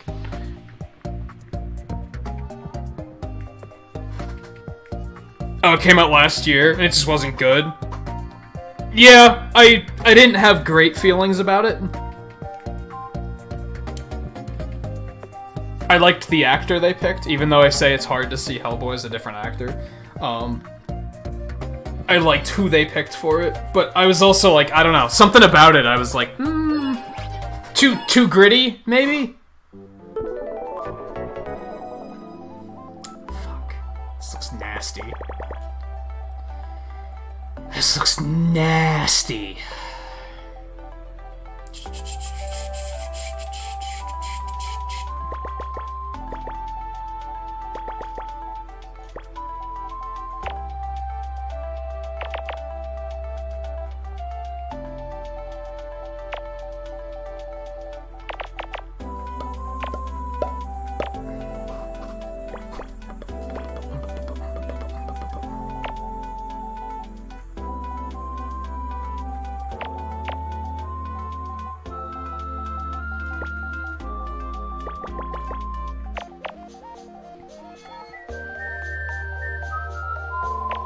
and this is bugging the shit out of me.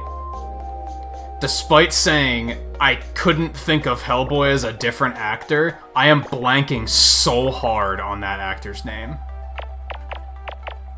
Even though it's one of those actors that you just never forget his name, because he's amazing. I'm blanking super hard, and it's bugging the shit out of me. I fucking hate that. So much.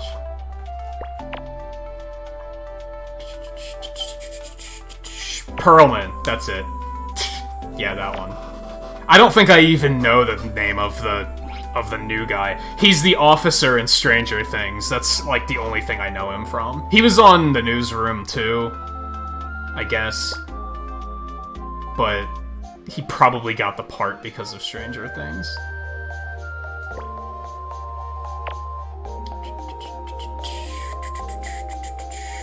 Don't worry, you only know no actors. Yeah, it seems to be one of those things that you just kind of don't consider to be information worth storing, huh? I really only keep in mind the ones that I really like. In most cases. Or really hate. But there aren't a lot of actors that I hate. Like, I can't think of any off the top of my head. I'm not like, oh man, I hate this one. Like, no, for the most part, we good.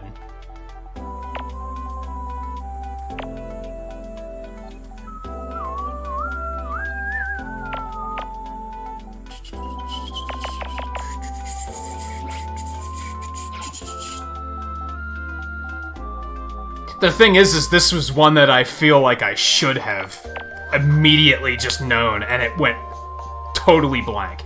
I'm gonna blame Picross. I think it was because I was, like, so engrossed in what was happening here that my mind was like, no, we don't got any free resources, you're just gonna have to deal with not knowing this one for a little bit.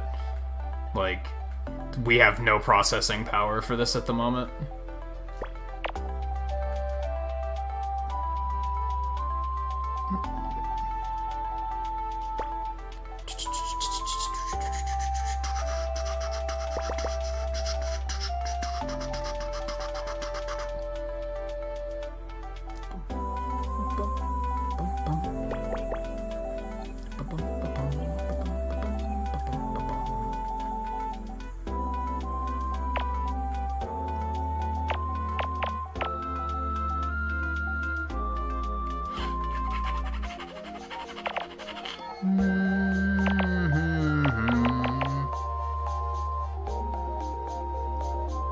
I used to know a bunch of voice actors, like, I could just pick them out, and I'd be like, oh, that sounds like so-and-so. But, like, the voice actor field changes so rapidly that most of the ones that I used to know don't really do anything anymore. So I can't really identify them the way I used to be able to. Now it's just, I'm like, he sounds like that one actor, but he probably isn't.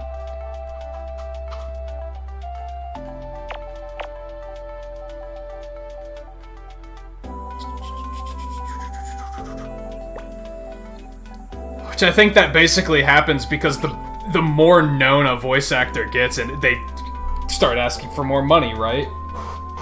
And I think most game developers, they still go for budget when it comes to voice acting.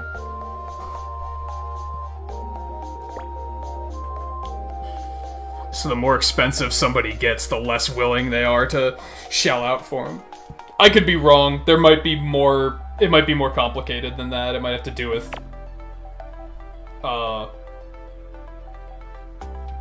unions and all that sorts of shit. Like, I don't know. I don't know anything about that.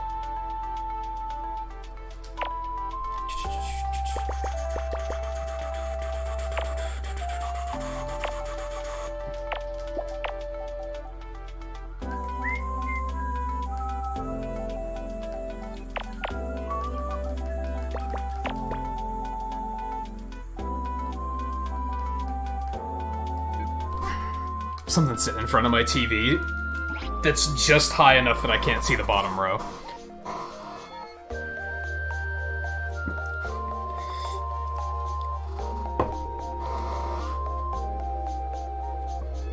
It isn't. I've noticed that today, people just use actor. a lot. They kind of stopped being like,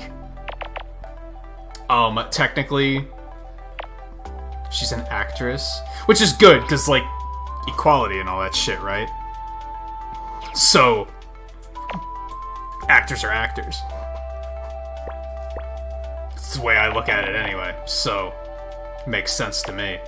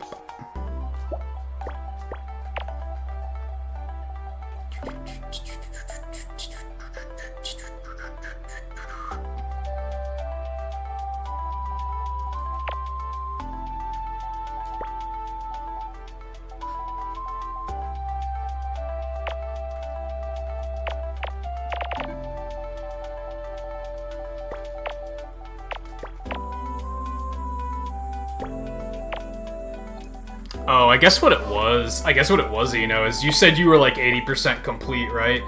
That was me assuming that you were going in order. Maybe you skipped ahead. That was me just assuming, well then clearly the last 20% of the puzzles you haven't seen yet. But you don't have to go in order in this game. You could have done these first.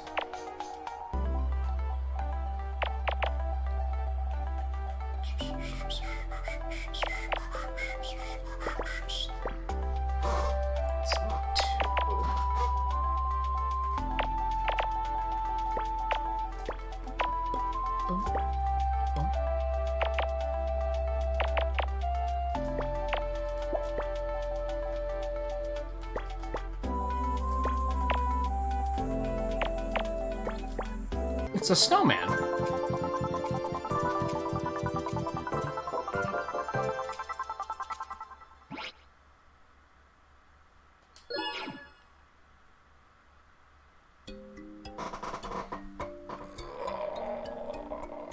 Well, like they want to clarify what type of actor they are.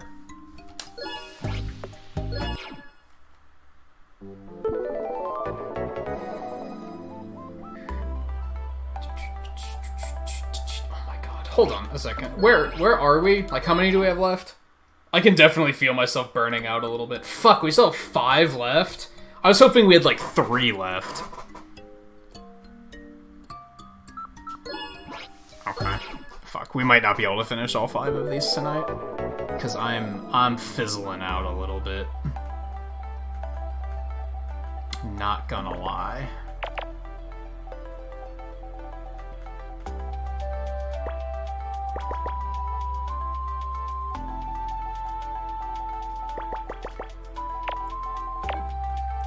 We'll see what we can do. I mean, that's... I was kind of gunning to end early, is the thing. And that's looking... Either I'm not going to be able to end early and finish all of the normal Picross puzzles. I'm going to have to, like, pick. Which would I rather do? Would I rather finish them all, or would I rather end early?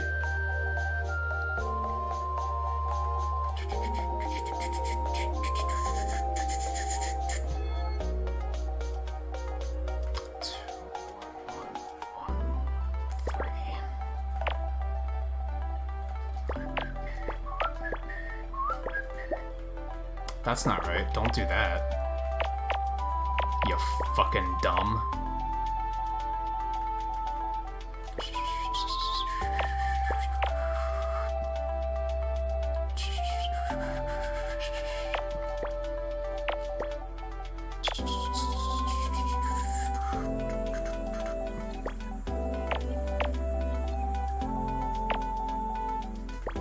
Ooh, what the fuck am I doing? Stop it.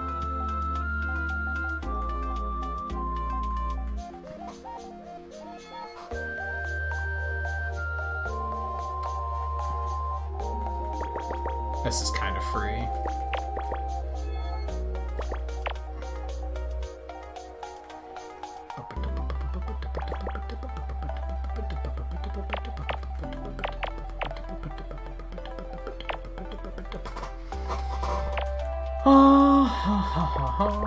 For here.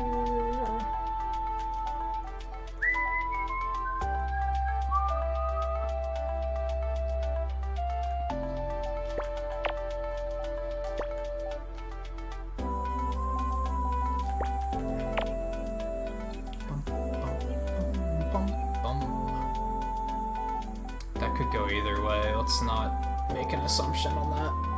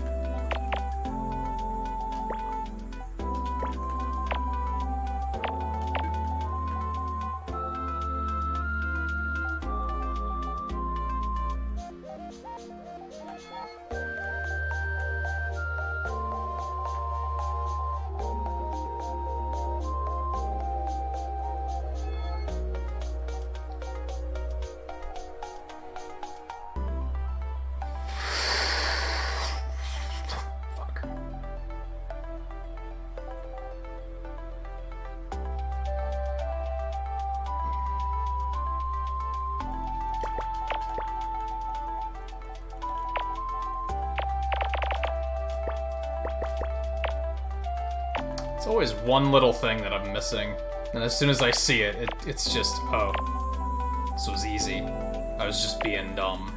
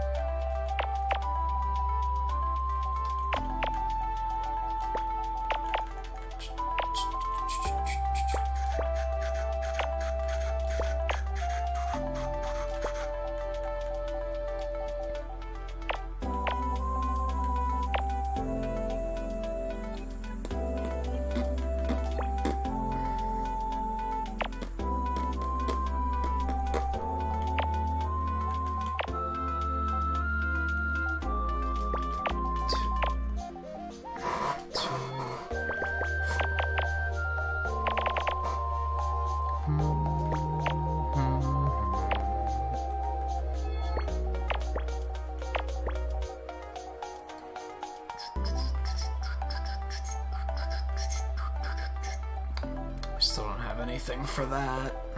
I don't think.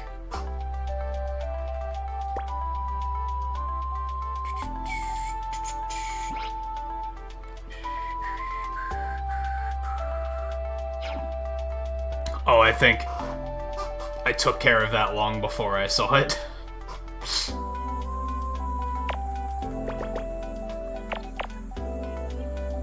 Every now and then I'll find something that I feel is so obvious that I won't even fill it in with X's, because I'm like, well, duh.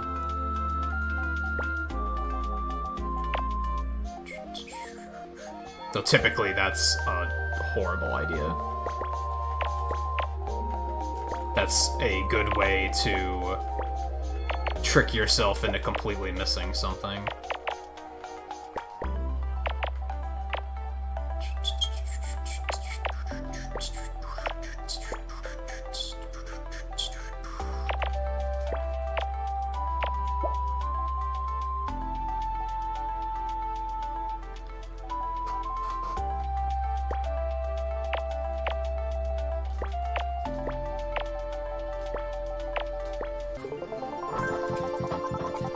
I see nothing.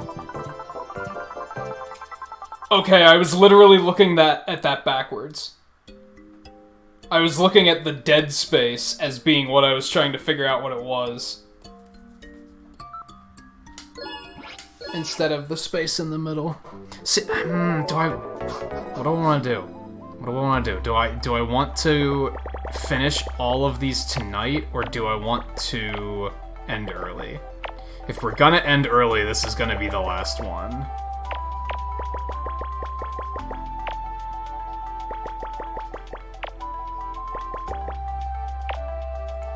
I'm kinda feeling that option, because like I said earlier, like I'm fizzling out a little bit.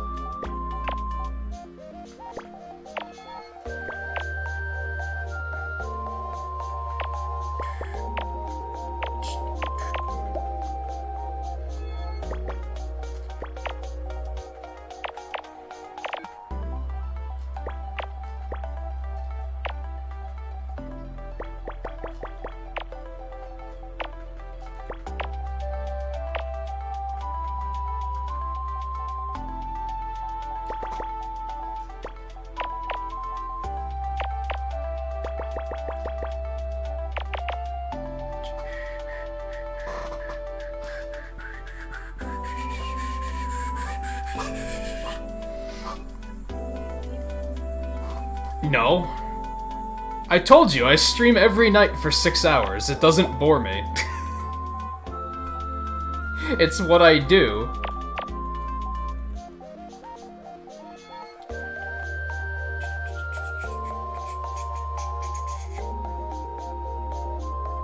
Also, if you'd been hanging around all this time, you would have heard me just saying that my brain is starting to fizzle out a little bit and that we probably will call it quits here soon. I literally just said that not 5 minutes ago.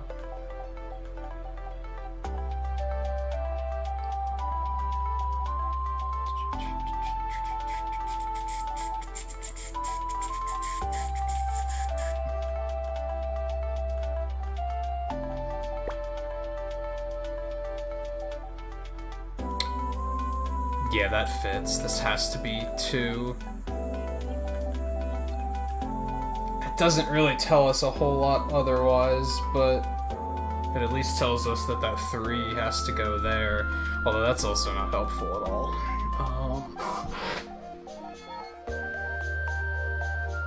There we go.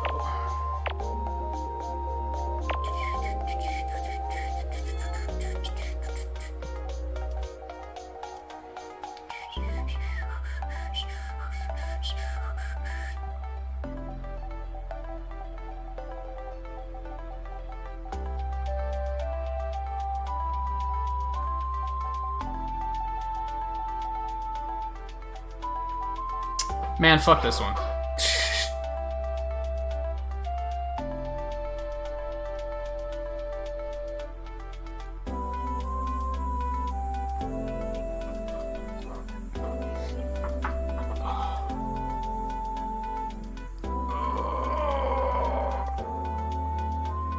I will say, I feel like my conversation ability, as my brain starts to fizzle out, after 5 hours of Picross, I'm probably not being... My conversation is probably not as good, because I'm more focused on the game now. I'm having a harder time, like, splitting my attention between both. That's part of why I'm like, yeah, maybe ending early. Ending early usually feels like the right choice on Picross nights.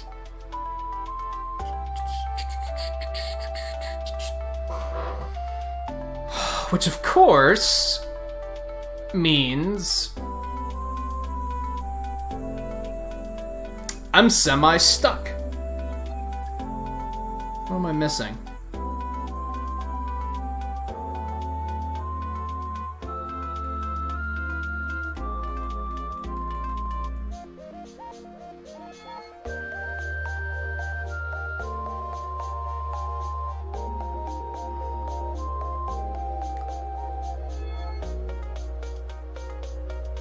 God, I might have to assume something again, and I really don't want to do that.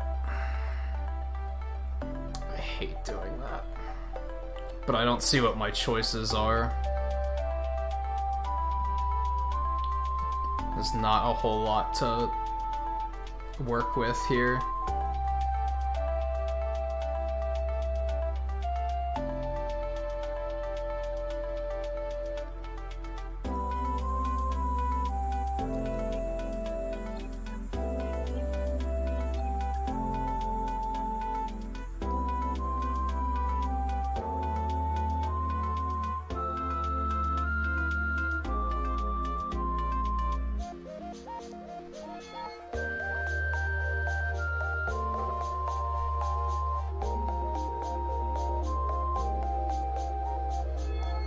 Wait, here it is. Here it is.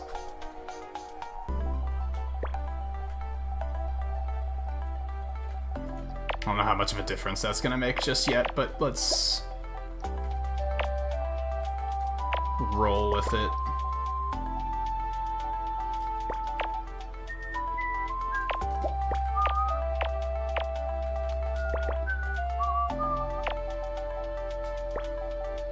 Yup, that was it.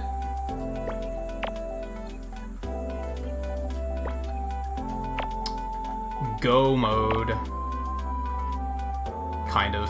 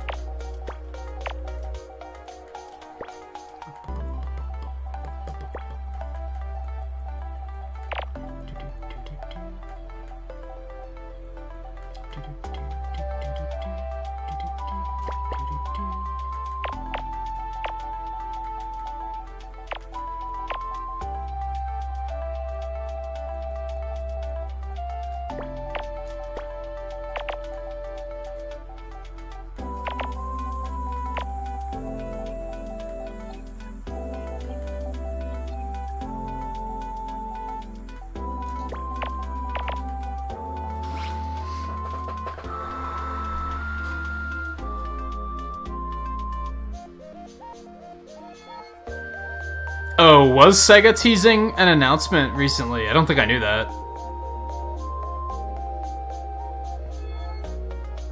Did they drop a price point for the Game Gear?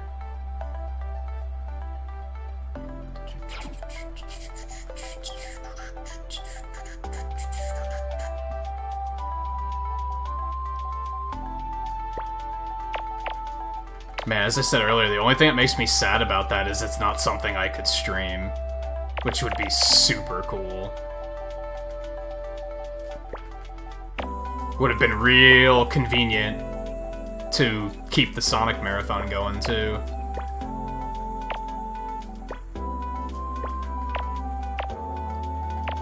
If anything, maybe I'll use it as an excuse to... Oh, I own these games now, so now I can emulate them. 60-ish. Somewhere in there. That's what I'm saying, Volpe. There wouldn't be a way to, like, plug it in to be able to stream it. Since it's supposed to be a handheld. Unless it's capable of plugging into the TV, which would be super cool. But I doubt it.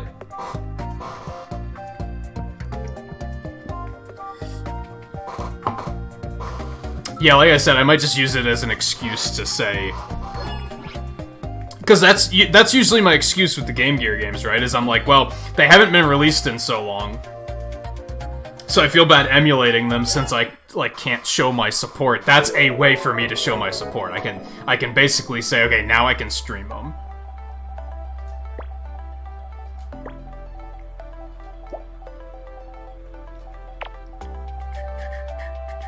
Cool, just as we were talking about finishing up the Sonic Marathon to do other things.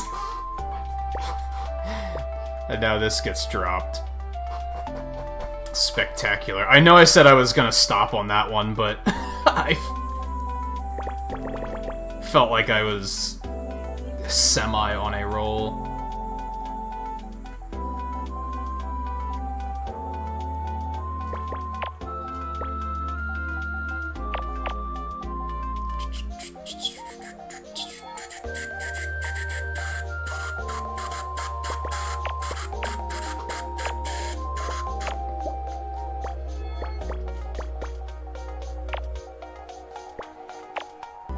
It's funny how the mood can swing back and forth that much.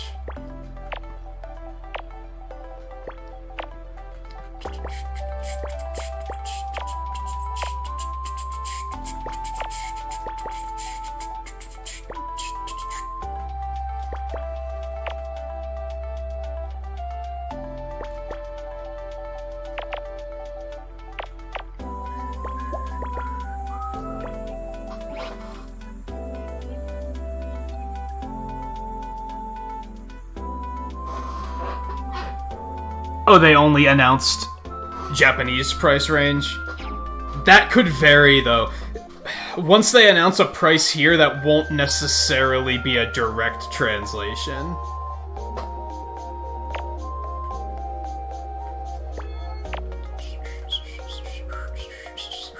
I'd expect 50 to 60. I think he means the Japanese price taking however many yen that is and translating it directly into US dollars is $46, but they usually don't do that. They usually adjust it. So it might not necessarily be exactly that.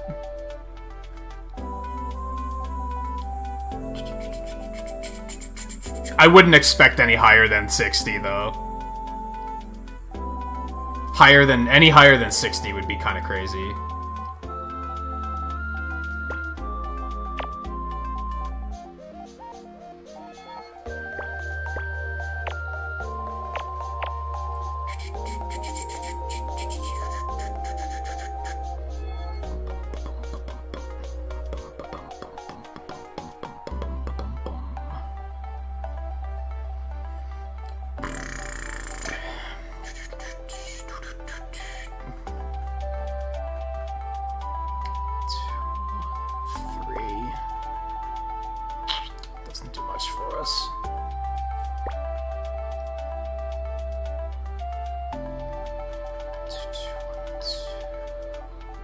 A whole lot from that. 1, 1, 4, 1. Actually,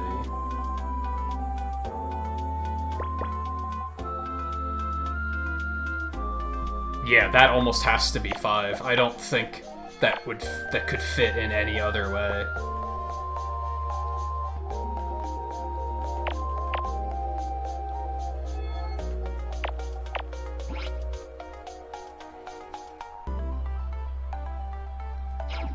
Yeah, like, some games you can just assume, like, oh, those games will be on there, but yeah, a game list is gonna be fairly important.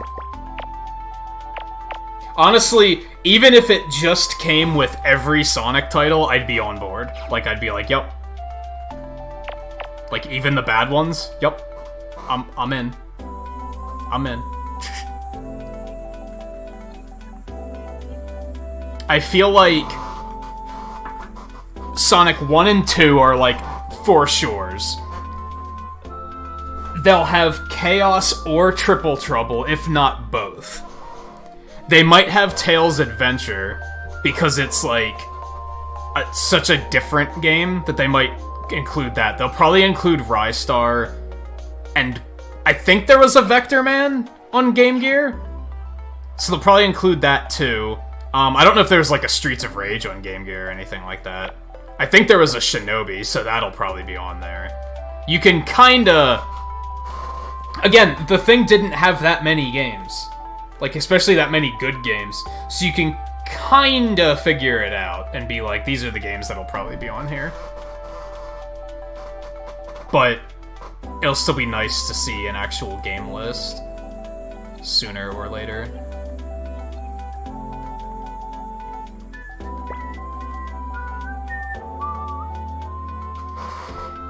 It has to be a 1, right?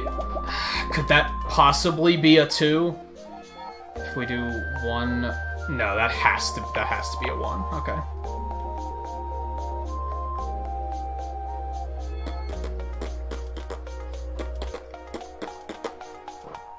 That's a safe bet as a 2. And then they just kind of gave me the answer that that one's a 2.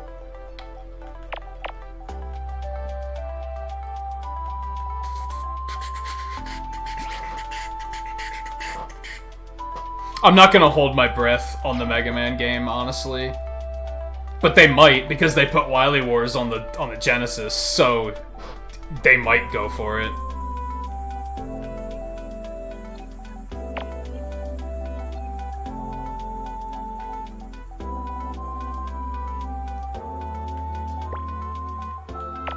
That would just be icing on the cake to me, to be honest.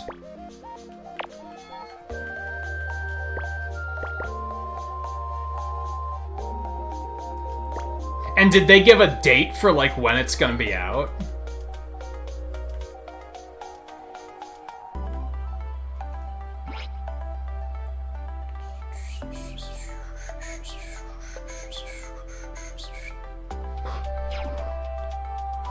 Yeah, I mean, I think I've told the story before that, like, I remember seeing Mario for the first time and kind of not giving a shit. It wasn't until I saw Sonic 1 that I was like, whoa, this is cool.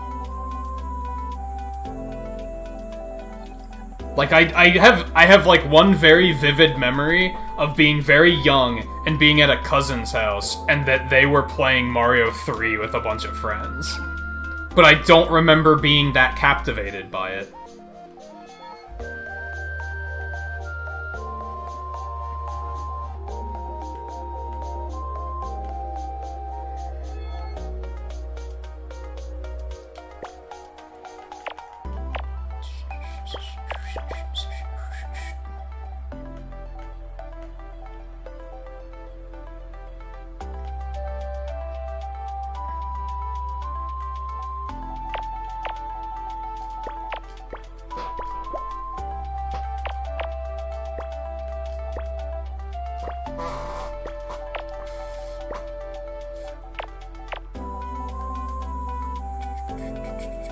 I should just move that thing that's... every so often in my way.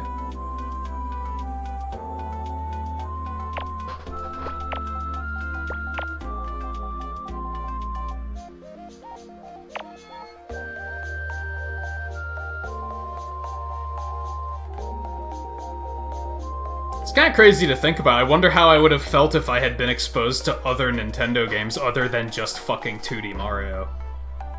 I think that one might be why I'm so hard on it today, too, is just because I know, as a kid, when I saw it, I was just kind of like, so?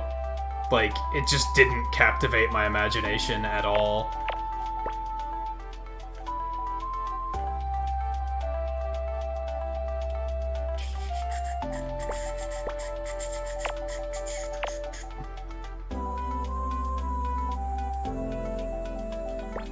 This one kinda sucks, too.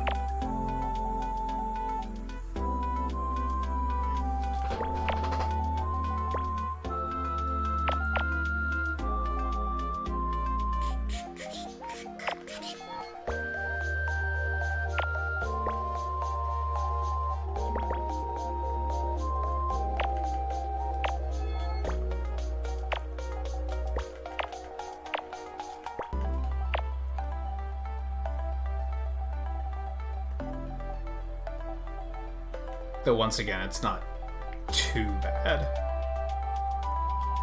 I've seen worse.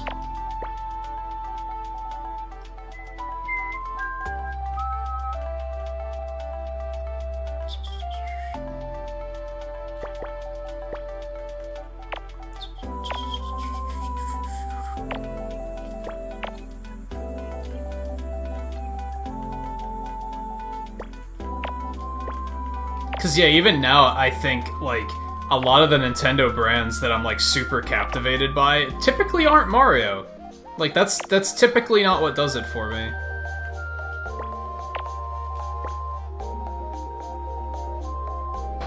So I just wonder what would have happened if, way back when I was sitting there watching them play Mario 3, what if they were playing, like, Mega Man 3? That would have been, like, such a different outcome.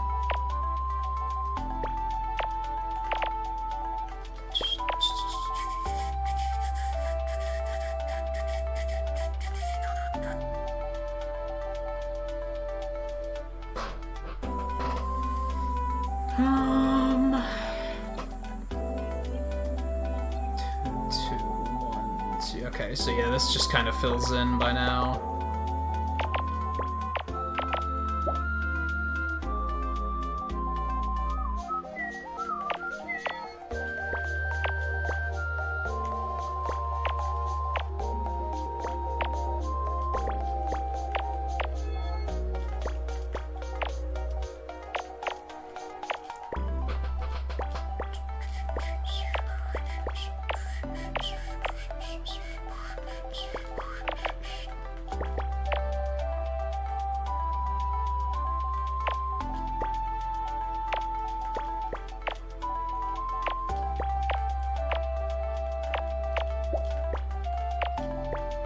Wow, what a mess. What is that?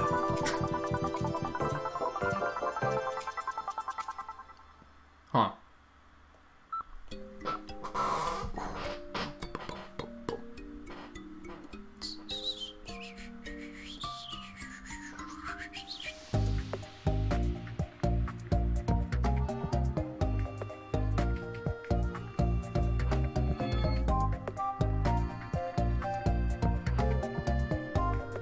Yeah, that's true. Unless it was that early, and I just have a very vivid memory of it. For whatever reason. Which I guess it captivated my imagination enough for me to have the memory. Like, I guess that's something. Meanwhile, I have trouble remembering some of my teachers' names from elementary school. So...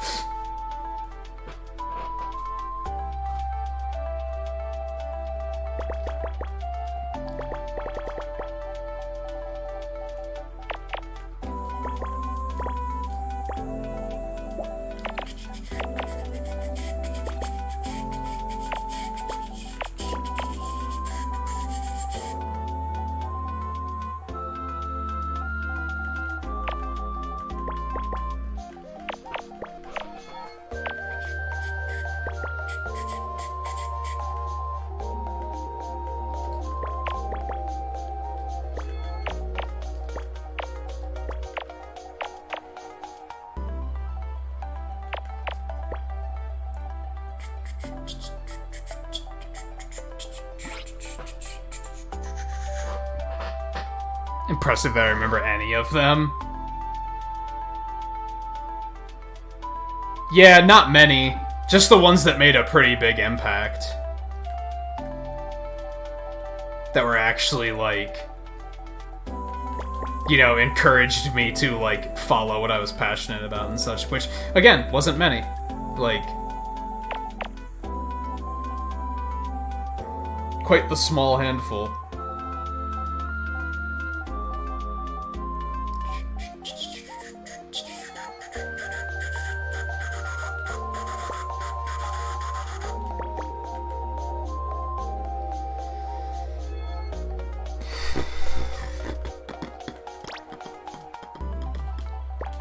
Yeah, that is a tile, but it doesn't fucking do much for us.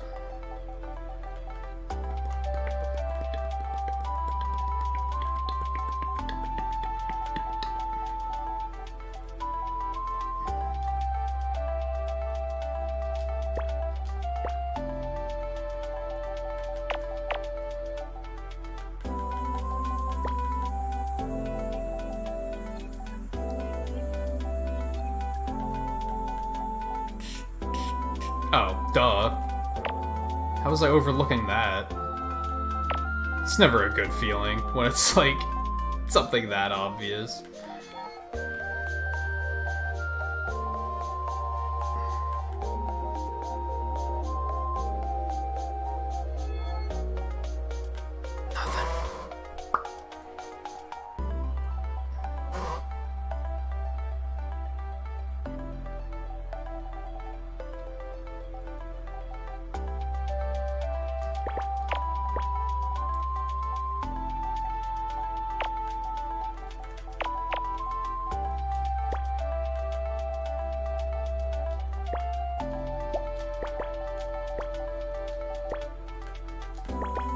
Alright, there we go. I think that's gonna be a pretty big breakthrough. Potentially, maybe not. As I'm now looking at it again, it's like, oh, not really.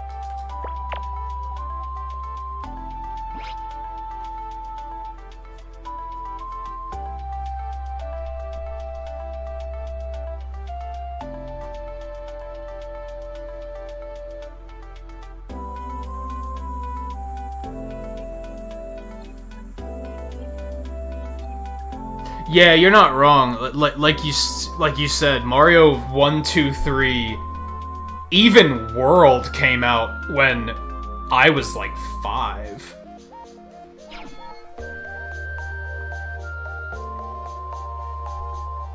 Which I guess is just how it makes sense, because then I definitely grew up in that era and not having, because you have older siblings, don't you? So they were probably the ones that had the console, which is why you had stuff from years prior sitting around, whereas I didn't.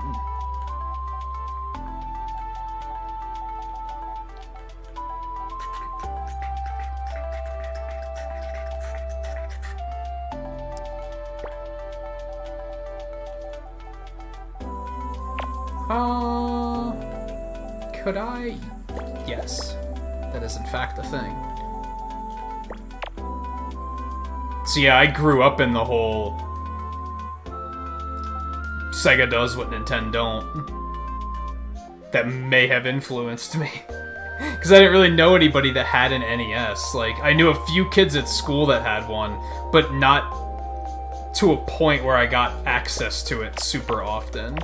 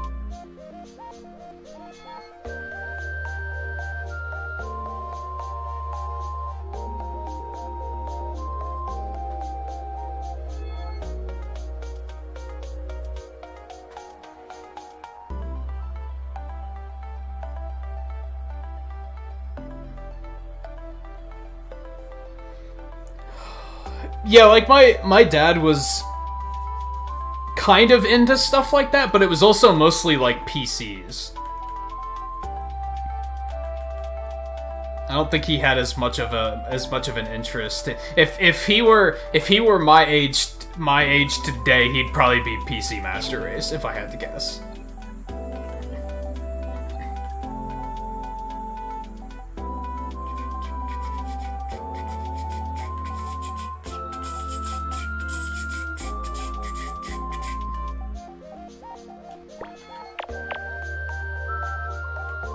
He likes to tinker. So he likes things that, like, he likes the platforms that are more like you can do all sorts of shit with them.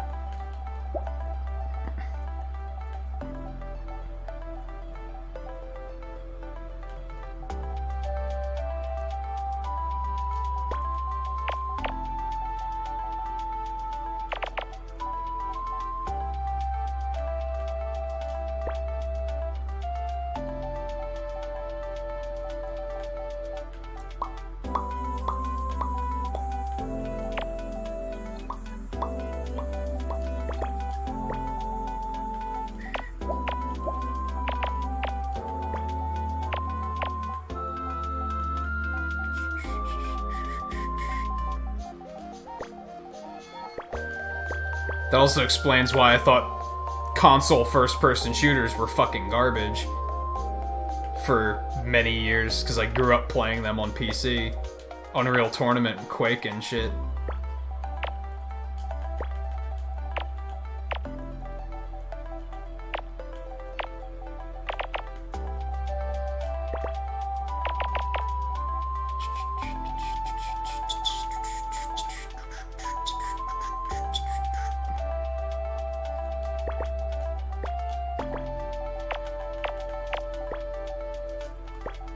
I probably should have called it quits after that.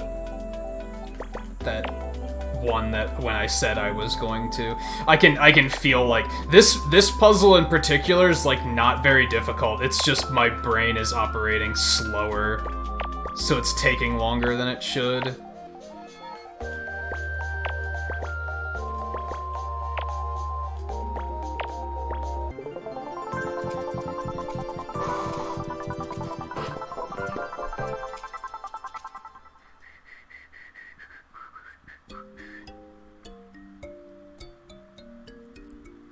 Oh, we're so close, though. We're so close, though. Getting this shit done.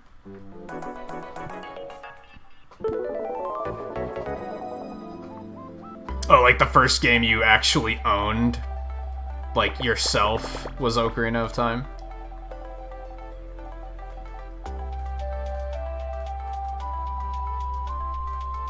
Yeah, I had a cousins that had a Game Gear and a Game Boy. And then I had another cousin that had a Genesis, but I remember the Game Gear was the one that I was like, I wanted to go over there just to play it. Like, I didn't want to see family, I just wanted to be like, let me have your game console so I can play it. Like, that was the one that really got me. So naturally, that was the first one I wanted to get.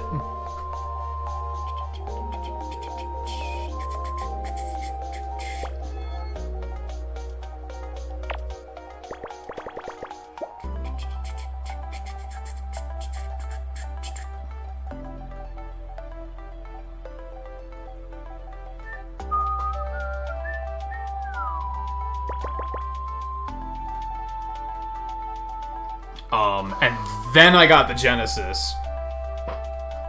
Because, of course, my captivation with Sonic games just led to me that and early access to the internet. Due to my father's tinkering with all these different computers, we had very early access to the internet. Like, before a lot of people even, like, knew what it was just yet. So I was, like, reading all about all these different Sonic games, and I was like, I want this, and I want this, and I want this, and I... So then naturally went to Genesis after that. And then that's when I had Sega Channel, that's when I played Wily Wars, and I was like, yo, what's this? Then that led to me getting the Game Boy.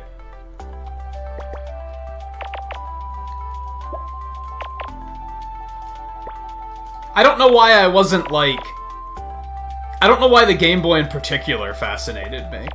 I don't know why I didn't say, I want an NES to get all these different Mega Man games. For whatever reason, I was like, I want to get a Game Boy to get all these Mega Man games. No idea. No idea why that in particular.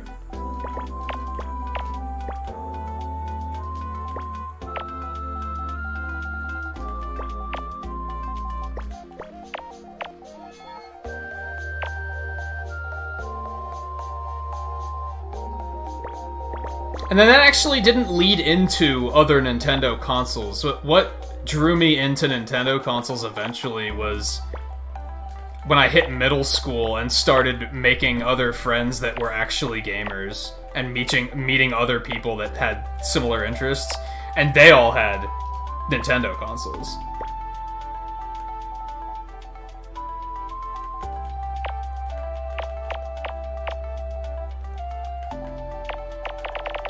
And then what made me want an N64 was Banjo-Kazooie. Like, when I saw that, I was like, yo, this is good. I like this. I need more of this in my life.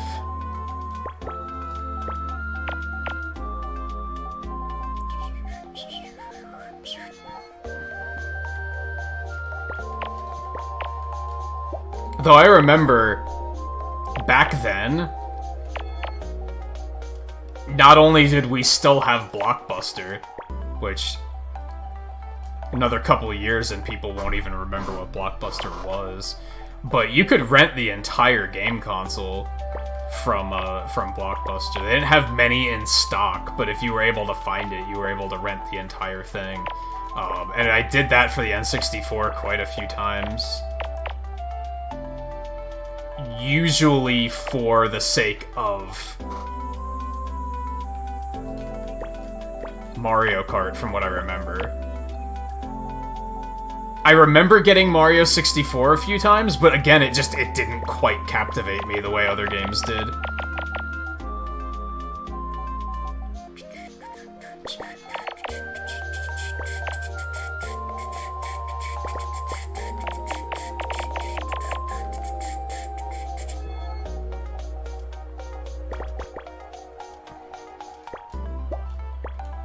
And then, eventually, I got my own N64. I think Banjo-Kazooie was the one where I was like, okay, I just need this console. I need to not be renting it. I need to outright own it.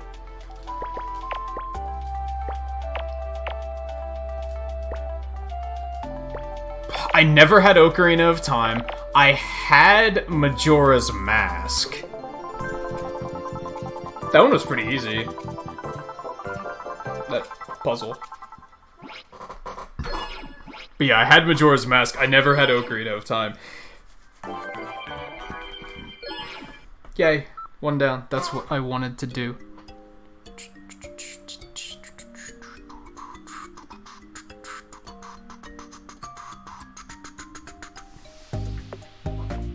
I remember wanting a Nomad, but it was like something I couldn't justify because I already had a Genesis.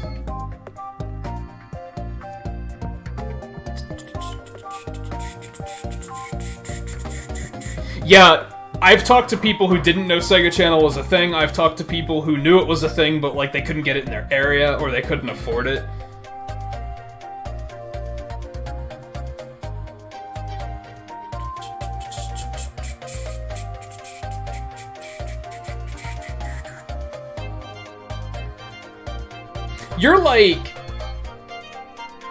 You're like 5 years younger than us, right, Guy? You're like 28 or so, I think.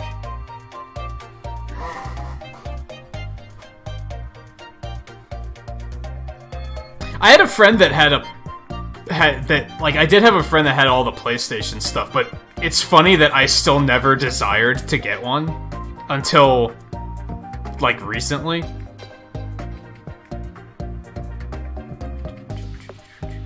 But I do remember, like, borrowing a PlayStation 1 from a friend, and that's how I played Final Fantasy 7, 8, and 9, was I borrowed it from someone.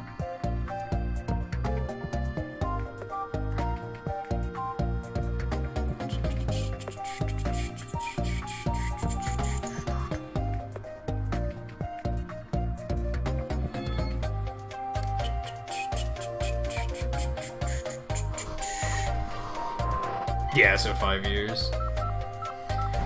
Alright, I want to do, like, a little bit more, maybe. I think we'll do all this next time. We still have plenty of stuff to do here. Oops. Especially if we keep doing Mega Picross. We still got 3 of these to do. I think we're gonna try and do a couple Mega. Yikes, they're up to 15 by 15, though. We're probably not gonna do too many, but...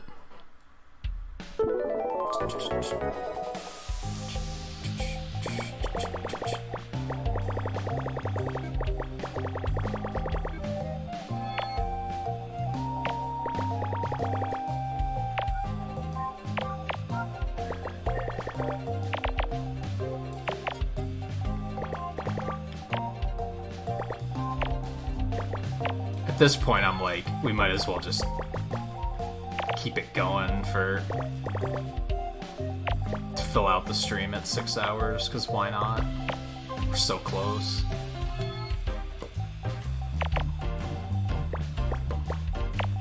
Plus, conversation got captivating again, so that was part of why I was, like, kind of feeling calling it quits early, because the conversation was slowing down a little bit, but as long as it's still going, that helps me to keep going, for sure.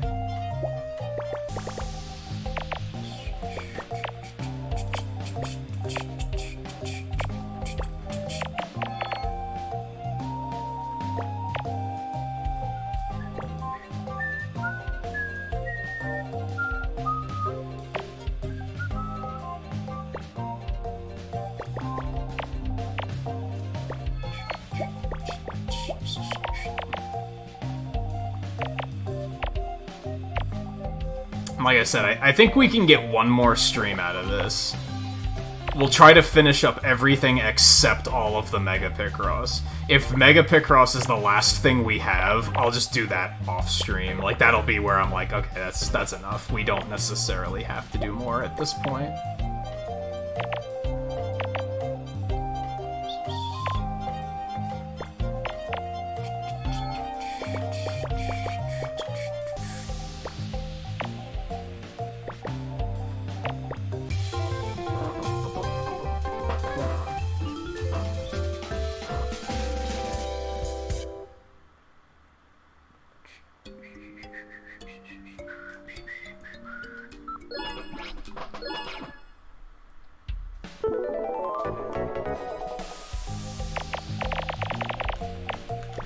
Gee, that's free.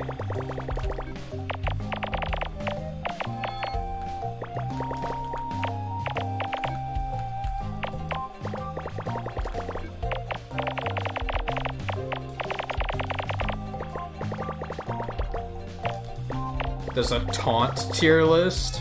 I feel like that's so objective though.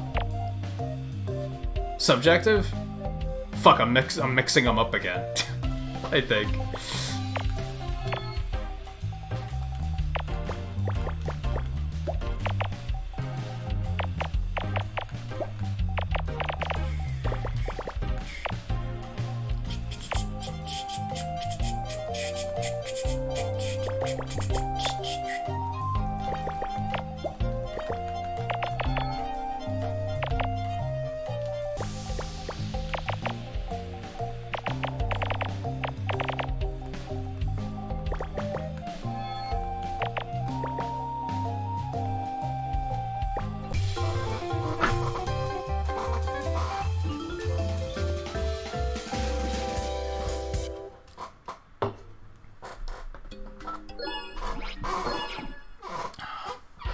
Yeah, it makes sense to do a bunch of these, because they're still a little on the easier side.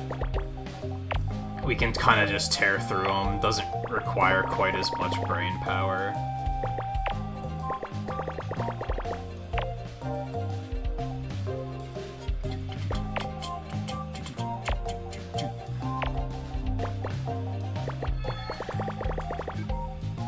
You'd think it would be easy to remember, like, oh, objective is opinion, but isn't it the other way? It's the other way around, right? So that doesn't help at all. Like, oh, it starts with an O. Easy. Except it isn't.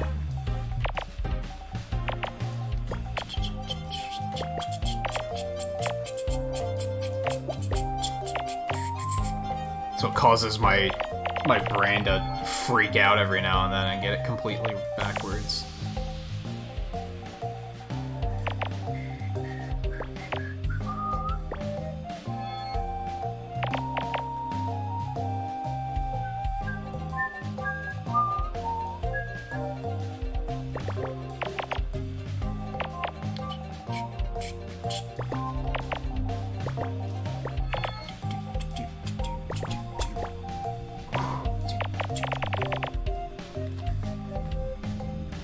Oh, it's storming.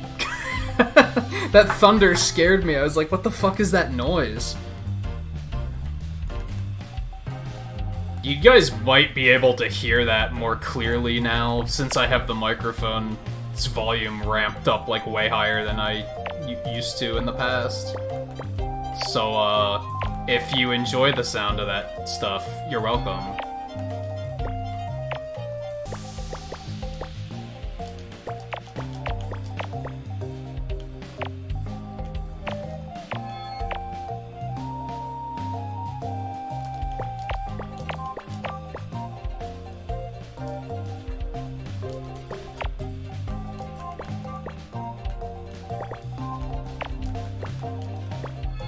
Might be another good reason to call it quits. I mean, at this point we're at normal stream stopping hour anyway, but yeah, call it quits before the storm forces us to.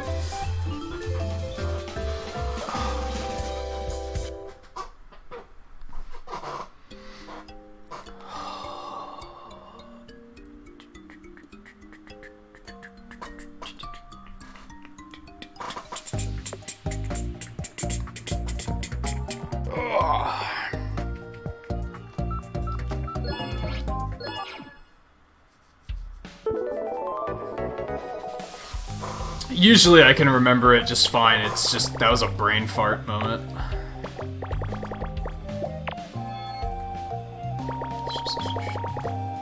I've found that just using the word more often has helped me to remember which one is which.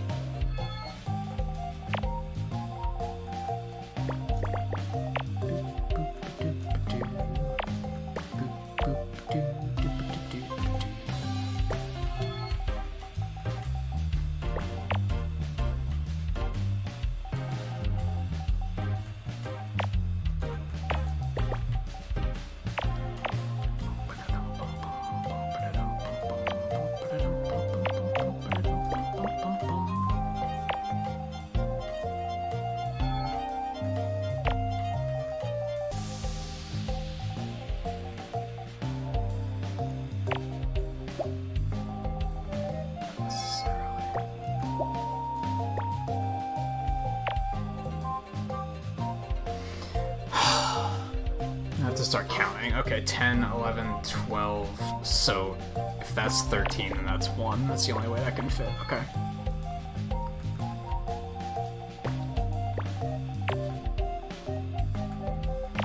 That's why I don't like Mega Picross. It almost requires a completely different style of thinking.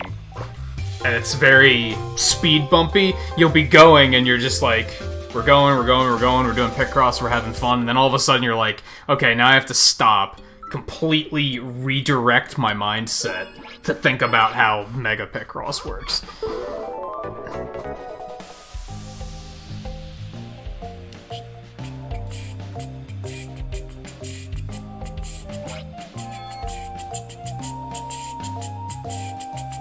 I don't think I'm that good at Mega Picross. I feel like I'm stumbling through it half the time.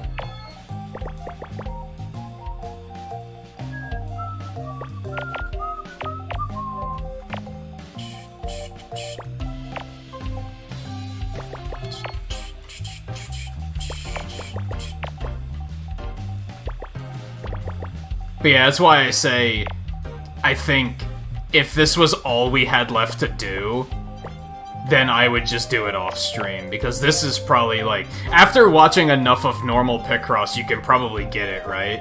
You can probably be like, oh, I understand what I'm watching, but this is probably like, I still barely understand what I'm doing with Mega Picross. Man, it is rumbling up a storm outside. Quite literally. I didn't know it was supposed to rain tonight. That makes me happy.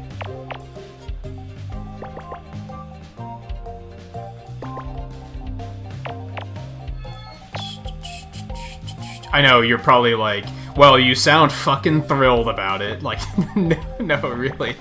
It makes me that zen happy. Not, like, excited happy. It's, like, oh, cool, I can just listen to the rain for a bit after the stream. That sounds fantastic.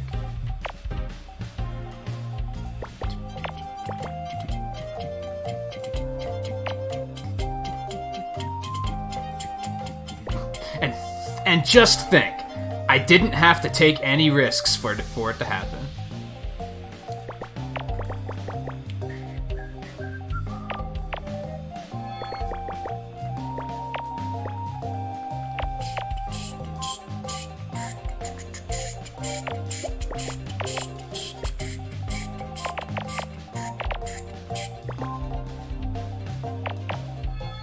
I mentioned once before, a lot of Mega Picross is just, for me at least, because I'm bad at it, is just figuring out what does, like, using the normal Picross clues, filling those in, and then hoping that the Mega Picross sections kind of figure themselves out.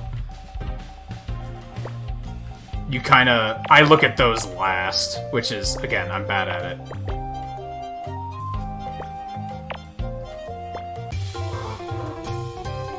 You look at the regular lines first, and then just kind of hope everything falls into place.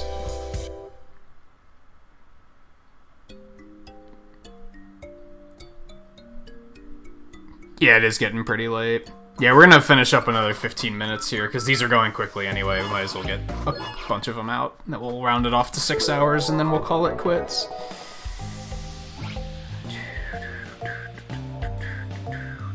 Yeah, it's very... Sometimes it's not bad, and then other times it's horrible.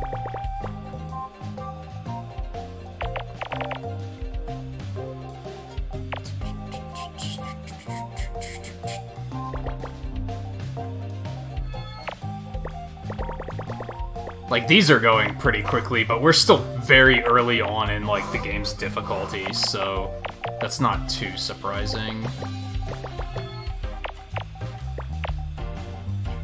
Whoops. Actually, that's right, too.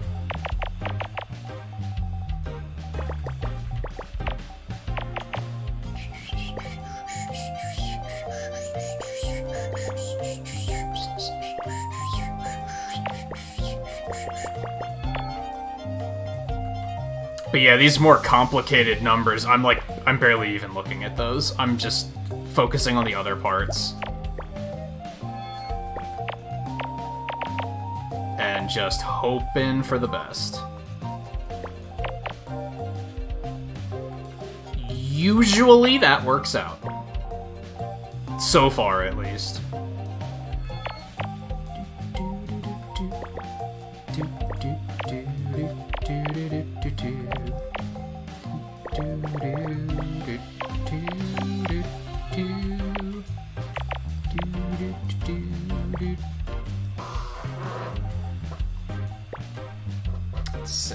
Okay, so that's 12, so that fits.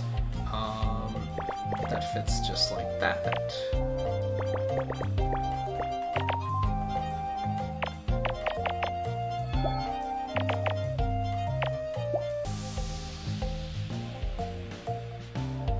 That's probably right, but I don't want to take any chances.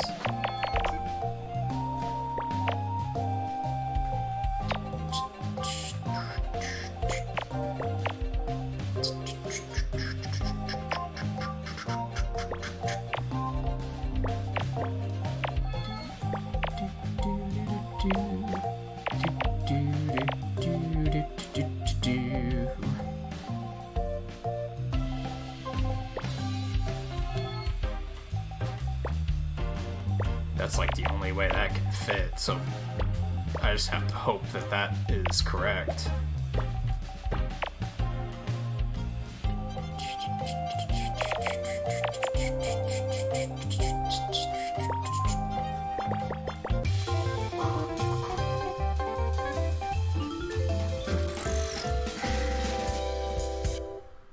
I mean, I remember in a really early episode, you pointed out that this is basically pattern recognition. And yeah, eventually you'll start to see the patterns in Mega Picross, but they're just not as... I feel like they're more convoluted. And I think when, as far as puzzle games go, I don't think convoluted is a good thing.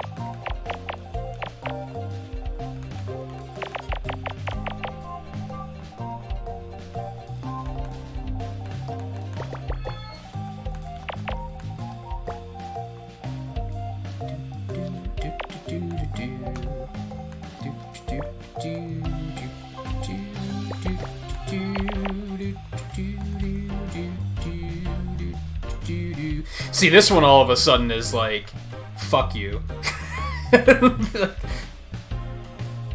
What the fuck is this? Like, just all of a sudden it got like super tryhardy.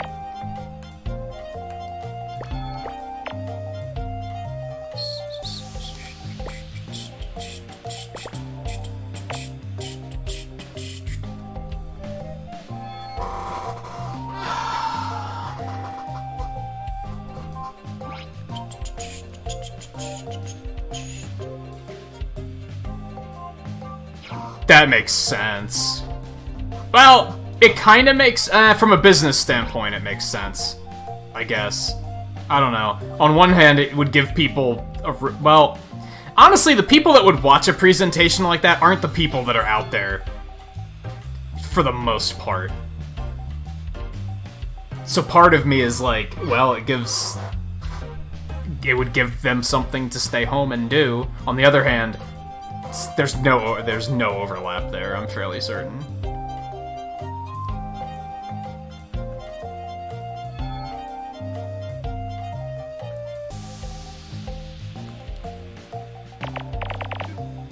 Fuck, this got like super hard all of a sudden. Like, god damn it.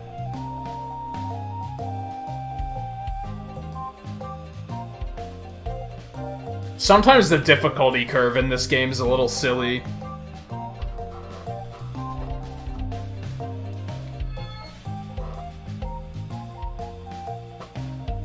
Okay, there's only 8 blocks up there, which means it has to come down this far.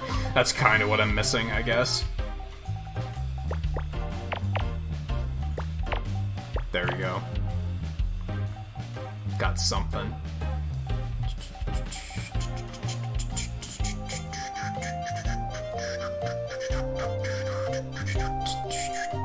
Still not a lot to work with, though. I was hoping to finish this whole row of megas, but might not be able to, looking at this.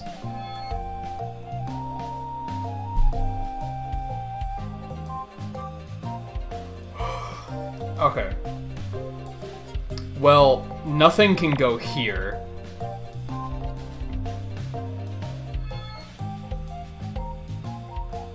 Either that's 3, or this is 3, or this is 3.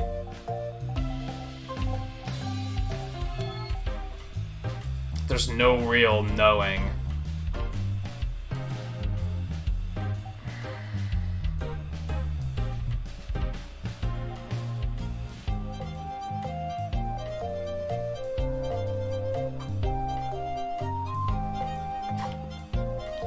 Okay, well, we know that that's... Okay, alright. I just... Again, you have to completely reevaluate how you look at these fucking puzzles.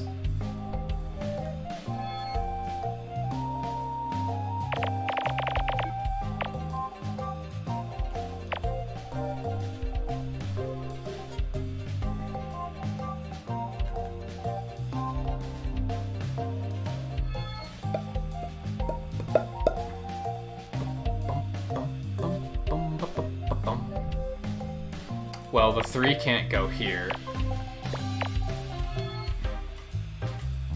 That could be a 1 or a 2. So let's not jump on that. That 3 could still be anywhere there.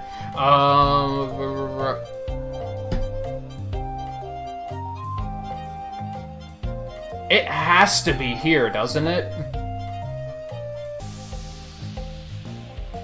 Yeah, because otherwise, there's only 9 blocks here. So it has to be here, which therefore means it has to be there. Okay. One tiny step at a time. Has to be there, which means this has to be 3. Rumble, rumble, rumble, rumble, rumble. Please don't stop storming before I finish streaming, because I'd really like to just kind of sit back and enjoy the sounds. I'll be really sad if we stop and it's just like, no more storming.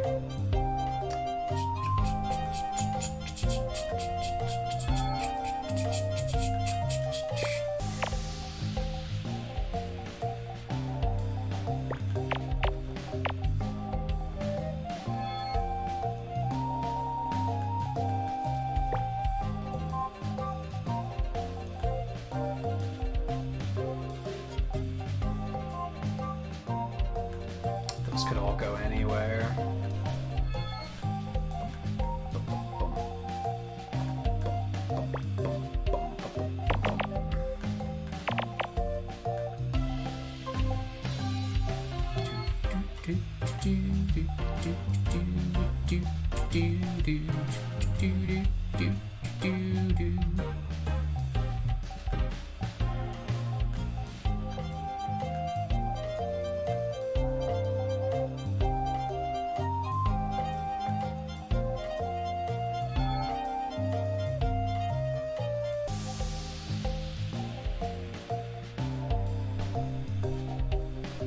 Fuck.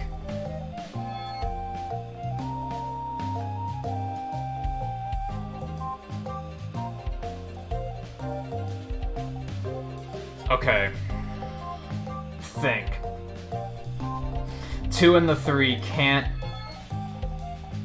be here, but a part of them could be.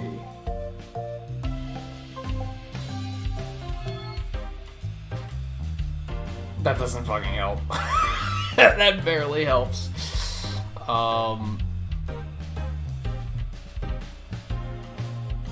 Oh wait, I fucked up.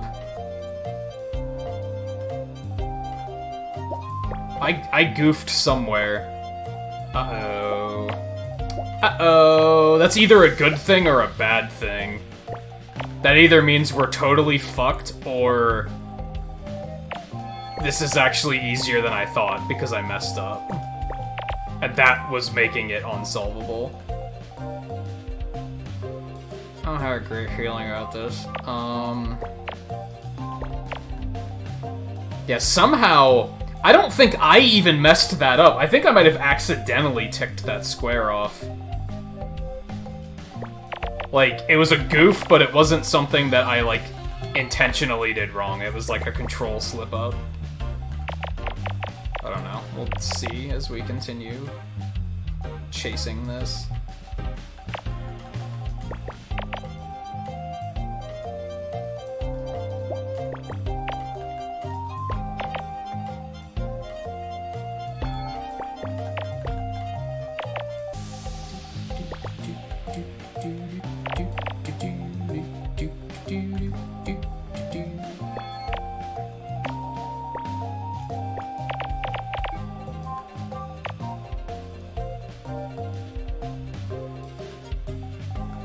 No, hold on. This is supposed to go there. It's a paper airplane. I see it. Something else I don't like doing is using visual as a clue for what I'm doing, but since I goofed, I'm willing to do it. Okay, that was a close call.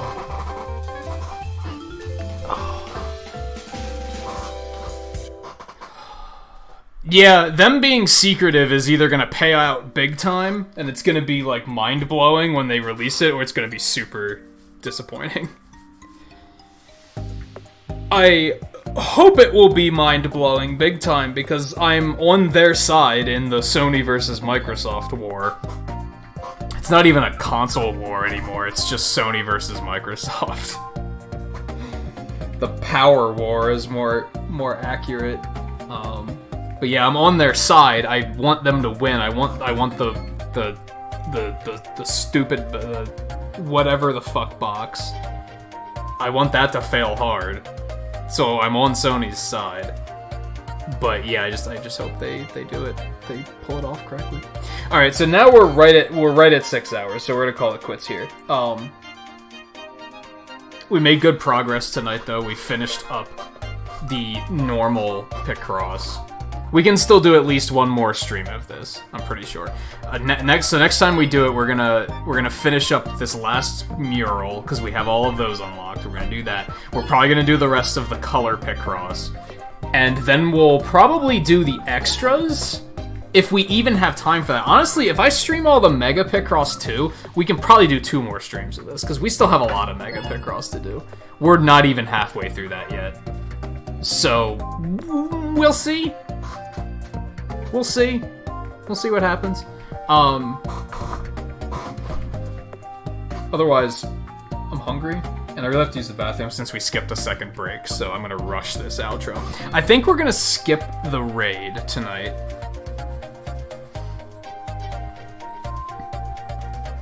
Where I'm planning to go watch, I think most of you are probably over there already anyway, so...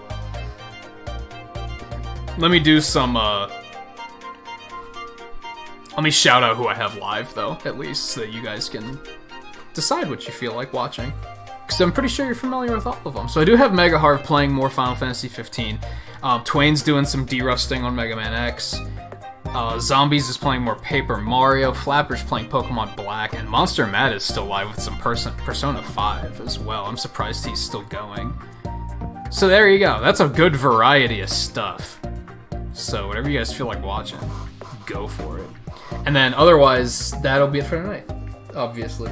Like I said, I think we can probably get at least one more stream out of this. I don't know when that's going to be. We might have to shelve this for a little bit because there's so much other stuff coming up that I want to do. So we'll see.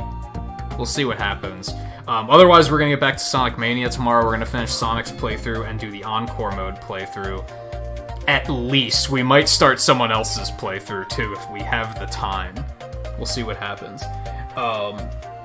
Thursday, we're starting our new-ish, our season 2, if you will, of a game that we once upon a time played the hell out of. We're gonna bring that back for a little while, so that's still kind of mysterious aside from the people involved. Those are the only ones that know exactly what we're doing. So I might lift the veil on that tomorrow at the end of the stream. That'll probably be when I officially say, here's what we're doing tomorrow. because then at that point we're going to schedule the stream right after that anyway, so it makes sense to do it there. Friday we'll get back to Final Fantasy. At that point, the schedule's changing. Ordinarily, we were off Monday and Tuesday nights. Sometimes not Tuesday. We're switching our off nights to Wednesday nights and Saturday nights. Saturday nights is going to be the maybe off night. Like, that'll be the night where some nights I might still stream anyway. We'll see. But yeah, for this weekend, Saturday is going to be off. Final Fantasy on Friday. Well, honestly, Final Fantasy, I might change that. I might do another Sonic night, trying to get Sonic done before Pokemon comes out. I don't know. We'll see. I'm eager to get back to Final Fantasy too, so yeah, we'll see what happens. A lot of winging it right now. Aside from Wednesday nights off, Saturday nights off, what's on each individual night, aside from this new Season 2 playthrough, that's going to be on Thursdays. Aside from that, everything's going to be up in the air for a little bit as we figure out what's comfortable. But yeah, thank you everyone for hanging out tonight. It was a lot of fun. These nights are like... These make for good, like, chilling and chatting nights, I think. I'm certainly not going to be winning any view count competitions with these streams, but they're good for just conversing. And that was kind of what I needed. I'm glad that worked out, because this year sucks. So I kind of needed to just not think about this year, and I hope that helped a lot of the people, a lot of you guys, whether you were hanging out and chatting or lurking and just enjoying the conversation. I hope that helped you guys out too. More of that tomorrow. So hopefully that will continue to help throughout the crisis we're facing. Like I said, we'll be back for more Sonic Mania tomorrow. Thank you all again for hanging out. Let me do pixels with the stream, and then we are gonna get the hell out of here. So yeah, Sonic Mania tomorrow. If you can't make it tomorrow, then I'll see you whenever you can make it. Take it easy, and I'll see you next time.